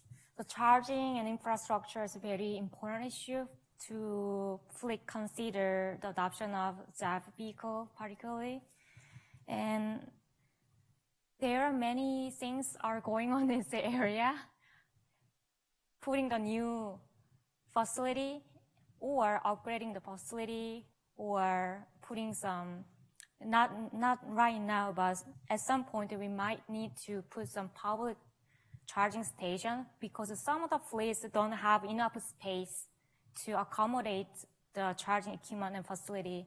So I think various options and various measures should be offered for the fleet operators on-site, off-site charging facility and installing the new or upgrading the facility. So I think that's a good important area to explore further. Thank you. Thank you for the questions. Yeah, thank you. Looks like we have another question. Welcome. My question's for Summer, so I thought it would be good to round out. At the very end of your presentation on your kind of conclusion, you said you had, I think, 41-point-something% of the population were potential adopters. And so I think that was in California. Is that right? Yeah. It seems like as you change various things like regulatory framework or people's awareness and exposure in workplaces, things like that, that number is going to, we hope, grow. So was that really just a static calculation based on the findings you had of your particular study, or what might be your future research to kind of show that change? Yeah, so we asked their interest in the future of either purchasing or leasing a vehicle, but we didn't specify a specific timeline for that. So we can assume that people answer this question based on their current awareness and knowledge about EV. So later on, when the policy is more formulated and they are more exposed to EVs, as we actually found out in our study that the exposures and the pure effects will impact people's interest, we expect that number will grow. But again, because without timelines, we couldn't say it's by 2030 or by 2050. I think this is definitely something that we need a future study with more detailed information. Great, thank you. You're up next, thank you. Thank you. Excellent presentations all, by the way. I have a related question. I was just wondering if you were aware of any research into how some of these factors have changed over time. I've looked at a couple of these models myself, like MA3T, the Center for Sustainable Energy, have their own model looking at factors that lead people to adopt electric vehicles. And I'm just curious to see how some of those factors might have evolved since the earliest electric vehicles and what might cause them to change in the future. Very speculative, so. Yeah. If I answer the questions, so I did a literary review that covers the last 2 decades. So there's a long list of the factors. And then we did a fleet operator interview recently, a couple years ago. And then I also found a long list of factors. The factor set itself quite overlapped, but we found some new factor. But I'd say that the weight of a factor could be differ over time after they perceive the technology more reliable, or they perceive the infrastructure is more accessible. The weight of those factors could be a little bit lighter, but I'd say the stat of the factor could remain the same. Yeah, but evaluation could be different as the time goes by. That would be my answer. Yeah, I totally agree that people's decision-making process can be different according to their population segments with different characteristics. And our study indicates that high income and current PEV users will lead the way of the penetration curve. So I would say, at least from our study, the current experience would play a very important role. Thank you. Thank you for the question.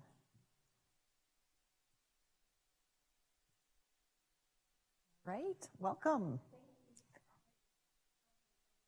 So my question is for Young about the survey. Did you happen to provide the respondents with a tutorial on the different types of alternative technologies, or were they all knowing about every single one that you were asking about, just because of the fact that there's so many different characteristics for those? So that's my first question. My second one is, did you also collect data on operations, like hours of operation, daily trips, tours, and miles, and those kinds of things, since their choices might be very dependent upon their acceptance of the technology based upon their operations? Thank you. Thank you. I think those are very great questions. First of all, the tutorial. Actually, most of them, the CNG adopter in our interview, and then several of them adopted electric or hydrogen vehicle as well. So they are so familiar with the kind of alternative technology. But when we ask the interview questions, in case they are not that much about the know the technology, we just explain that all fuel technology is the vehicle.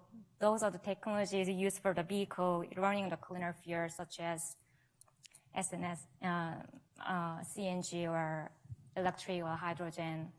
So I think that's a good point. When we investigate survey data from the fleet or general respondents, we need to provide some tutorials about the general information so that get the more collect data. And the second question about the operational type, in the beginning of the interview, we asked some basic fleet operational questions, such as fleet size and what are the range of the vehicles and where they operate the vehicles. So I totally agree with that. Depending on their operational characteristics, their preference to the technology, to certain off-fuel technology or JEV technology will be different. Yeah. So I remember that some organizations, they operate buses, but running on propane because of there is a LPG fueling stations in the route in the bus. But in other areas, they don't use the LPG buses. And also the other organization mentioned that they operate school buses. One is within the regional area, and one is go to the more longer routes. So for the operations within their some proximity in their fleet site, they use a CNG. But for the buses that go to the longer lot, they do not use any off-fuel vehicles. They prefer the diesel buses. Yeah. So I think that's my answer, and very good question. Thank you. Thank you. Well, we're just about 2 minutes, so I think we will wrap up. I would like to thank our presenters, Youngin, Summer, and Kadir. Thank you for all the time you put into preparing for this and for sharing your work with our group here. You did a wonderful job. I have a feeling you'll be available for questions, maybe, as long as you buy them an iced tea or an ice water. Thank you all for your time and for the questions, and I hope you enjoy the rest of your afternoon. Thank you.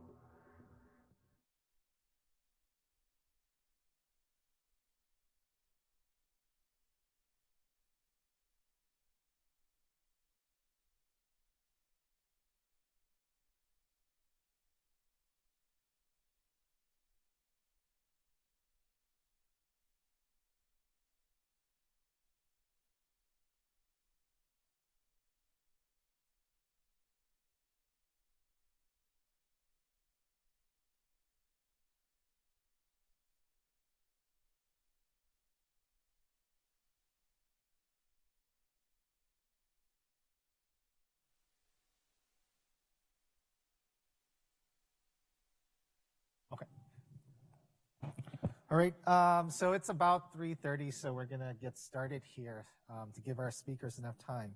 So welcome to the afternoon session on revisiting old themes for new modes. This session is focused on urban planning for new transportation services.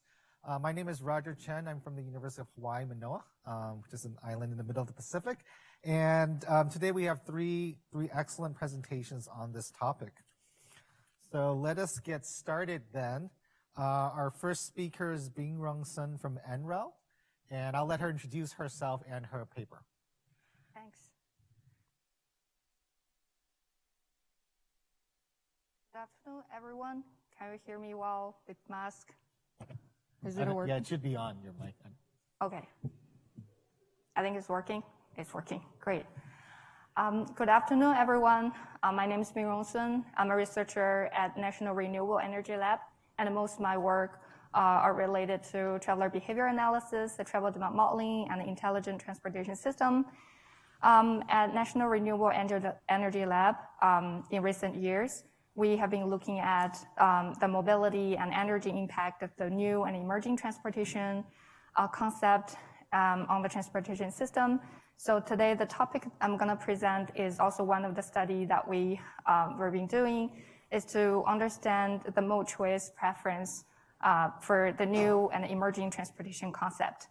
So the title of the presentation is Estimating a Mode Choice Decision for New Transportation Services. It's a mode choice model based upon fundamental influencing factors. And I'm going to talk about what are fundamental influencing factors. Today, I will first start with the motivations of the research and then introduce the proposed method and concept, following with the model performance, and end it with conclusion and the future research. First of all, we all know that in recent years, the new transportation technologies, we have been facing like new transportation technologies like connected automated vehicle, micromobility, mobility as service, or electric vertical takeoff and landing, like all different types of new and emerging transportation services. So they are expected to affect people's daily traveler behavior and consequently influence the mobility and also the energy performance of the transportation system. And as the transportation planners or engineers or practitioners, we want to know like how or the potential reactions and preference of the travelers towards these kind of new and emerging transportation concept. But the reality is some of these modes are not does not exist yet. So there's no really data for us to understand like how people's preference are about those new concept. An alternative approach that people usually use is a stated preference survey. So a design stated a survey questionnaire and to understand the people's mode choice or preference towards this new and emerging transportation concept in different hypothetical scenarios. But we all know that there's kind of like a limitation. People tend to say one thing in the survey, but they actually do different things in their real life. So the motivation for our research is if we can find another perspective to approach this question.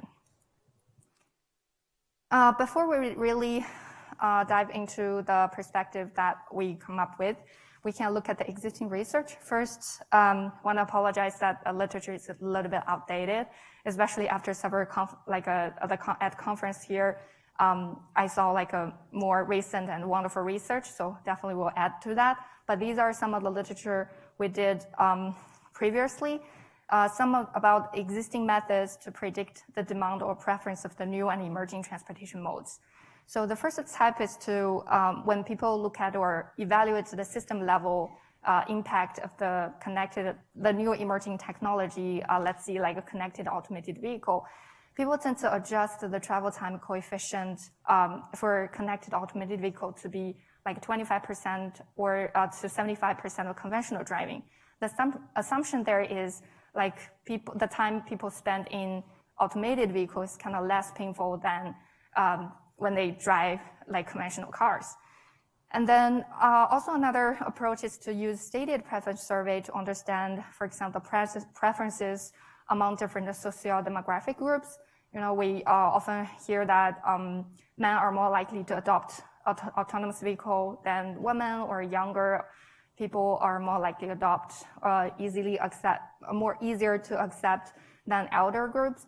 And also some model to understand the preference of connected automated vehicles level of service, such as their travel time, their parking time, distance, the cost, and etc. So these are like from state data survey data, build a discrete choice model trying to understand these kind of preference. And in addition to these existing methods, in recent years, there has been discussion about other factors that affect people's mode choice. One of them is about multitasking while travel. Like we have the multitasking can be defined as like people engage in activities other than travel when they are on the road. So it could be like reading a book, checking your social media, or working on the conference, like presentation slides on the flight here to Irvine and things like that to be productive. So people's research showed that without considering the productive travel time or leisure time during travel, the estimated value of travel time can be inflated.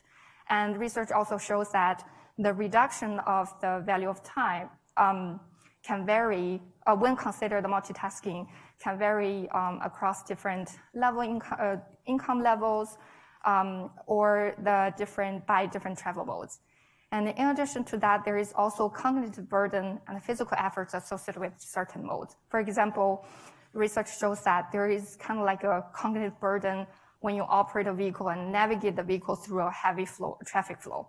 And also physical efforts that are associated with active travel modes like biking and walking. So following along such kind of like a concept, we want to explore a different perspective to understand the people's preference towards a new and emerging transportation concept. And that is a fundamental influencing factor model. And we want to use the fundamental influencing factors to describe a travel mode. So here's the definition that we want to give for the fundamental influencing factors. Those are a set of factors that travelers consider for mode choice decision, and also they can be used to compare any existing or new or hypothetical travel modes. So the steps will be first from the observed data collected from the existing travel modes, we can extract the fundamental influencing factors. And then we build a model with these set of fundamental influencing factors. And then the step 3 is we describe any new or hypothetical travel modes with the same set of fundamental influencing factor, and then we'll apply the estimate model to that. So we will be able to understand how people's preference or adoption decisions regarding the new and hypothetical transportation service. So here's an example of a set of fundamental influencing factors.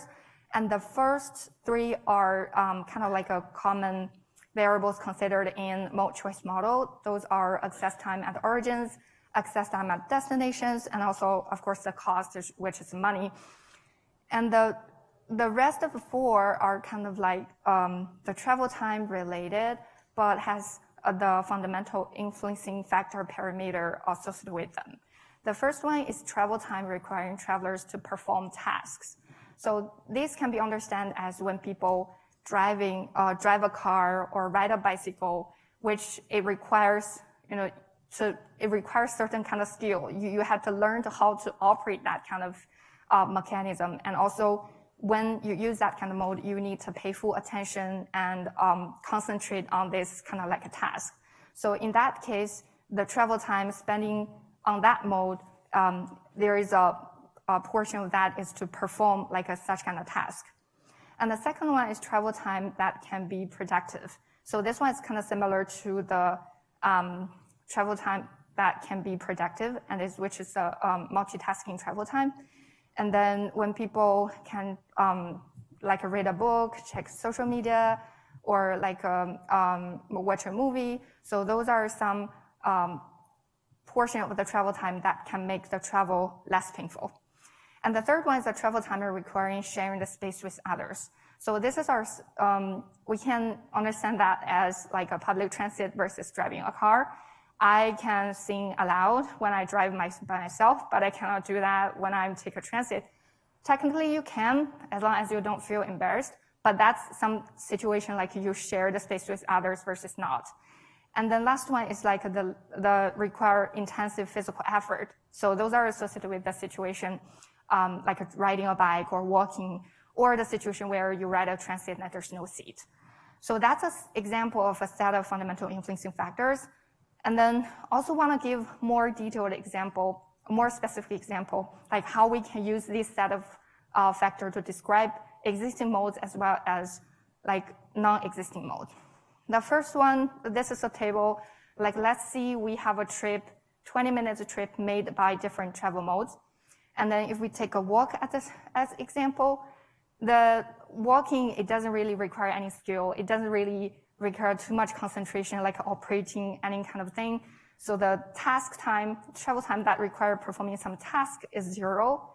And then the travel time that you need to share the space with others as you are walking on the road, there's a chances that your personal space will be shared with other strangers. So there is a certain proportion of the travel time that you need to share with others. And also the productive travel time. There is some level of activities that you can do when you are walking. And I know a friend of mine can even read a book while she's walking, so which is not recommended. And then there's other, for example, taking driving as an example, which is on the bottom as well, because the full time you have to operate a vehicle. So the time that you need to perform a task is actually 20 minutes. But in that case, you don't need to share the space with any strangers. So the travel time that you need to share is 0. And then also productive travel time, it depends on certain level of activity that you can do while you're driving. These are examples like how to use fundamental influencing factor to define or describe any existing modes. And then here's an example of like how we can use this set of variables to define or describe any non-existing travel modes. Here are 3 examples with different levels of automation. The first one is a shared full automation. In that case, full automation means you don't need to operate the car at all. So the travel time required to perform task is 0. And also because it's a shared, that's kind of like a ride sharing situation. You probably need to share the space with others at certain time for certain portion of your travel. And also the last one is a productive travel time because you don't need to do any task. The potential time that you can be productive is the full trip, which is 20 minutes. And similarly, the second one is a private partial automation. In that case, you probably still need to perform some task. For example, you need to keep your eye on the road and hit the brake whenever it is needed. So there is a portion of time that you still need to perform tasks, but you don't need to really operate the vehicle for the whole trip. And also because it is private, the shared travel time is 0. And the productive travel time, you can do some productive activity as well during the trip. And the last one is the private full automation. In this case, you don't need to operate the vehicle at all. So the task travel time is 0, and the shared travel time is 0 too. And the productive travel time is the full trip, which is 20 minutes. So in this case, we can use this set of fundamental influencing factor to describe any existing or non-existing mode. So we have the data collected from existing modes, and we estimate a model with that, and then we can apply that to the non-existing mode situation. So that is a concept of the proposed method. Then the model itself, it's kind of simple to follow the multinomial logic structure, which is just a utility function, is just a combination of all the fundamental influencing factor we just discussed. And then just to demonstrate how the proposed method actually works, we used the 2017 National Household Travel Survey California add-on data to estimate such a kind of model. And then in the data, the mode include our driving, transit, walk, bike, and taxi. These are 5 major travel modes considered in the data set, and we did some aggregation on the transit especially. And then the variable values, we queried that from the Google Maps API for the chosen mode as well as for the available alternative travel modes. And the last is a parameter of the fundamental influencing factors, which are those percentage of the travel type that you can perform different tasks or do different activities. And these set of parameter, we actually obtained that from existing literature. In this literature, a survey was conducted among like around 800 people as they recorded what they do for a certain part of their trip.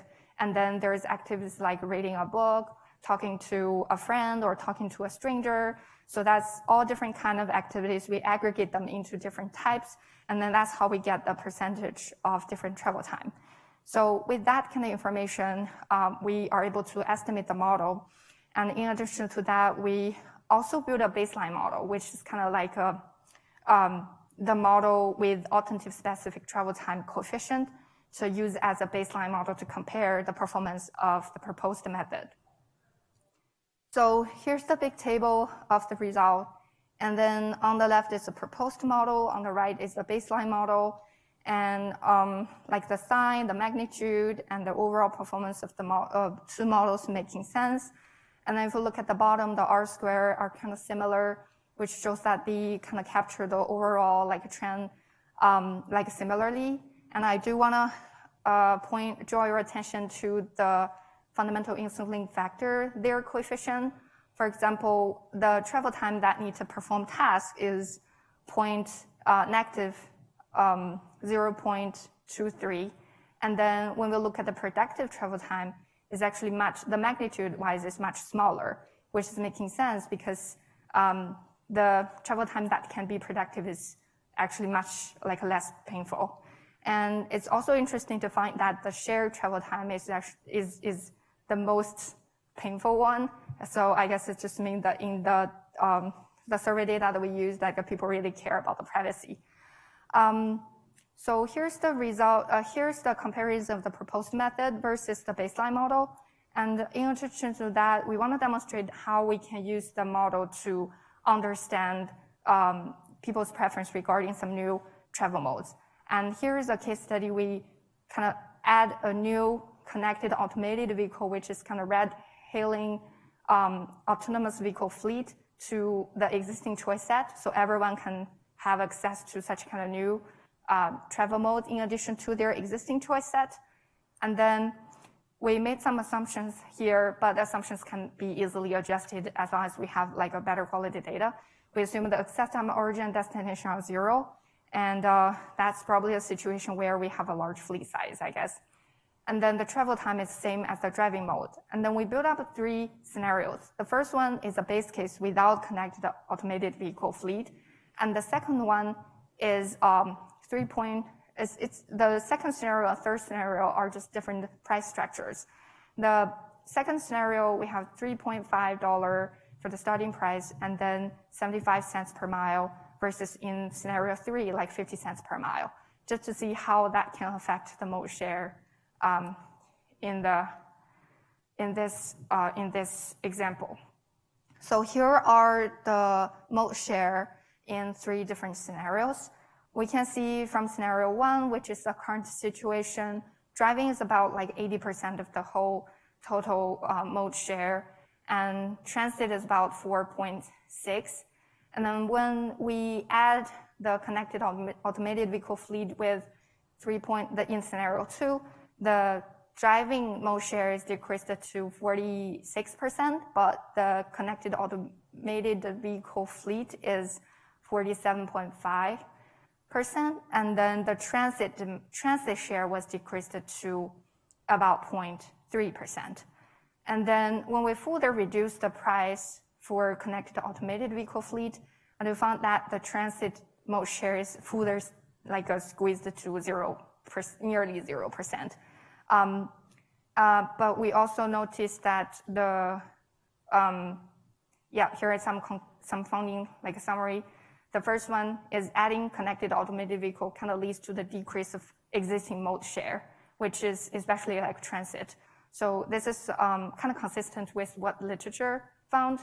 And also the second one, we found the further reduce the cost or the price of the connected automated vehicle is not really further reduce the walk or bike trips. So when we look at those trips, those are pretty much like short trips. So those may continue to be served largely by walking and biking under these assumed connected automated operation and price structure.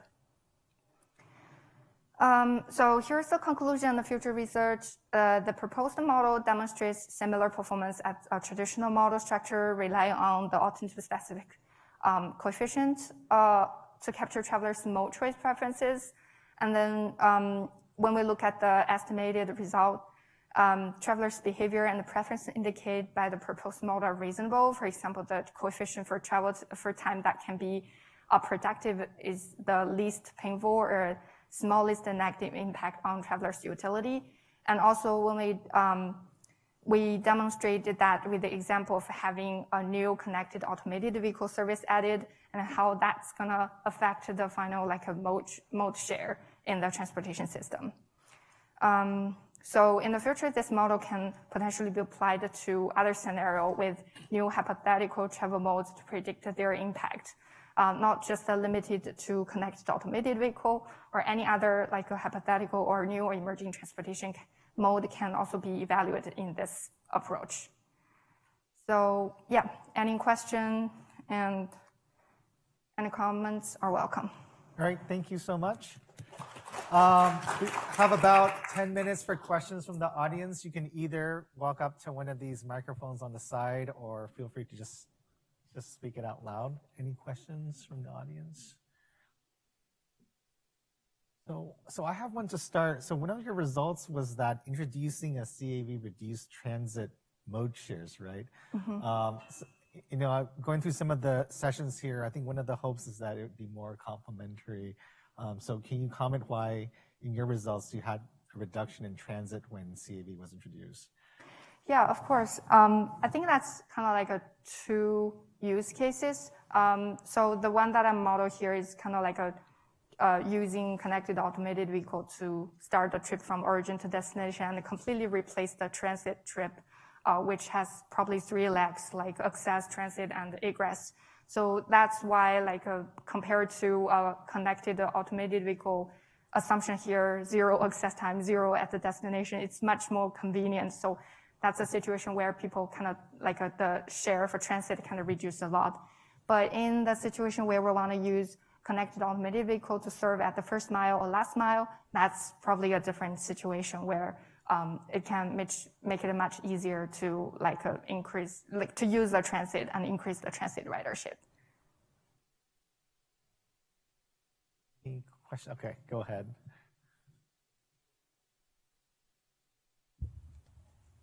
Thank you so much for a great presentation. I'm just wondering that there is some adoption barrier for the connected autonomous vehicles, such as safety or security issue.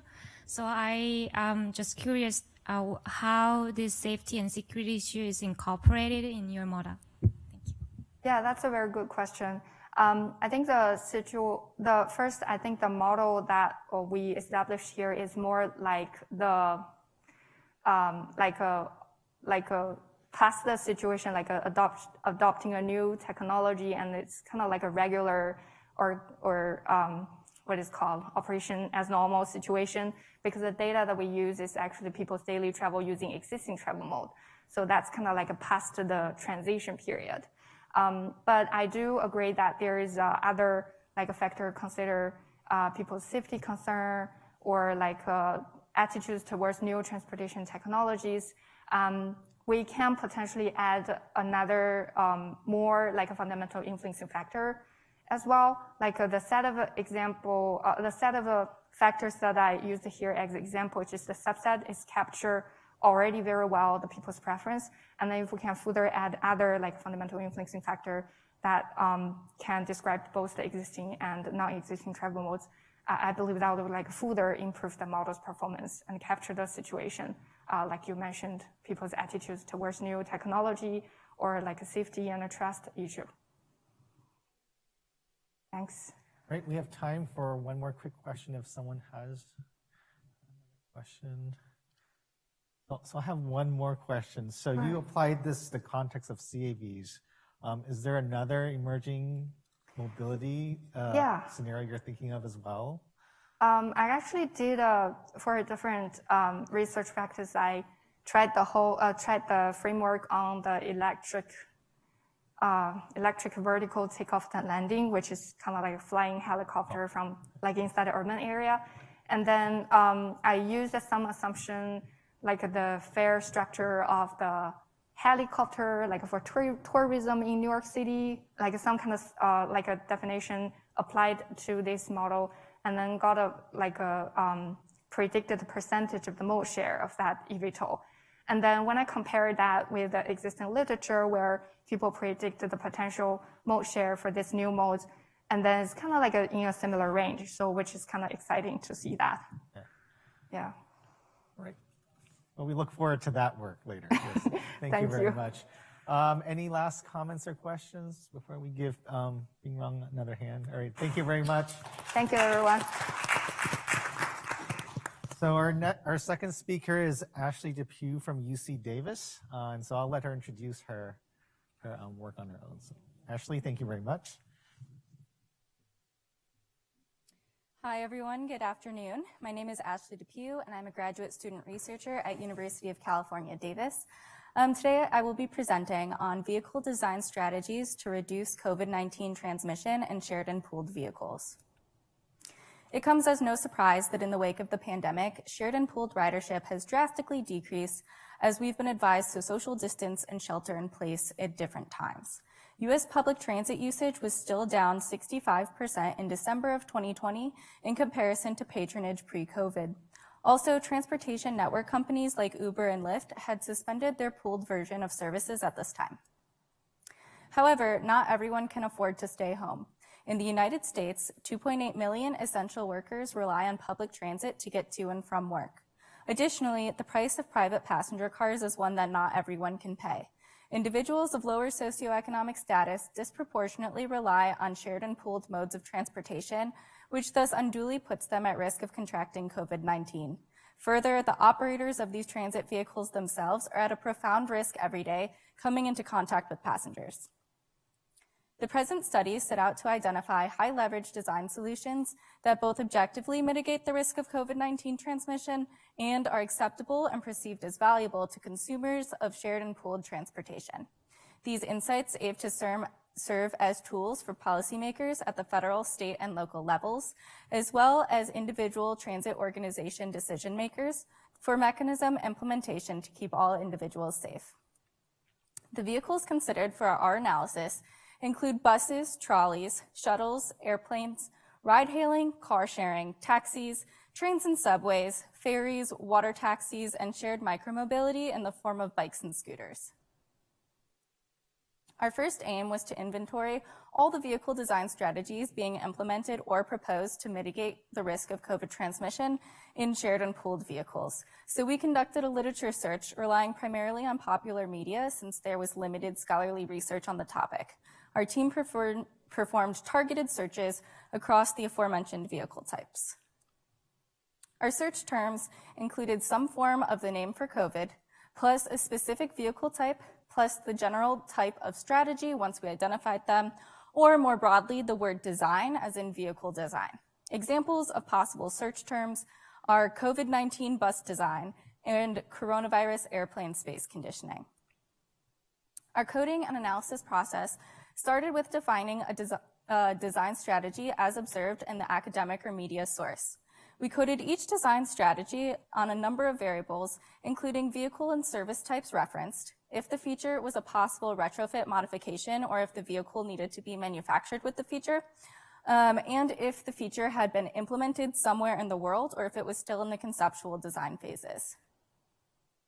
After we inventoried the design strategies, we conducted 2 series of interviews. All interviewees were affiliated in some capacity with UC Davis, and interviews discussed the identified strategies, features, and mitigation mechanisms to gauge public perceptions of effectiveness and understand potential actual effectiveness from experts. So graphics of the identified features, such as those displayed on the right of the screen, were shown to interviewees for a visual and explanatory experience. To begin to gauge user perspectives on perceived effectiveness and preferences, we interviewed 20 UC Davis students, which were all regular users of some type of public transit or shared micromobility prior to the pandemic. These interviews with a convenient sample are intended as initial exploration And we hope to conduct a larger scale survey of a more representative sample. For more valid and objective assessment of potential effectiveness, we interviewed 23 UC Davis faculty, staff, and researchers who had expertise in the fields related to COVID-19 or its transmission, including 5 physicians and 3 administrative staff from the Division of Infectious Diseases, 1 respiratory toxicologist, 3 engineers whose foci include airborne pathogen exposures, 6 engineers who specialize in heating, ventilation, and cooling or related control systems, 3 epidemiologists, 2 of which had expertise in air pollution exposures and 1 in environmental justice, and 2 social scientists with public health and communication backgrounds, whom both have conducted research on COVID, and they shed some light on the potential influence of user behavior on strategy effectiveness. We hope to expand to experts beyond UC Davis in some future work. By triangulating the insights from experts and consumers, we can identify design solutions that objectively mitigate the risk of COVID and are acceptable and perceived as valuable to consumers. Through our literature review, we developed the COVID-19 Risk Mitigating Vehicle Design Typology, or CRVD typology. 10 vehicle design strategy types of the CRVD typology include seating configuration, pathways, barriers, space conditioning, onboard surface sanitization, hygienic materials, touchless technology, PPE supply and provisioning, communication and monitoring, and multimodal support. Through our analysis, including interviews with the experts, we also articulated 12 different mitigation mechanisms by which these strategies may reduce the risk of transmission. Most of the mechanisms can be divided into 2 general categories: those that mitigate the risk of fomite transmission, which is contacting the virus on surfaces, and those that mitigate the risk of airborne transmission through droplets and aerosols. I'm going to review several of the CRVD categories that mainly relate to each fomite and airborne transmission, and then summarize some of the interview insights. One CRVD category related to fomite transmission is hygienic materials, which include surface materials and construction styles that keep vehicles cleaner. For example, using antibacterial materials like copper, absorbent materials that soak in the virus and prevent the virus from being brushed off of surfaces more easily, and durable materials that hold up to frequent cleaning. Another is constructing seats to have fewer crevices that trap dirt and germs. Another related category is onboard surface sanitization, which refers to equipment installed in vehicles that implements surface cleaning processes. So this is often when the vehicle is unoccupied, but sometimes can happen during operation. There are several different general types of onboard sanitization processes, including cleaning with light, chemicals, heat, or air pressure. Touchless technology refers to adaptations or new mechanisms, including automation, that allow drivers and passengers to interact with the vehicle without touching it. Automation ranges from automated ticket scanners that replace employees physically collecting tickets to fully driverless vehicles. Also included are personal props provided by service providers, like a mount for your phone instead of a shared tablet, or a handhold strap that you can bring with you wherever you ride.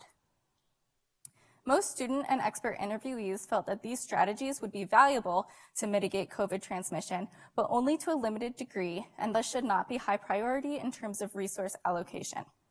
Both experts and students mentioned that transmission from surfaces, fomite transmission, is not the main mode of COVID spread. In general, they liked the idea of strategies that make cleaning easier, strategies that kill the virus, and automation, and felt that these would be useful to retain beyond COVID to protect public health. But some of these strategies had accessibility issues that were pointed out, such as the touchless technology door pedals to open doors and trays.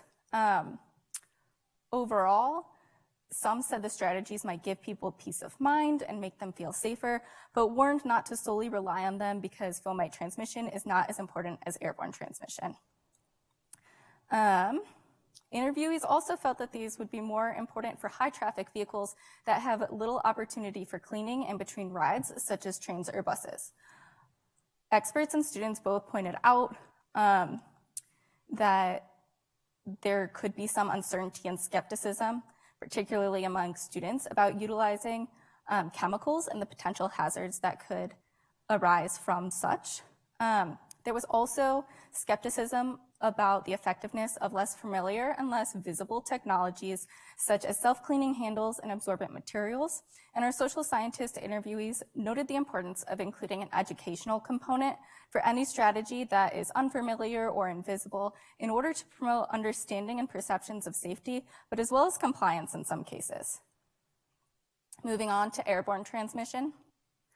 Barriers are being implemented in many contexts, including vehicles. These are vertical partitions of various sizes, usually transparent hard plastic, but sometimes they could be soft plastic curtain material. We found these different types of barriers that specifically aim to separate transit workers from passengers, and a variety of others aimed at separating passengers from each other, including added barriers as well as some potential ideas to use seating as barriers, like pod seating or having high seat backs. Seating strategies include eliminating seats, either by roping them off or adding signage, or policies that allow passengers to use the seat adjacent to them for storage. There are also more involved redesigns, like replacing bench seating with fewer bucket seats, or new layouts with no directly adjacent seats. Another seating-related tactic is to spread seats or passengers out more without necessarily eliminating any. For example, new car layouts eliminate the traditional trunk space to make more room for each passenger. There's double-decker seating and offsetting seats within a row so that you're not quite as close to someone next to you. The last category for seating strategies is about reorienting passengers' bodies to face different directions. These include flipping the middle seat, removing tables and trains and flipping entire rows so that all seats face the same direction, and adding backrests to specify where standing passengers should ride and what direction they should face. Space conditioning includes strategies to increase ventilation and air circulation, such as using the fresh air setting on the HVAC system instead of recycled air, opening windows and doors, using exhaust fans to move air out, and strategically controlling the airflow through venting or pressurization to reduce air mixing among passengers. Other space conditioning strategies involve air filtration and purification, using mechanical air filters, UV light, or ionization processes. These processes can be implemented inside a vehicle's HVAC system or in add-on devices like portable or mounted air purifiers. The students we interviewed had knowledge of the latest information about the relatively greater risk of airborne transmission over fomite transmission. When we asked them to rank the design categories from most to least important, collectively they ranked space conditioning strategies as the most important and barriers as third most important. Onboard PPE provision was ranked second. For barriers, students preferred hard plastic shields to soft plastic curtains and mentioned they would be easier to clean. They also felt that the bigger the barrier, the better. They liked the idea of additional privacy afforded by the barriers, but they noted that it could interfere with communication and generally didn't think they should be retained post-COVID, with the exception of barriers to protect workers, which they thought should be retained, since workers have so much contact with passengers and they could be better protected from other illnesses, as well as potential violence from passengers. Experts saw barriers between passengers as less important if masks are worn because, like masks, barriers are better at blocking droplets than aerosols, and one expert noted that barriers may actually do harm by creating stagnant air pockets that could increase aerosol transmission. For seating, most people liked the idea of more space, particularly in airplanes, but had doubts about corporations or transit operators being willing or able to sacrifice higher ridership and did not want to incur higher costs to ride as a result.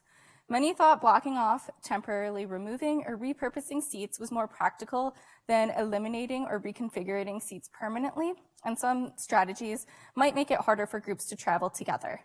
Although they also noted that passengers might not comply with simply marking seats as off limits. Space conditioning is the most important and unfortunately the most complicated category. Air exchange is crucial to replace contaminated air with fresh, clean air. Airflow is also important. Systems should move air from clean to less clean areas and avoid blowing potentially contaminated air in people's faces.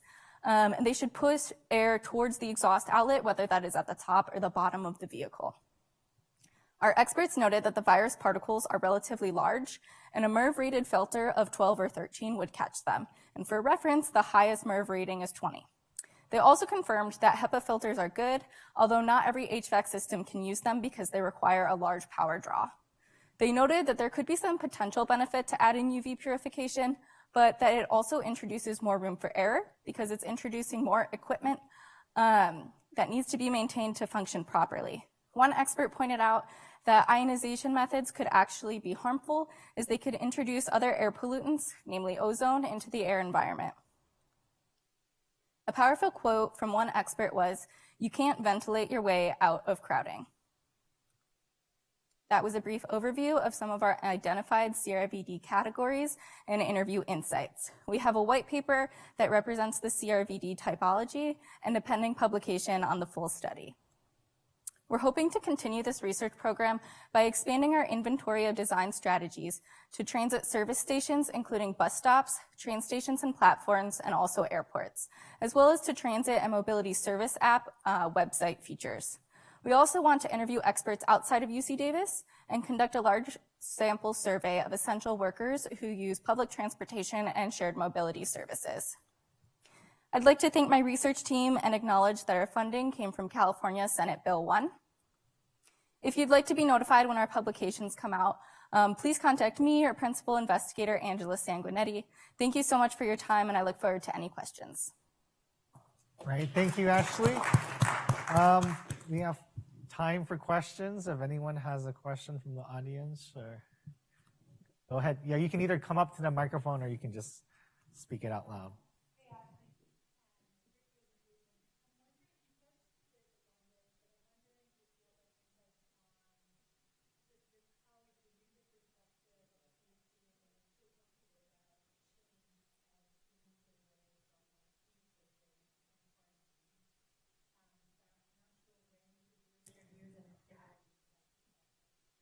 Yeah, so we actually did our interviews way last year.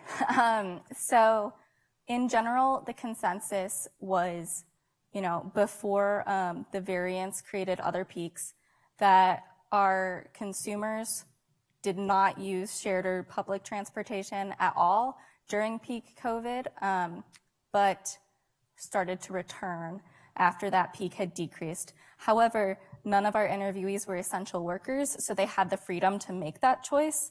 But I unfortunately don't have any data about, as we've moved further away, how any variants have affected that decision either. Yep, go ahead. Yes, please. Thank you.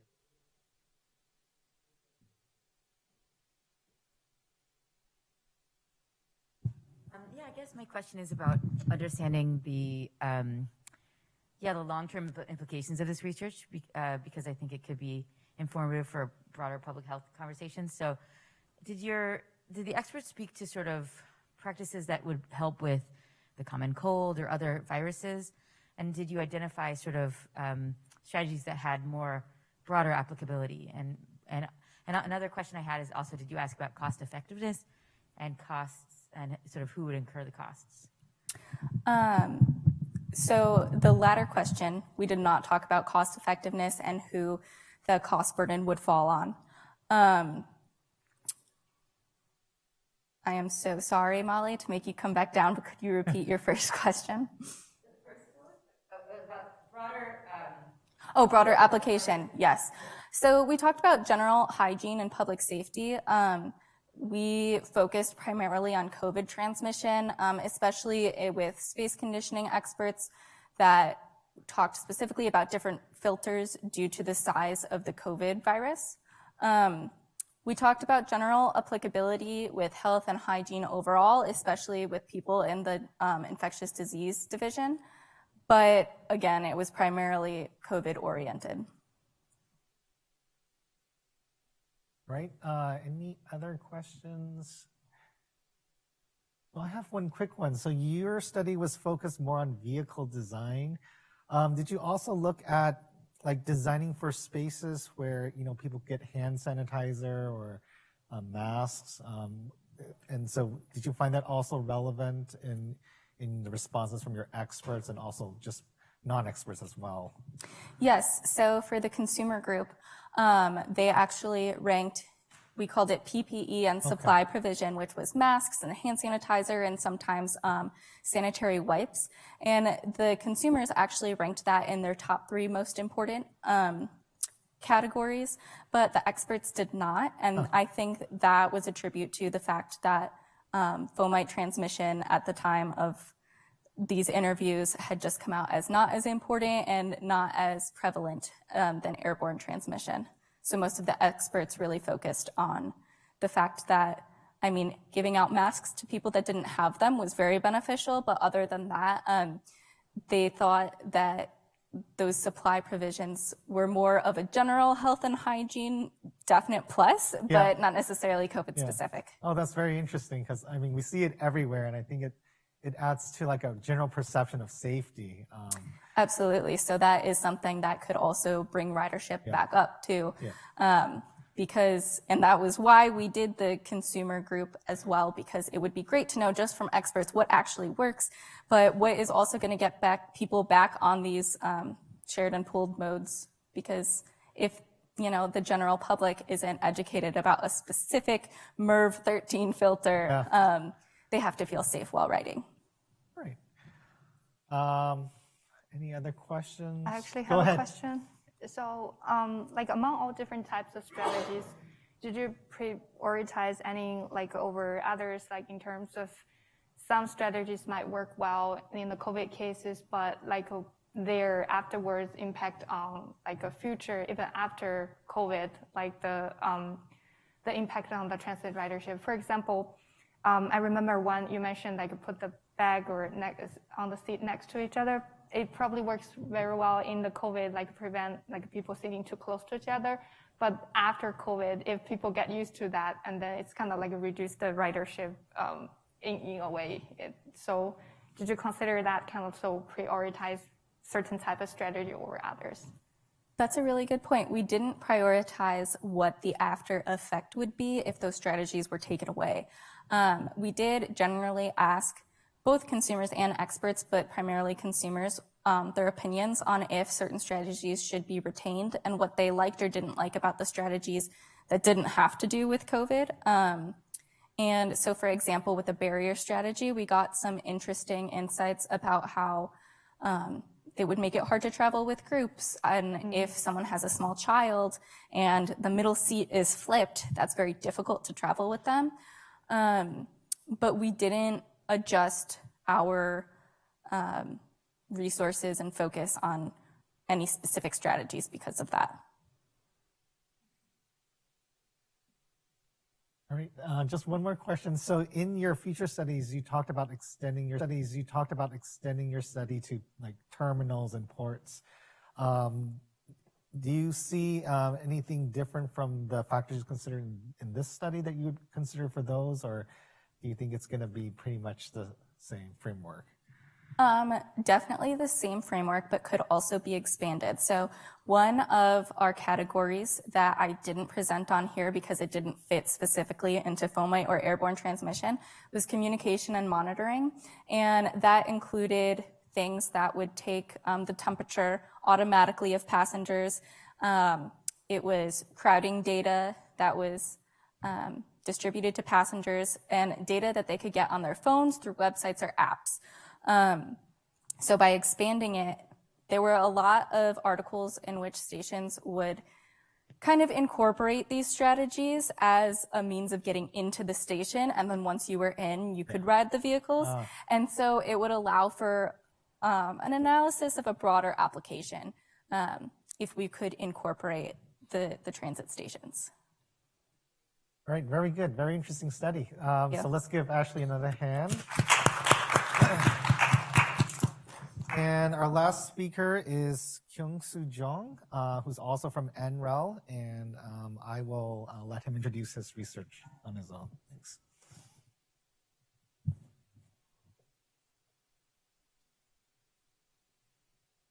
Hi everyone. My name is Kyung-Soo Jung.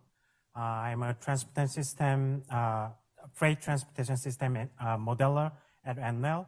So today I'm going to present a new approach to measure the impact of the emerging technology on urban freight productivity. This presentation including some methodological features and also a case study to demonstrate how we can use this kind of tool for evaluating the emerging freight technology in urban area. So to better understand the freight systems and then its impact on our community, we need to know what happened and what will happen in the freight sector, especially for the urban area. So on the demand side, over the several decades, freight movement has increased significantly along with economic growth. Especially for the urban area, a key lever for those kind of the increase is a growth in the e-commerce market. So e-commerce and then online shopping has changed some kind of the business shape in urban area. As you can see this graph, the U.S. retail logistics and employment from 2001 to 2017. So there is a huge increase in the non-store retailer employment, but there is the huge decrease in the department store employment. So as you can see here, those kind of the change might influence or be influenced by the urban form or urban delivery patterns as well. So so definitely there is the huge change we are experiencing right now. And also according to a study on the world e-commerce growth projection, you can see the about 71% increase in the China and also 46% increase in the US projected to the 2023 against the 2018. This is a little bit outdated the research. So going through the pandemic, I mean, most of the people have run how to order something via online and then experience the benefit of the e-commerce. So I think definitely those kind of the consumers' behavior change might accelerate the growth of the demand as well. And also from the traffic volume perspective, so freight transportation is a little bit smaller portion on the road network compared to the passenger traffic. If I remember correctly, that is only represented 6 or 10% of the roadway traffic. But the freight transport energy use and consumption is a little bit significant critical factor for the energy and emission because of the predominantly diesel-based vehicle technology. So let's look at the technology side and supply side. So these days we are witnessing tremendous effort on improving vehicle powertrain technology and vehicle itself, and also some new business pattern. So such technological improvement will bring a paradigm shift in not only the freight system, but also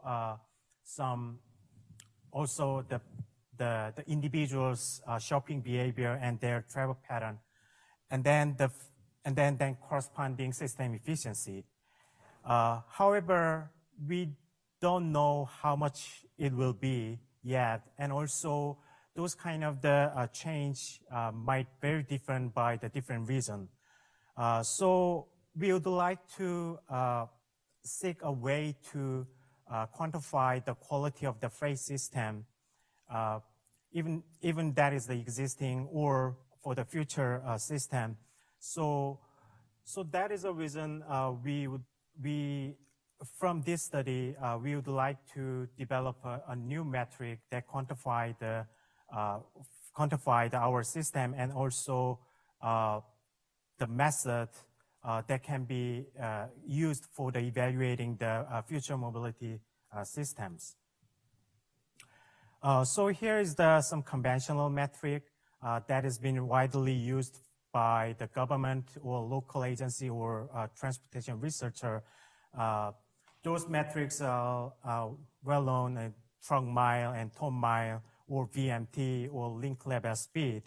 But we believe that those kind of the conventional metrics are too aggregated or very unidimensional in nature.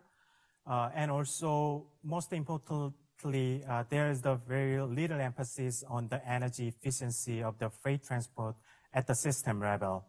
So because of those kind of the reason, those conventional metrics are not capable of reflecting the combined effectiveness of the network, and also is not able to quantify the impact of the new technological change and then the corresponding network performance of the freight.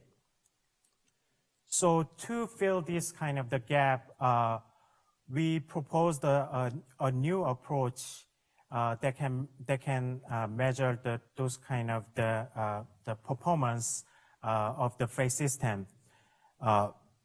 So a new metric should be able to capture the change or impact of the emerging freight technology, and also at the same time, the metric should be capable, compatible, and generalizable and scalable.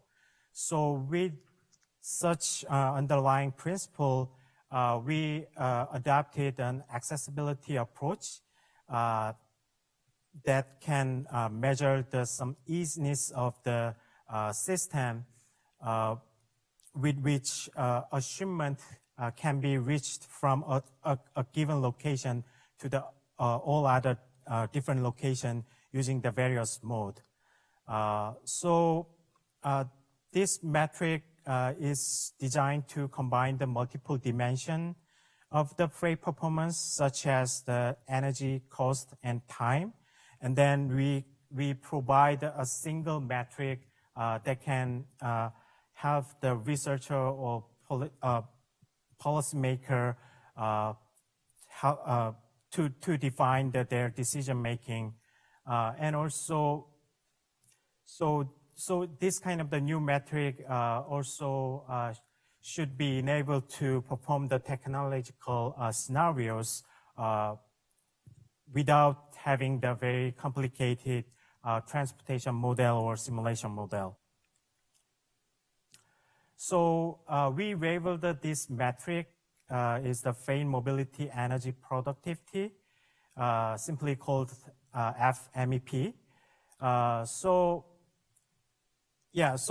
basically we developed the two different freight MEP, one for the within city, the other one for the between city, acknowledging some fundamentally distinct characteristic between the within city freight movement and then between city movement. So for the within city, we adapted the isochrone-based metric to reflect the little bit sensitive to the congestion, and also kind of the tour-based vehicle operation in the urban area. So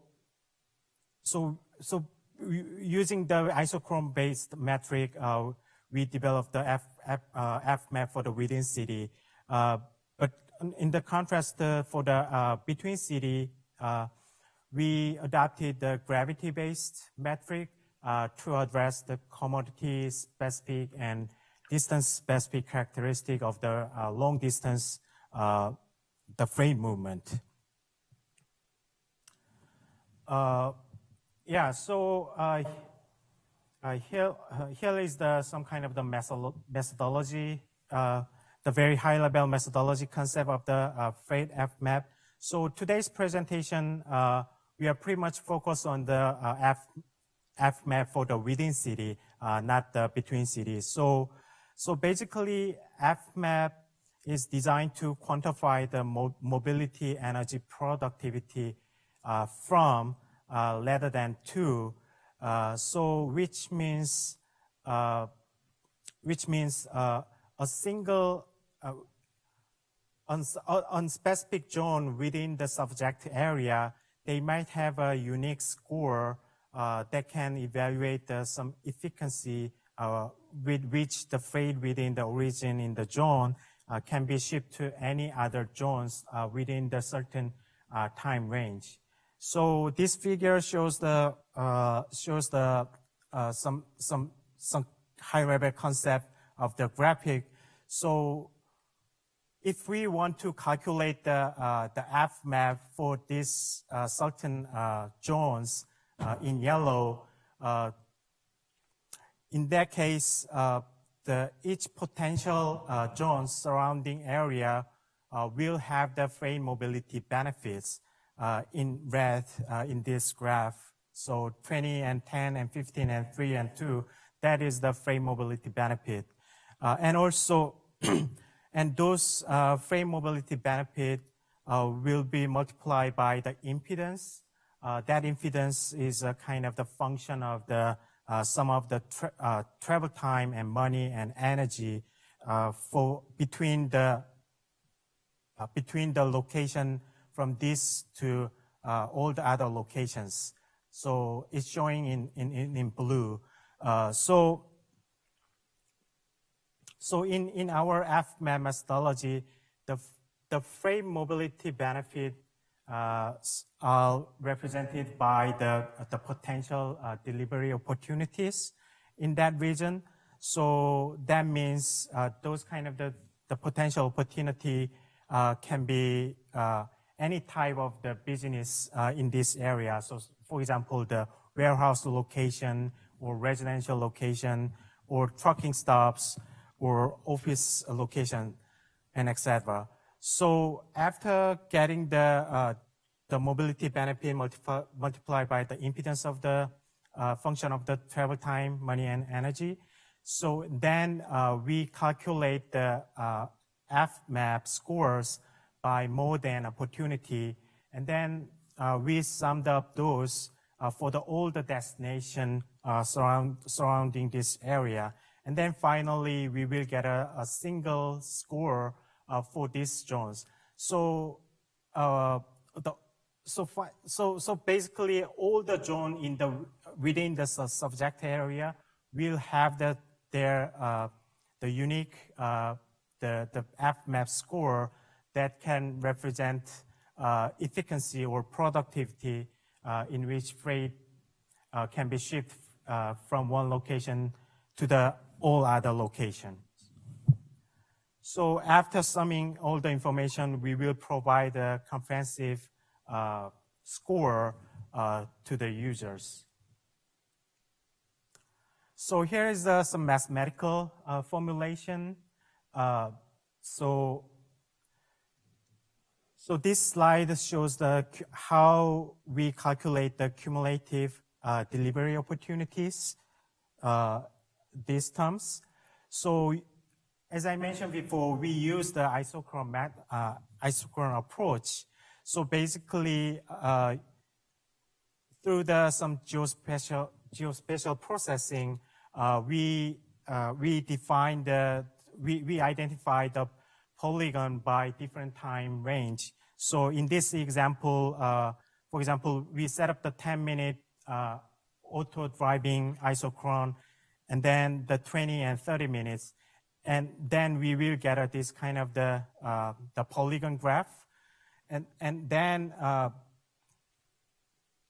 this blue dots represent the location of the potential delivery location.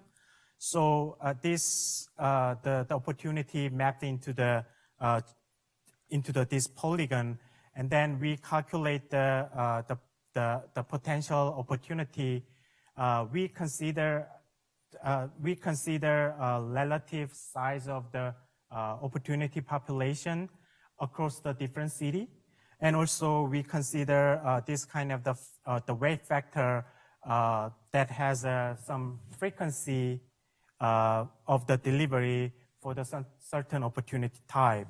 So the reason we consider those kind of the two weight function, because we would like to compare this the map score across the different city, and also we would like to combine the opportunity specific F map into the single score. So that is the reason we use this kind of the weight function over there.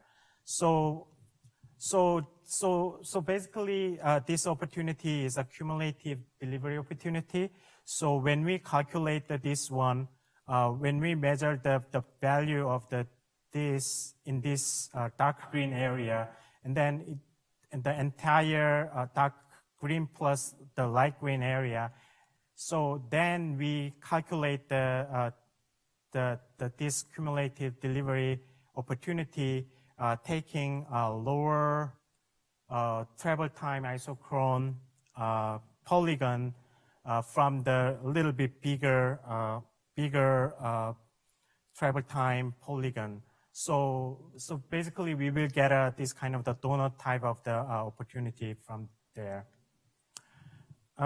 This slide shows some graphical concept for how to calculate the freight network impedance. So basically the freight network impedance is a function of the negative exponential form. So there is in the current version of the FMAP, we consider 3 different type of the cost. One is the energy intensity, the other one is the optimal cost, and then finally the operational cost. So the reason we choose those 3 variables, because that is the pretty much important variable that allow us to evaluate the different technology impact. So taking the vehicle powertrain technology as an example, suppose there is a huge increase in the energy intensity as a result of the vehicle electrification. In that case, this kind of the energy intensity term might capture those kind of the change in our FMAP metric. So in addition to that, we have a tour-specific travel time consideration in our FMAP. So that is pretty much distinct from the conventional travel time considered in the passenger accessibility theory. So because let's imagine the freight vehicle sometimes they can travel the one location to the other location and then just come back to the starting location. But some delivery type of the vehicle, there is highly likely they can make some tour to visit the multiple location when they serve their customers. So that is a reason we propose this kind of the 2 different type of the tour travel time estimation approach. For this, we adopted the continuum approximation approach. So in that approach, when we know the number of the customers and then their density, and then we can simply estimate their travel time using this equation. So as you can see here, when we consider this point as a destination, and then we will have we assume some boundary condition for this zone, and then we will calculate this kind of the pedaling tour time. So this is the FMAP framework for the application, including some required data and then data processing procedure. So So basically, AppMap will provide some score a table of the scores, and then at the same time they will provide a visualize the score, the kind of the heat map on the grid, and to the user, so user can easily figure out which location is the very hotspot for the freight system mobility and energy and productivity perspective, and also they can figure out which location they should focus on to improve the freight system to better provide a little bit better freight system for the certain region. So after getting this, developing the methodological formulation and then application framework, we implemented this FMAP into the Columbus, Ohio as a case study. So in this area, we have about 1,500 hexagonal grid cell, and then especially for this case study, we consider 6 delivery opportunity type. So one is the accommodation and food, and the other one is the house and manufacturing and office and retailer and warehouse. So the office and retail and then warehouse are the predominant the business type in this area. So basically, the reason we consider those kind of the business, so we for the local freight movement, freight delivery problem, those kind of things is pretty much like the business to business shipment. So that is a reason for this specific case study, we exclude some population residential location as opportunity types.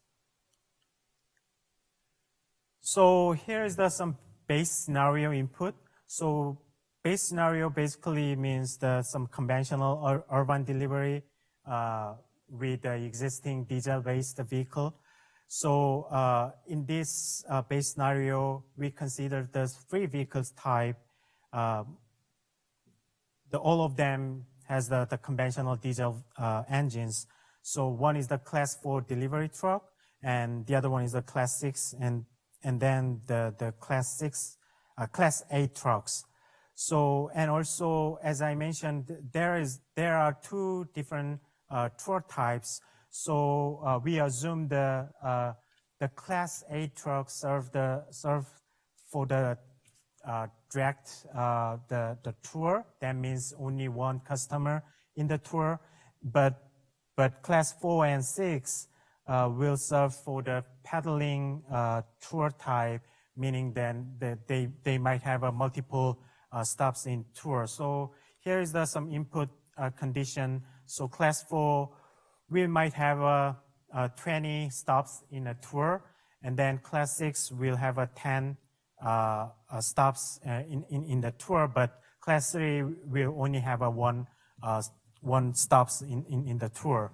And also this kind of the energy unit energy intensity and unit cost inputs, we will obtain that one from the DOE's 2020 vehicle technology benefit analysis. And also for the 6 opportunity type, we get the delivery frequency estimate. That estimation comes from the NCFLP 37 freight trip attraction model.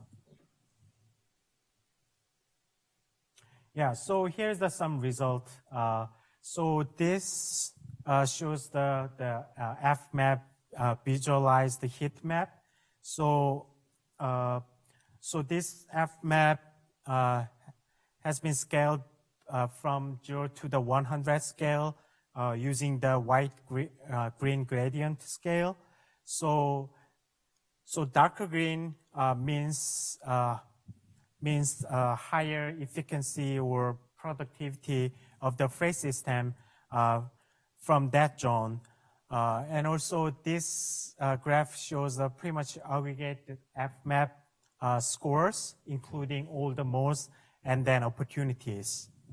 So yeah, so we developed a new approach to measure the the freight transportation system. So we need to validate this one, but it's quite challenging to validate our value statistically. So because of we could not find any proper data for the validation. So we just projected the commercial and industrial land use into this heat map, and then we observed that there is pretty much like those kind of the higher FMAP zones are closely located to along the highway, also close to those kind of the commercial and industrial land use zones. So that is the reason we are pretty confident this metric can properly represent the freight system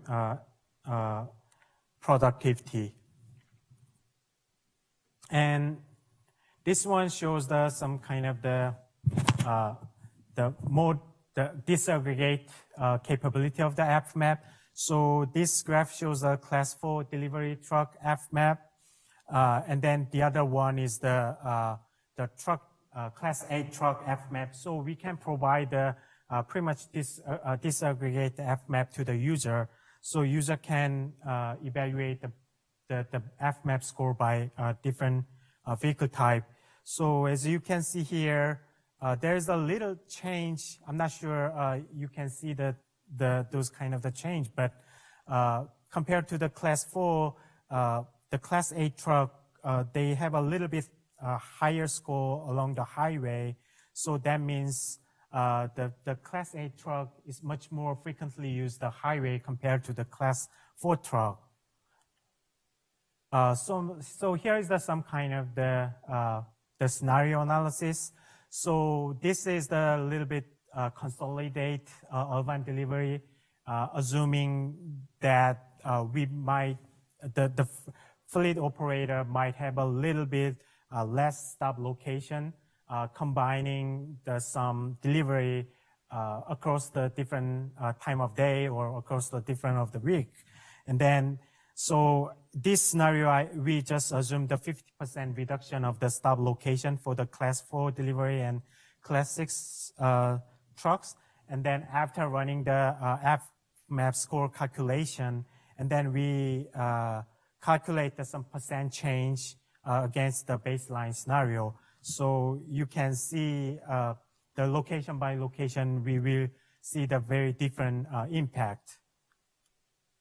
And this one is the EV scenario. So we assume all the diesel vehicle are converted to the EV vehicle. So all the input data we obtained from the same source. So, but this data is pretty much like with the existing vehicle technology and cost consideration.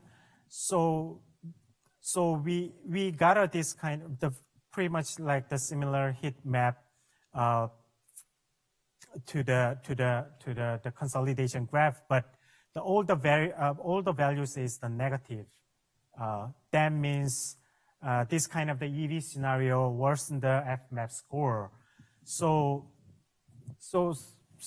the reason we got these kind of things because as you can see here, definitely EV reduced some kind of the unit energy cost, but the EV scenario from this data set increased their operational cost.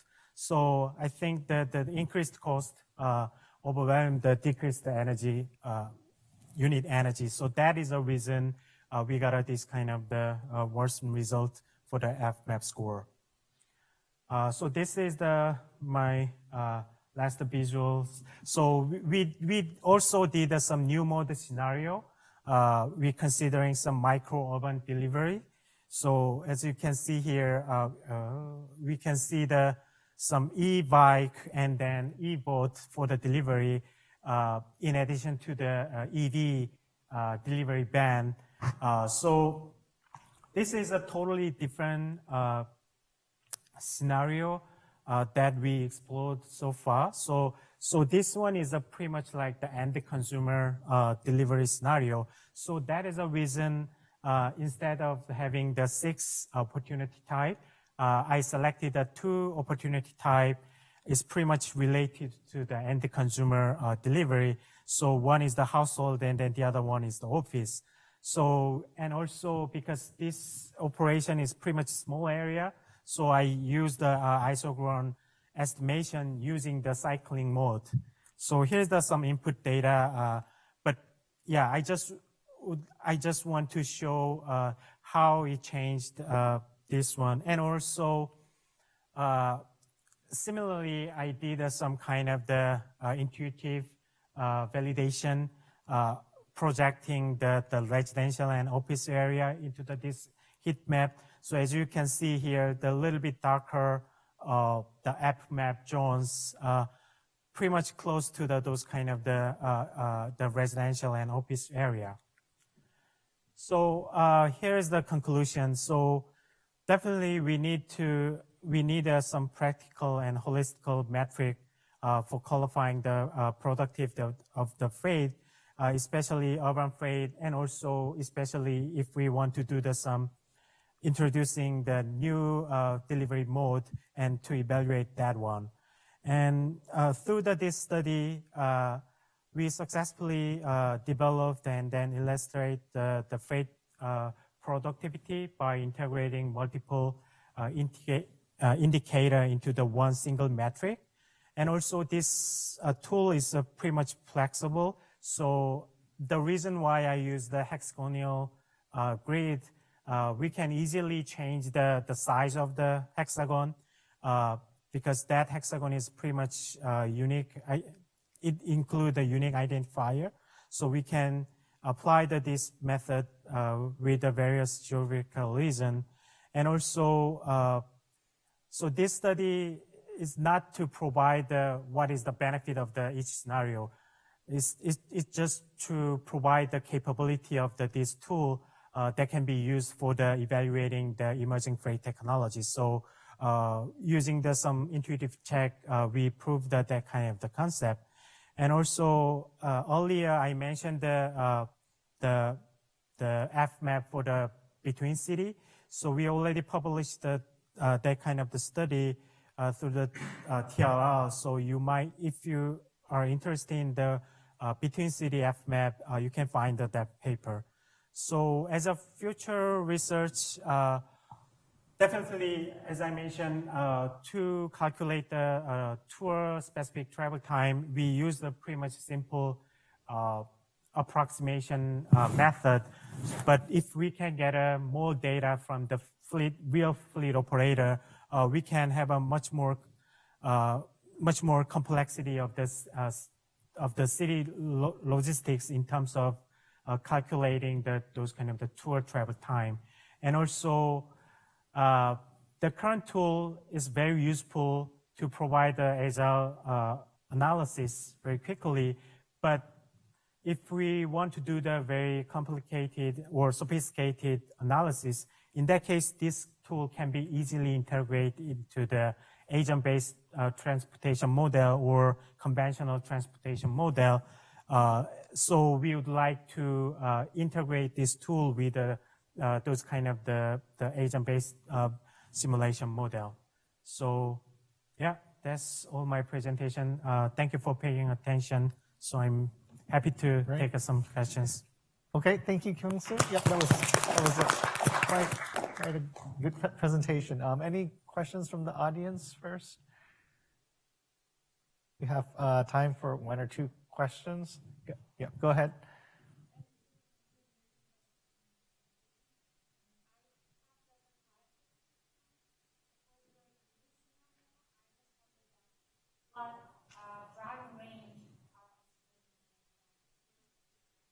Yeah, so basically, in this scenario, we didn't consider any driving range constraint. So because we assume that those kind of the technology can efficiently enough. It might be enough to cover the urban delivery, because this setting is pretty much like the urban delivery setting. So if we consider pretty much long distance between city FMAP, definitely we have to consider those kind of the driving range constraint and also anxiety of those kind of things. But I believe that the within city, I mean, if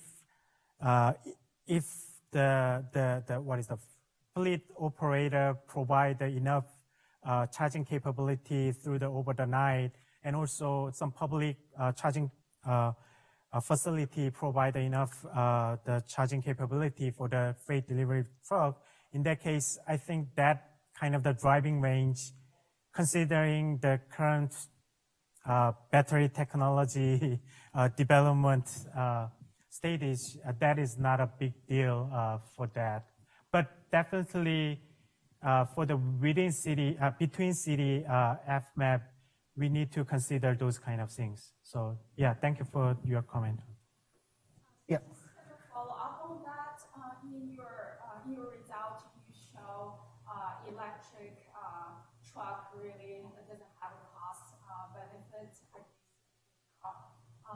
Do you think this is environment or the external cost on the congestion and emission? That in part of the cost as well? Basically, this scenario, right? Right. Yeah. So yeah, we don't consider those kind of the congestion effect or the environment impact in this metric. So we only have 3 variables to calculate the impedance of the freight transportation network. Basically the unit energy, and then unit cost, and then travel time. Definitely, when we use some simulation tool to get a little bit sophisticated travel time information, so in that case, we can get those kind of the travel time information depending on the time of the day, morning peak and midday, and then the afternoon peaks. But at the current scenario analysis, we didn't consider that one. And also, as I mentioned before, the reason why we got this kind of the worsened scenario, because when we summed up these 3 variables as an impedance function, we set up some weight function for each variables. So in that case, maybe if the user think that this energy intensity is a much more important variable than the unit cost, in that case, we can put a little bit higher weight over there. In that case, we will see the very different result that you can see right now. In that case, maybe we can get a little bit improve the results from this one. But in my experiment, because of those kind of the weight factor, and then also, as you can see here, there is a little bit increase in the unit cost of having the EV, having and operating the EV vehicles. So that is the little bit overwhelming than this kind of the energy, the unit energy intensity. And then there is no change in the travel time calculation in this scenario. Okay, so we are at 5 p.m. and so our session is about over now. So let's give our 3 speakers another hand. And I'm sure they'll all be hanging around for any questions you might have, any lingering comments. So thank you again. That was excellent. Thank you.